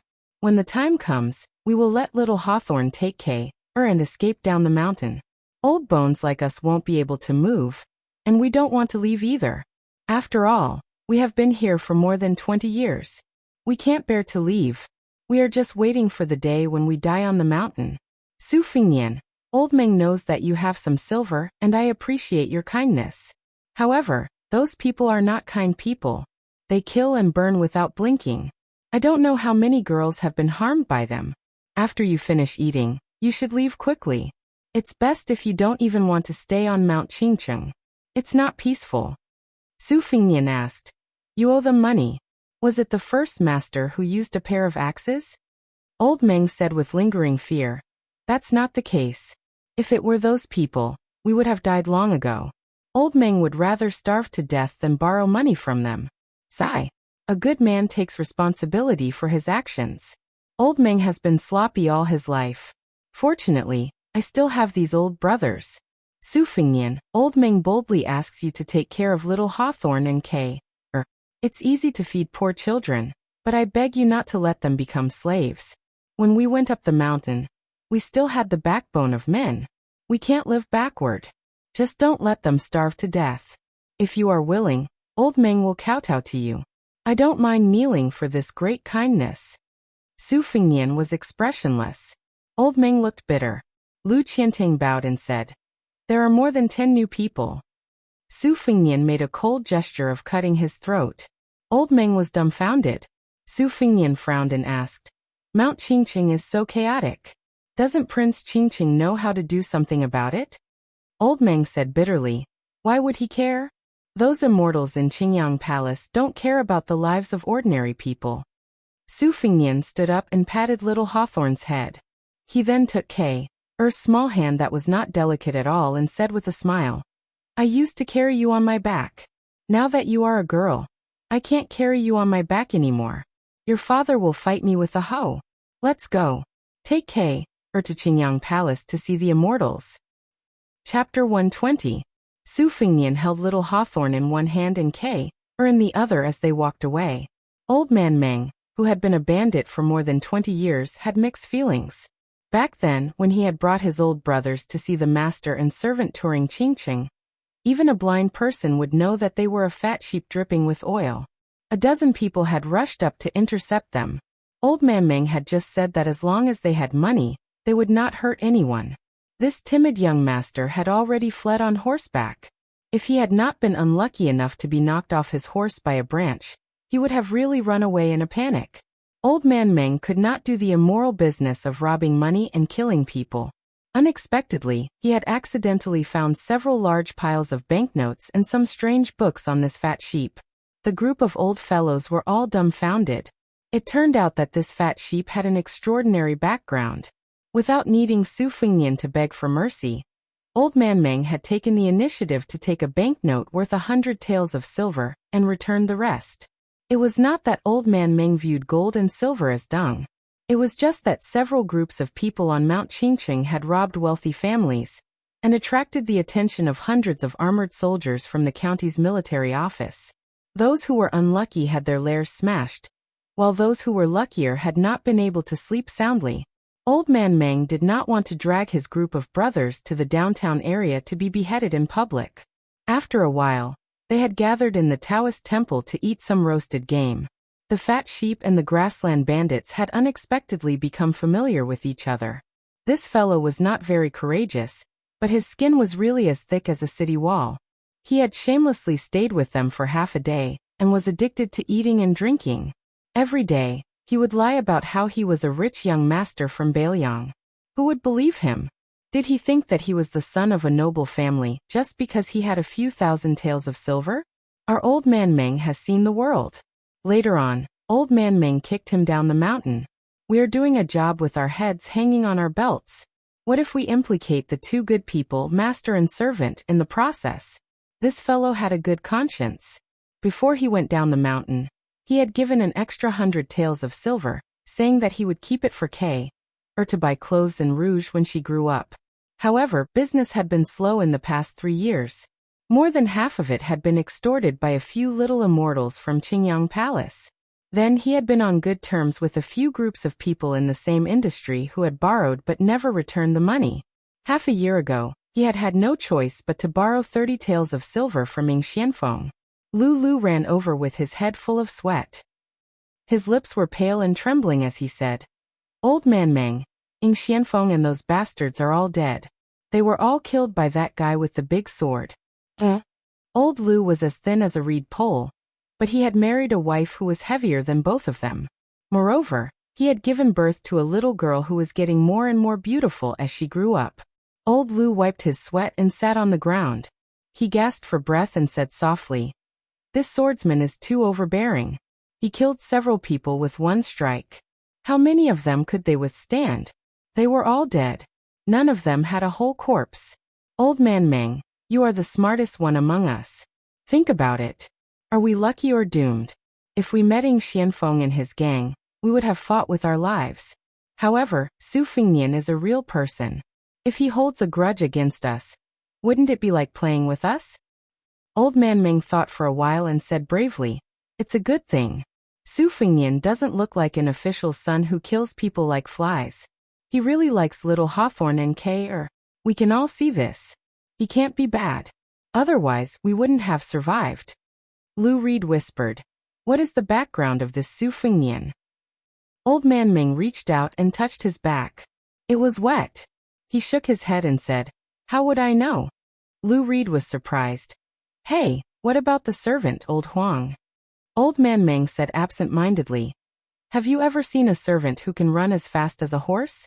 That's why I didn't dare to ask for more money." Lu suddenly realized what was going on. He slapped his thin thigh and accidentally slapped it too hard. He sucked in a breath of cold air. Cripple Kong, who always liked to hide at the back of the group, ran with great momentum today, or rather, he pissed his pants in terror. This cripple used to like to jest with Su Fingnian, bragging about how he was more handsome than Su Fingnian when he was younger. Now his face was pale as he shouted, "There are people from the Yamen." With a rough glance, there were at least 100 people. They were all riding horses with sabers and crossbows. Compared to the officers and soldiers who went up the mountain to encircle and suppress them, the difference was like heaven and earth. Old Kong had served in the army before. He recognized the famous Bailiang sabers. They are Bailiang sabers. These 100 people can flatten the entire Mount Qingcheng, let alone us. Old Man Meng and Lu Reed looked at each other. They could only wait for death. Fortunately, little Hawthorne and Kay were not here, so they could die without grievance. Who would have thought that when these 100 elite light riders arrived at the stream bank, their leader, a general in heavy armor and holding a halberd, took off his helmet and helmet. With a smile he looked at Old Man Meng's group of rarely seen kind-hearted thieves, and spoke as softly as possible. "This general is Ningame. Young Master Su said not to disturb Mr. Meng. It's just that our cavalrymen have always regarded the horses as their comrades. On the way up the mountain, we couldn't find a water source, so we had to break the rules and disturb you. Mr. Meng, please don't blame us." Old Man Meng spoke with a thick Yongzhou accent. He was confused and asked, "What did the general say?" Ningame patted his ink-black beloved horse. He smiled and said, "The horse wants to drink water, so we took a break." Chapter 121. Old Man Meng felt relieved and said, "General, you don't have to be polite. Drink as much as you want. You can even drink all the water in the stream." Ningame cupped his fists and turned around to say sternly, "Hold on tight for a stick of incense." The 100 light cavalry from the Phoenix Battalion didn't make any noise. Only the sound of the horses drinking and snorting could be heard. The Liang dynasty had always been recognized as the best warhorses in the spring and autumn period. Their horse policy was flourishing and the imperial court paid special attention to it. The martial arts books said that horses were important to the country. The other countries in the spring and autumn period either didn't pay attention or didn't have large pastures like West Chu. Northern Liang claimed to have 300,000 iron cavalry. Every war horse had to be recorded in detail from the moment it was born. There were almost complicated and harsh military rules and regulations. Anyone who cut off the horse's food was guilty of the same crime as cutting off the soldiers' rations. They weren't allowed to ride horses to hunt outside of war. If they let someone ride them, they would be whipped 100 times. If they threw away the stirrup or saddle, they would be whipped 100 times. Ningame led 100 light cavalry out and had to strictly follow the most basic marching rules. They had to rest every 10 li and brush the horses' noses and mouths. They had to feed every 30 li. In Beiliang, anyone who lost their horse in battle would be executed. They would be rewarded for fighting to the death and injuring their horses. The Beiliang cavalry was the best in the world. It wasn't announced by the mouths of scholars, but by the horses trampling over the 6 countries and half of Jianghu. Cripple Kong, who had once done odd jobs in a drill ground in Yongzhou, had claimed to have joined the army before. He raised his voice and asked carefully, "General, are you from Beiliang?" Ningame smiled and said, "I'm not a general, but we are from Beiliang." Cripple Kong gave him a thumbs up and said, "Beiliang cavalry, there's nothing to say. When I was in the Yongzhou army, I heard a lot about the achievements of Beiliang's 300,000 iron cavalry. Today I've finally seen it with my own eyes." Ningame smiled and didn't say anything. Cripple Kong squatted on the side and observed carefully. These 100 Beiliang cavalry were much stronger than the Yongzhou army. He estimated that 3 Yongzhou soldiers against 1 Beiliang would be difficult. Ningame waited for the warhorses to finish drinking and put their armor back on and shouted, "Get on the horses!" More than 100 light cavalry mounted their horses. Their movements were exactly the same, as smooth as flowing water. Old Man Meng and the others were dumbfounded. They only felt that this group of Northern Liang cavalrymen had a strong murderous aura just by mounting their horses. If they charged, who would dare to stop them? Lulu watched as the Northern Liang light cavalry left in an orderly manner. He clicked his tongue and said, "Old Man Meng, I'm convinced. You're right. That Su Fingyan's father is an official. Maybe he's the son of a general." Where? Of. Cripple Kong nodded and said, "You're right." Lu Reed smiled and said, "You want more? Old Meng, why don't you just say that Su Fingyan is the son of the Great Pillar State? There's nothing more important than that, right?" Su Fingyan? Doesn't that mean he has the same surname as the king of Beiliang? The 3 of them stared at each other. Old Meng, who was almost choked to death, finally let out a sigh and whispered, "Doesn't look like it." Cripple Kong nodded and said, "Doesn't look like it." Lu Reed agreed and said, "Doesn't look like it at all." Qingyang Peak was steep and precipitous, like a sword pointing at the sky. As the saying goes, looking at a mountain is close to death. There was still a long way to go to reach the Qingyang Palace at the top of the mountain. Perhaps they could only reach the peak at night. Fortunately, the scenery along the way was picturesque. The ancient trees towered into the sky, the streams were deep and secluded, and the cliffs were carved with apes and monkeys. It was not boring at all. Many old people who believed in the way of the 9 bushels of rice would walk for 10 days with their own rations in order to burn incense at the top of Qingyang Peak. Su Fingyan and Little Hawthorne rode on the same horse. Yue was carrying Kair. The little girl liked the white cat Wu Meinyang very much, so she just happened to hold her in her arms. Su Fengnian raised his head and looked through the lush ancient trees at the clouds in the sunset. It was as gorgeous as the ocean. Little Hawthorne held the embroidered winter saber that he had borrowed from Su Fengnian with both hands. He smiled and said, "If we go up a little more, we will reach the Jaiha Pavilion. I heard that it will take a few hours to reach the top by foot. It will take at most 2 hours by horse. In the past, and I only dared to walk to the edge of the pavilion. The fairy ants have bad tempers and will scold people." Su Fengnian asked, "Are there many female Koan Taoists on the mountain?" Little Hawthorne was confused. "What?" Su Fengnian smiled and explained, "Female Taoists." Little Hawthorne nodded and made a face at Kair. He smiled and said, "There are many. They are all prettier than Kair, but they are not as pretty as the sisters you brought."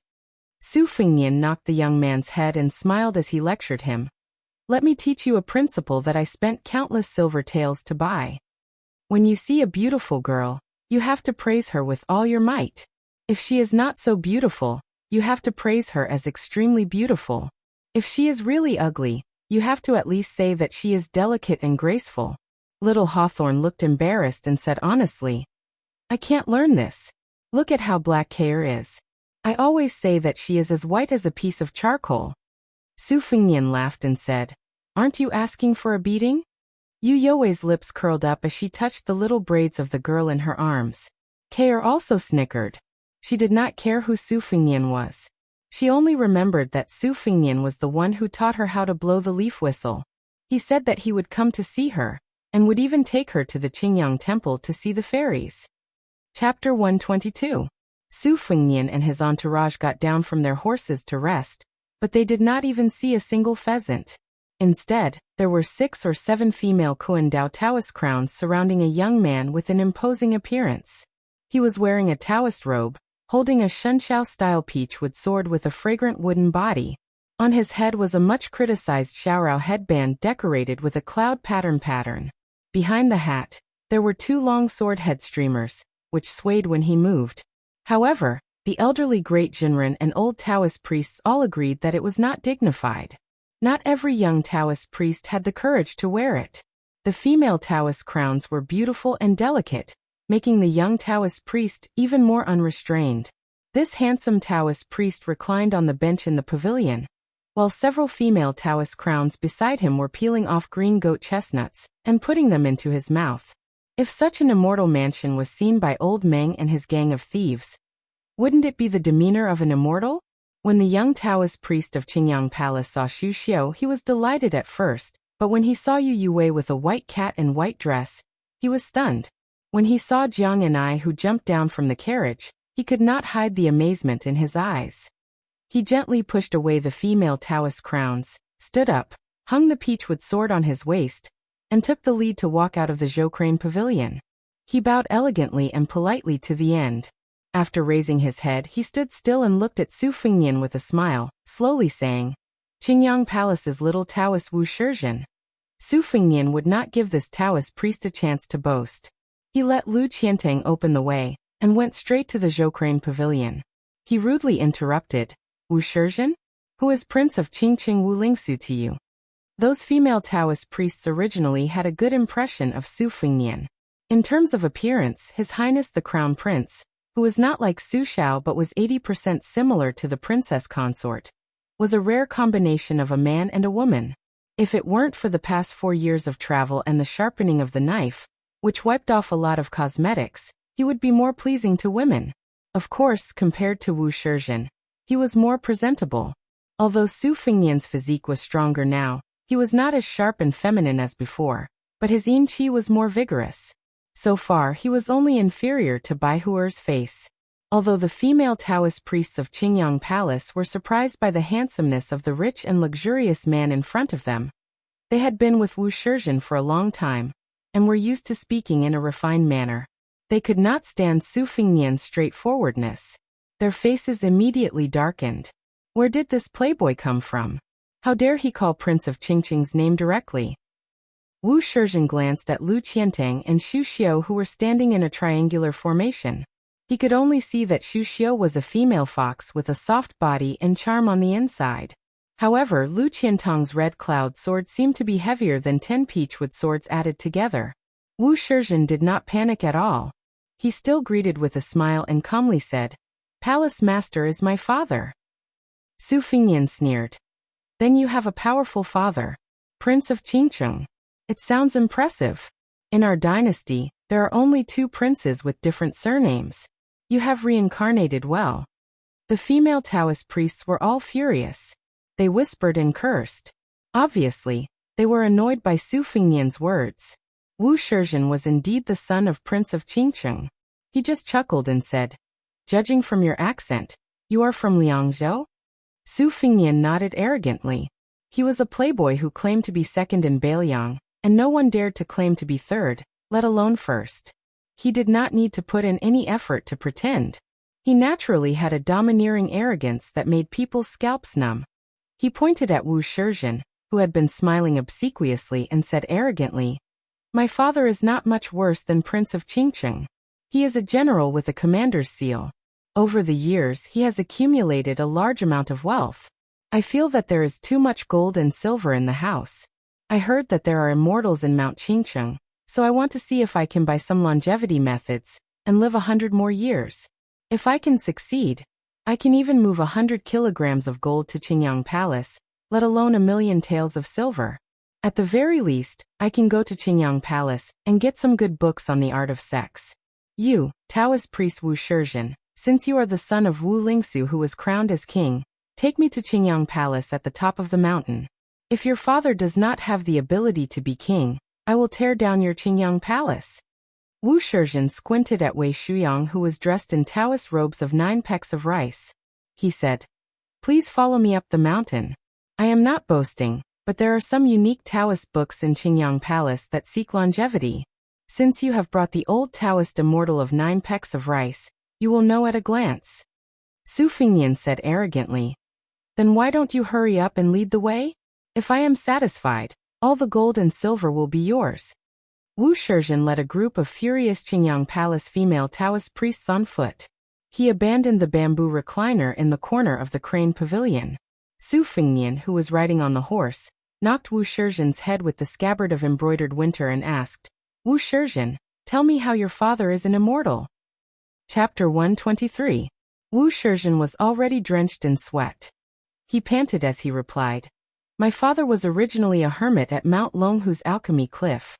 Later he achieved great success in alchemy and went down the mountain to pray for help. He met Heavenly Lord Wang at the Yangtze River. Heavenly Lord Wang saw that my father's Tao heart was pure. So he gave him the great Tao of divine lightning, which could enslave 36 ghosts and gods. He then went to the 22nd grotto heaven of the Whitewater Hound Taoist sect and helped an old woman who was seriously ill. Only then did he know that she was the mother of lightning. He gave my father the Divine Firmament 5 Lightnings Heavenly Book, which could summon thunder and lightning with a wave of his hand. My father received the mandate of heaven and was enlightened. He saw ghosts and gods, chanted spells, and commanded thunder and lightning to chase after evil demons. He was fortunate enough to be summoned by His Majesty, who was very pleased and conferred him the title of Prince of Qingcheng." Su Fingyan was a little shocked. Although Wu Shizhen was panting like a bull, he was very familiar with his speech. It was obvious that he had recited it countless times. Wei Shuyang smiled slightly and did not comment. As a Taoist priest, how could he not know about the legends of immortals? For example, Mount Longhu and Mount Wudong, other than the founding ancestors, they also needed to borrow the power of ghosts and gods to strengthen their reputation. How could any heavenly master or sect master meet an immortal when he went out?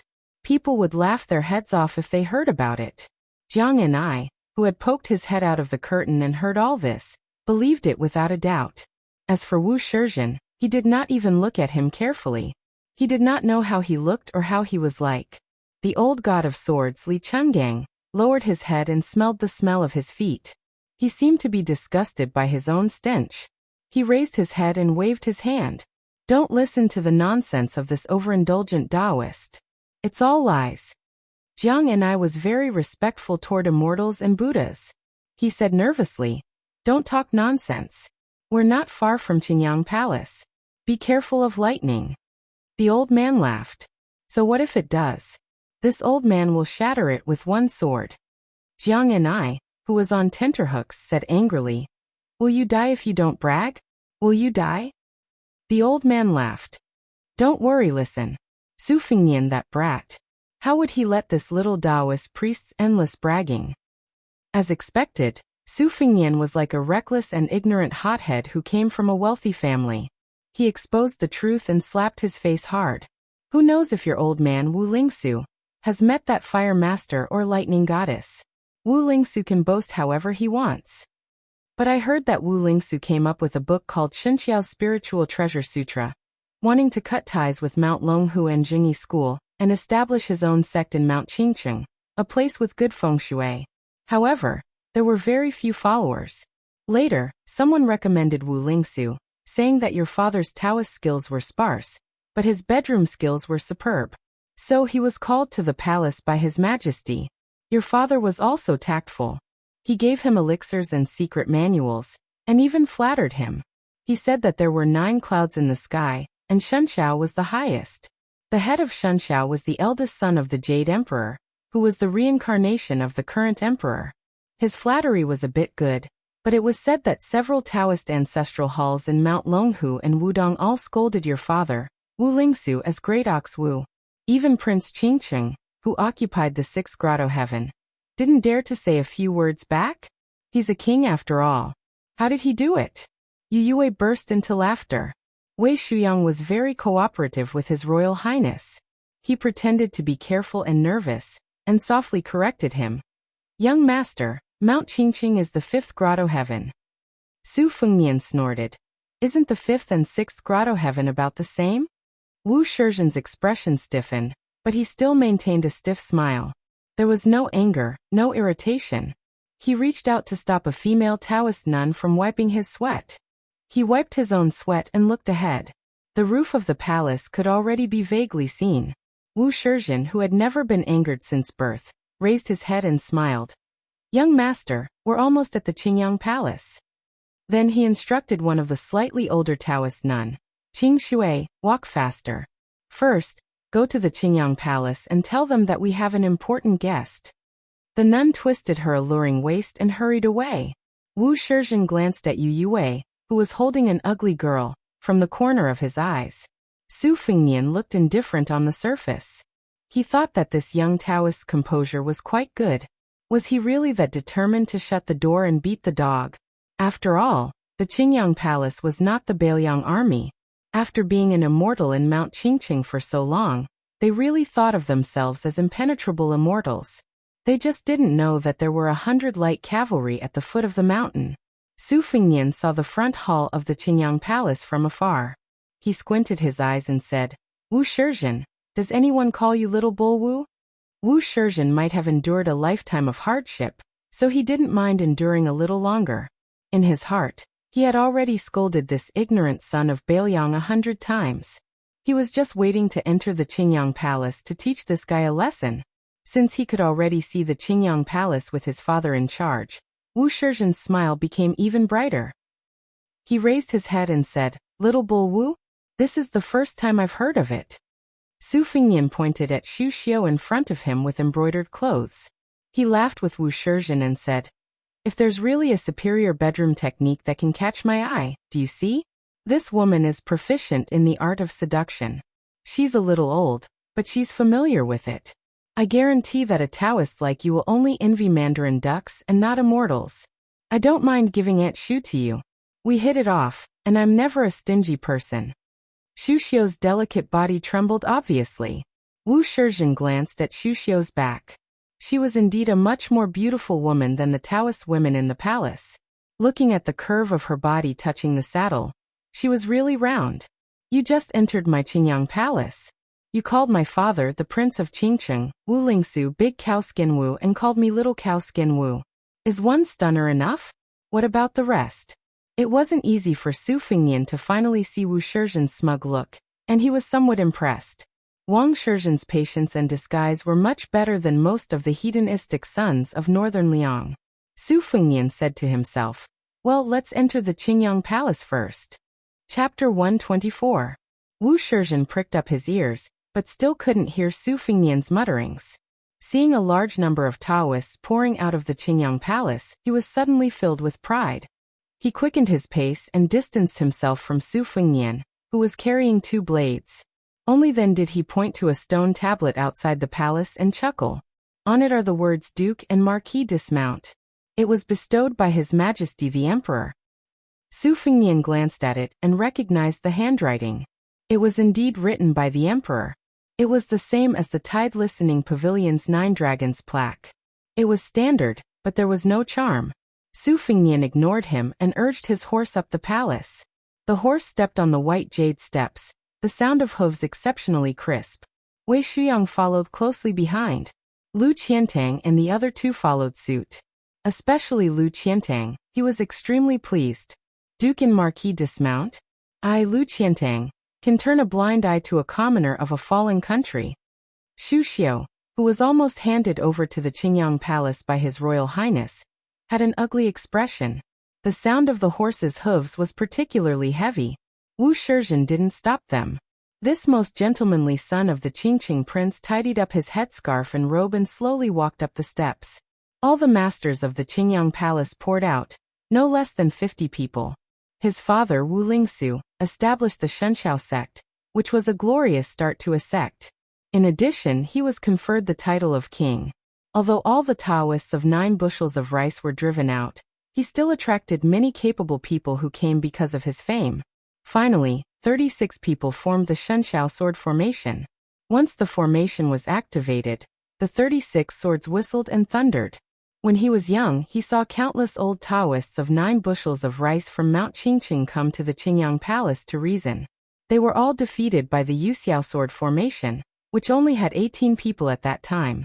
Now the Qingyang Palace was unparalleled in Mount Qingqing. The Yuxiao sword formation was said to be invincible against those below the 2nd rank, and the Shenxiao sword formation could even contend against those below the 1st rank.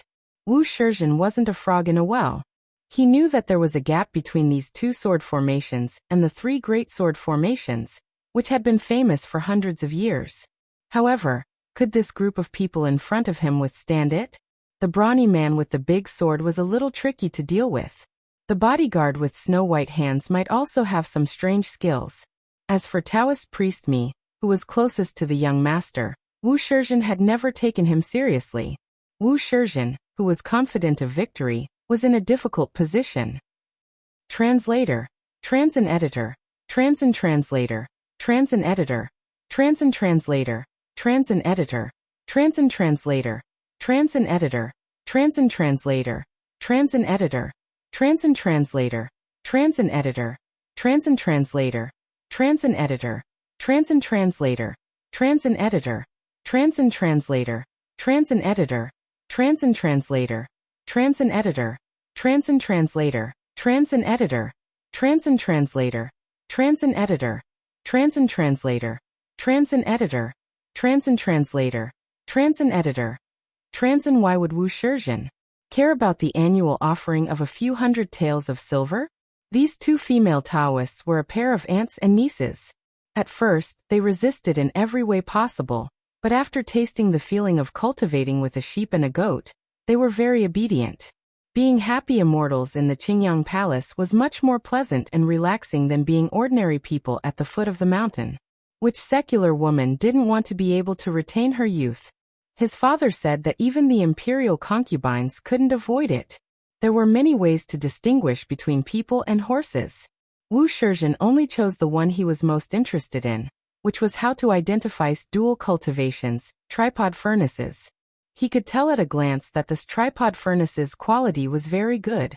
The one who was ridiculed by Aunt Shu was top grade. The maid in green who drove the carriage and the beautiful maid who only poked her head out once were top grade. The charming woman riding the horse with the black girl in her arms was Celestial's, that made people drool. She was second Celestial's Lotus Bodhisattva. Wu Shizhen was tempted. He wasn't troubled by this Bailiang's retainer Xiongjian. He didn't care which Bailiang general's descendant he was. He had the ability to bring thousands of cavalry to Qingqing, but Yongzhou, which General Gu Jiantang had built into an iron bucket, wouldn't allow Bailiang's soldiers to cross half of the province. were both military men with outstanding achievements. How could you, Su Xiao, obtain the Pillar State's title and be conferred the title of King of Bailiang? How could I, Gu Jiantang, be only one of the 8 Pillars State? I'm an official in the imperial court, but the military power in my hands is as light as a feather. Wu Shizhen didn't think Gu Jiantang would be so magnanimous as to laugh it off. In the past 10 years, Yongzhou's generals had changed frequently. A third of General Gu's old subordinates had either intentionally or unintentionally been inserted. At the beginning of the year, when his father was drinking, he privately said, Gu Jiantang and Lame Su are going head-to-head. The Gu surnamed Su is slightly inferior to Lame Su in terms of scheming and strength, but Gu Jiantang is only 43 years old. That's enough. If Su Xiao was so embarrassed, how could a Bailiang's general be so? How could Wu Shizhen be afraid? Moreover, Bailiang's 300,000 cavalry generals were all in the hands of the 6 young adopted sons. He had never heard of any of them having descendants as old as this young man in front of him. Therefore, Wu Shizhen's dilemma was how to distribute the women. How many should he give to his father? Should he hand over the little white cat lady who looked like a bodhisattva and keep the rest for himself? Or should he only take one of the 3,000 women? But would his father, who wholeheartedly wanted to prove his Tao to the world, agree? On Mount Qingcheng, the prince of Qingcheng, Wu Lingsu, was the heavens, and Wu Shizhen was undoubtedly the son of heaven.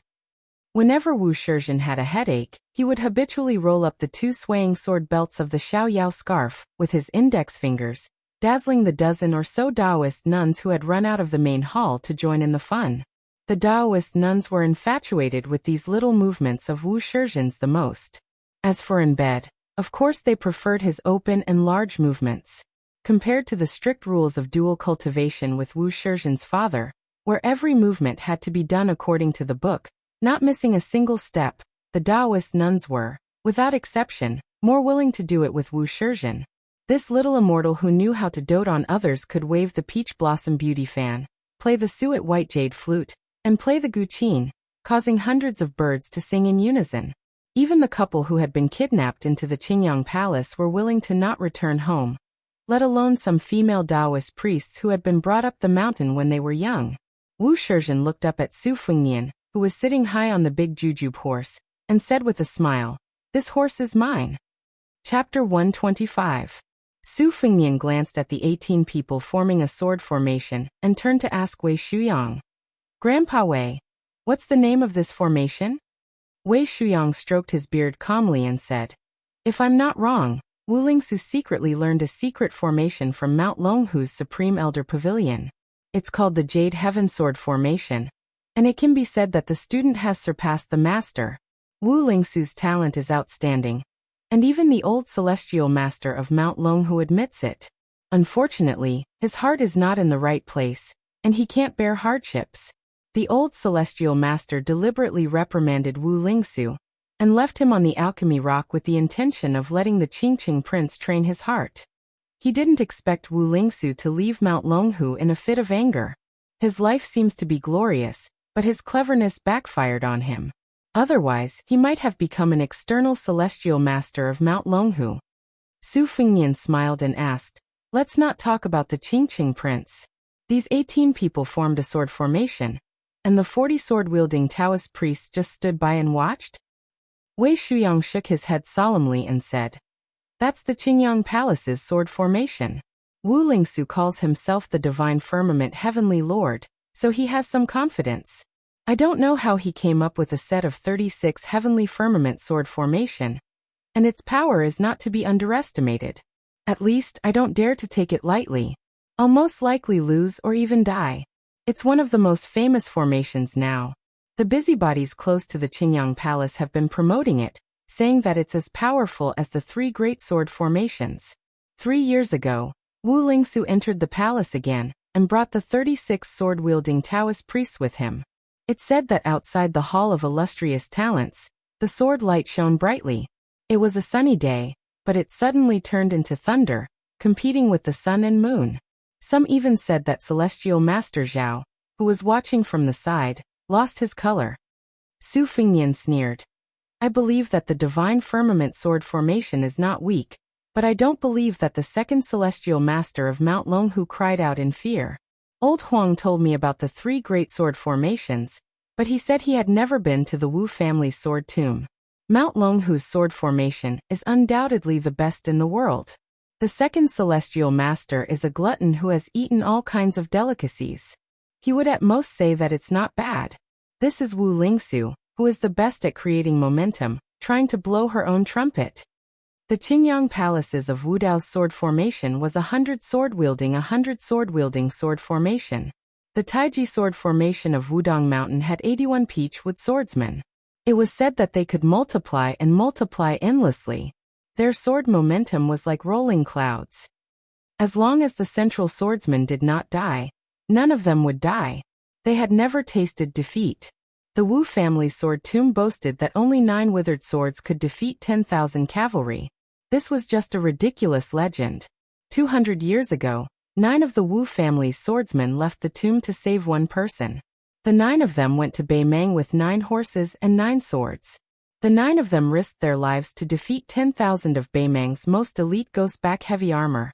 It was unknown whether this was true or not, but more than half of the 9 were injured.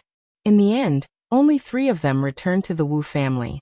The sword tomb's vitality was greatly damaged. The carriage stopped at the bottom of the stairs. Jiang and I and the old god of swords got off the carriage. Jiang and I, who feared ghosts and gods, was very careful. He was afraid that lightning would strike down from the sky, that Su Fingnian had committed a heinous crime. It was hard to guarantee that he would not attract the wrath of the deities on Mount Qingcheng. The book said that the more famous the mountain or river, the more one should not speak loudly for fear of startling the deities. Wasn't this the reason? If he was implicated by Su Fingnian, Jiang and I felt that his death would be too unjust. He had committed countless sins, but he was a good person who would leave food for the hungry rats in that leaky hut in Beiliang.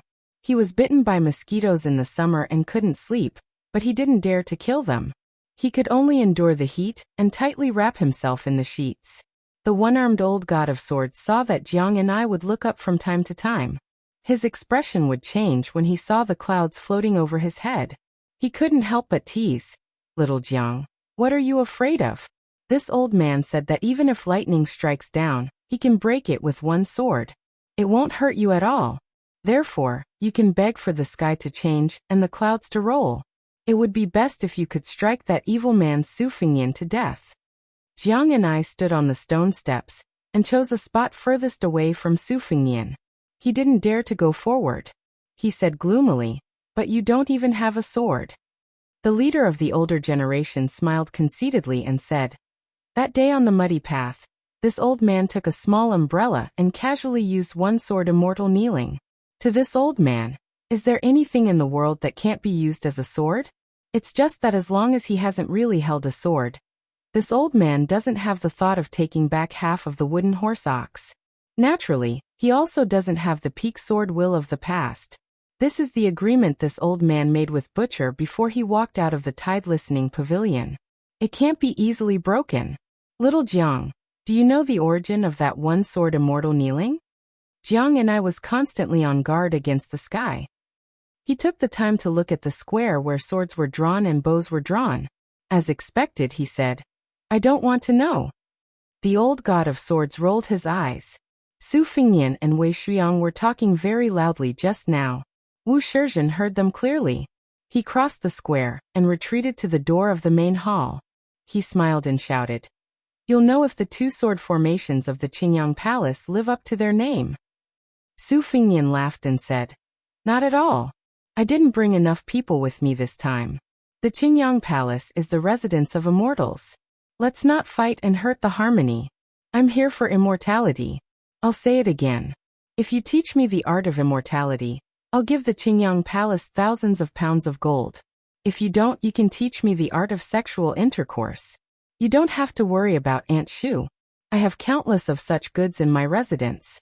As long as the Qingyang Palace is lucky enough to form a relationship with me, I'll send them to you every year." Wu Shizhen, whose patience had reached its limit, finally shed all pretense of cordiality. He said gloomily, "Did you see the words Duke and Marquis dismount? I've reminded you that riding on a horse is a crime punishable by death." Su Fengnian said in a puzzled tone. Oh. Wu Shizhen pointed at Xu Xiu, Yu Yue, Bluebird, and Jiang and I who was furthest away. If you're willing to hand over these 4 people, I'll not only exempt you from the death penalty for riding on a horse, I'll also give you a few secret manuals of dual cultivation. I'll even let my father teach you the art of immortality. How about it? Su Fengnian said with a smile. Lu Qiantang, go break the formation. Chapter 126. Lu Qiantang dismounted and pulled out his red cloud sword, walking towards the Jade Heaven Sword formation formed by the 18 people. The heavy sword was mostly a domineering sword, like the Wu family's sword tomb, which could sweep away thousands of soldiers. Regardless of whether the Wu family's 9 swords really slaughtered the Beimang's 10,000 ghost-back cavalry 200 years ago, this legend would make every heavy sword swordsman's blood boil. Lu Qiantang had watched the Guangling River's tide for 10 years to comprehend the way of the sword.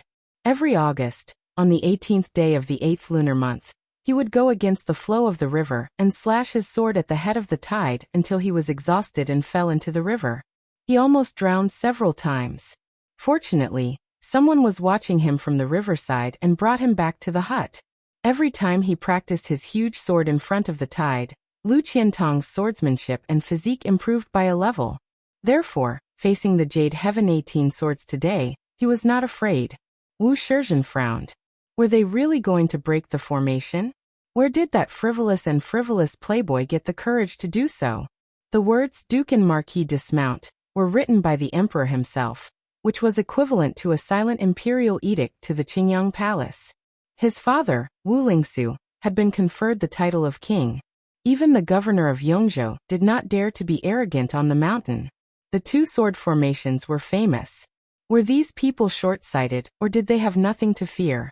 Were they really going to disturb his father, the Prince of Qingqing, today? Wu Shizhen stood on the doorstep of the main hall and watched the battle with greater clarity. He had grown up on the mountain, but he was not narrow-minded. He had a good relationship with the disciples of Yongzhou. Whenever he went down the mountain or into the city, he was treated with respect as if he was a descendant of a celestial being or a disciple of a noble. He had heard that the prodigal sons of northern Liang were rude and unruly. Today he saw that it was true. Wu Shizhen twirled a headscarf and sword belt between his fingers and muttered to himself, "If I have the chance, I must meet the eldest son of northern Liang King." Little Hawthorne had already returned the embroidered winter sword to Su Fengnian. He looked up and said worriedly, "Su Fengnian, are you really going to fight with the immortals?" Su Fengnian laughed and said, "It's just for fun. It's best if you can win, but if you can't, you can run. Didn't old Ming teach you this?" Young Hawthorne said helplessly with a bitter face, "I did, but Lu Wei said that we're different from our partners. We'd rather let the wrong person go than rob the wrong person. Otherwise, we'd lose face if we can't beat them and get caught. We'd even be dragged to the market to be beheaded. Old Man Meng and the others can say that they'll be heroes again after 18 years, but I haven't even lived to 18 years old in this life. How would I know what will happen in my next life? I just wanted to bring Kay out to take a look. Didn't you always say that the scenery at the foot of the mountain was incomparably beautiful? You almost tricked me and Kay there. I don't want to be a petty thief for the rest of my life. I thought that it would be better for me to bring Kay along to find a job that wouldn't require me to be beheaded. Even though I've always teased her about her dark skin. She's just like my own little sister. No matter what, I have to help her find a good family to marry into. Besides, Kay doesn't like it either. Sai, she only likes you. Su Fengnian, how could she like you? It was fine back then, but now you have so many fairy sisters by your side. How could it be her turn?" Su Fengnian used his embroidered winter horse to gently knock on young Hawthorne's head. He smiled and said, "You've really grown up.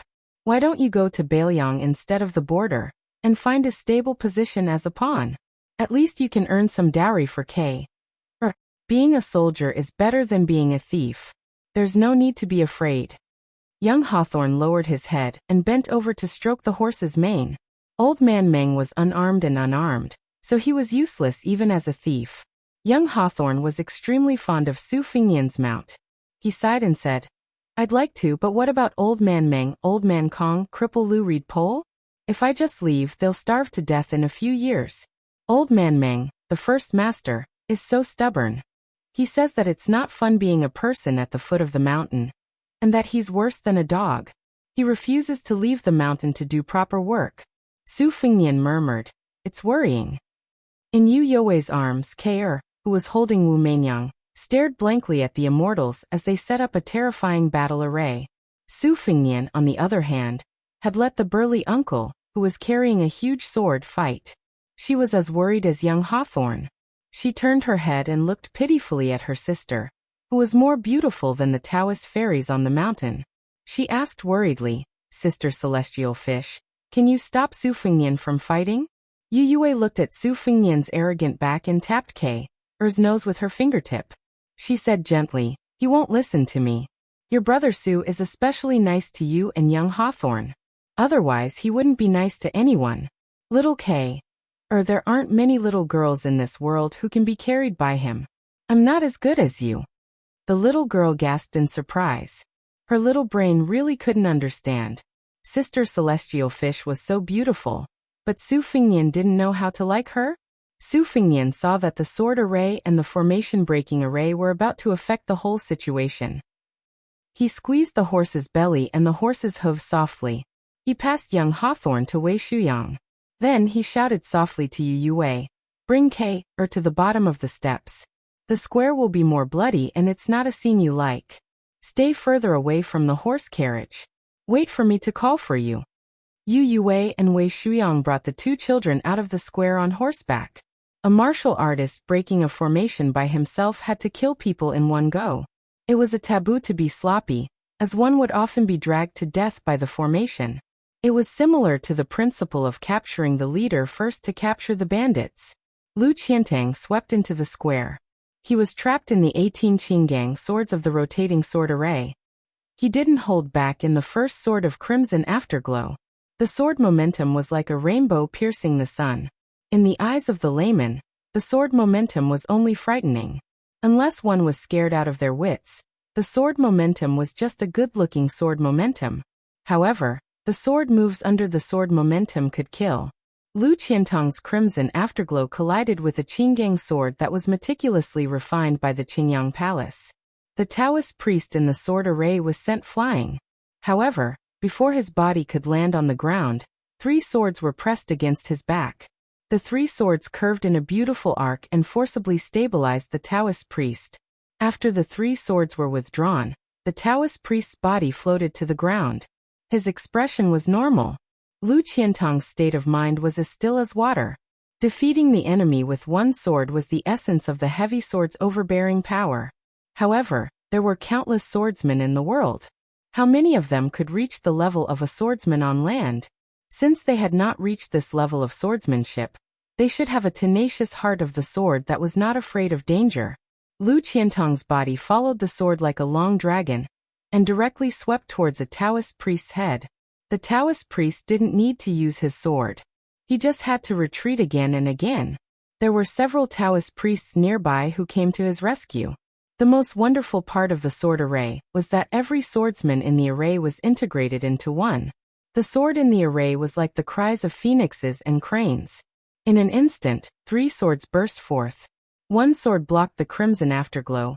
One sword attacked Lu Qiantang's arm that was holding the sword, and the third sword stabbed towards Lu Qiantang's back. Several Taoist priests leaped into the air like red-crowned cranes circling in the air. They pounced towards Lu Qiantang in the middle of the array. It was a beautiful scene.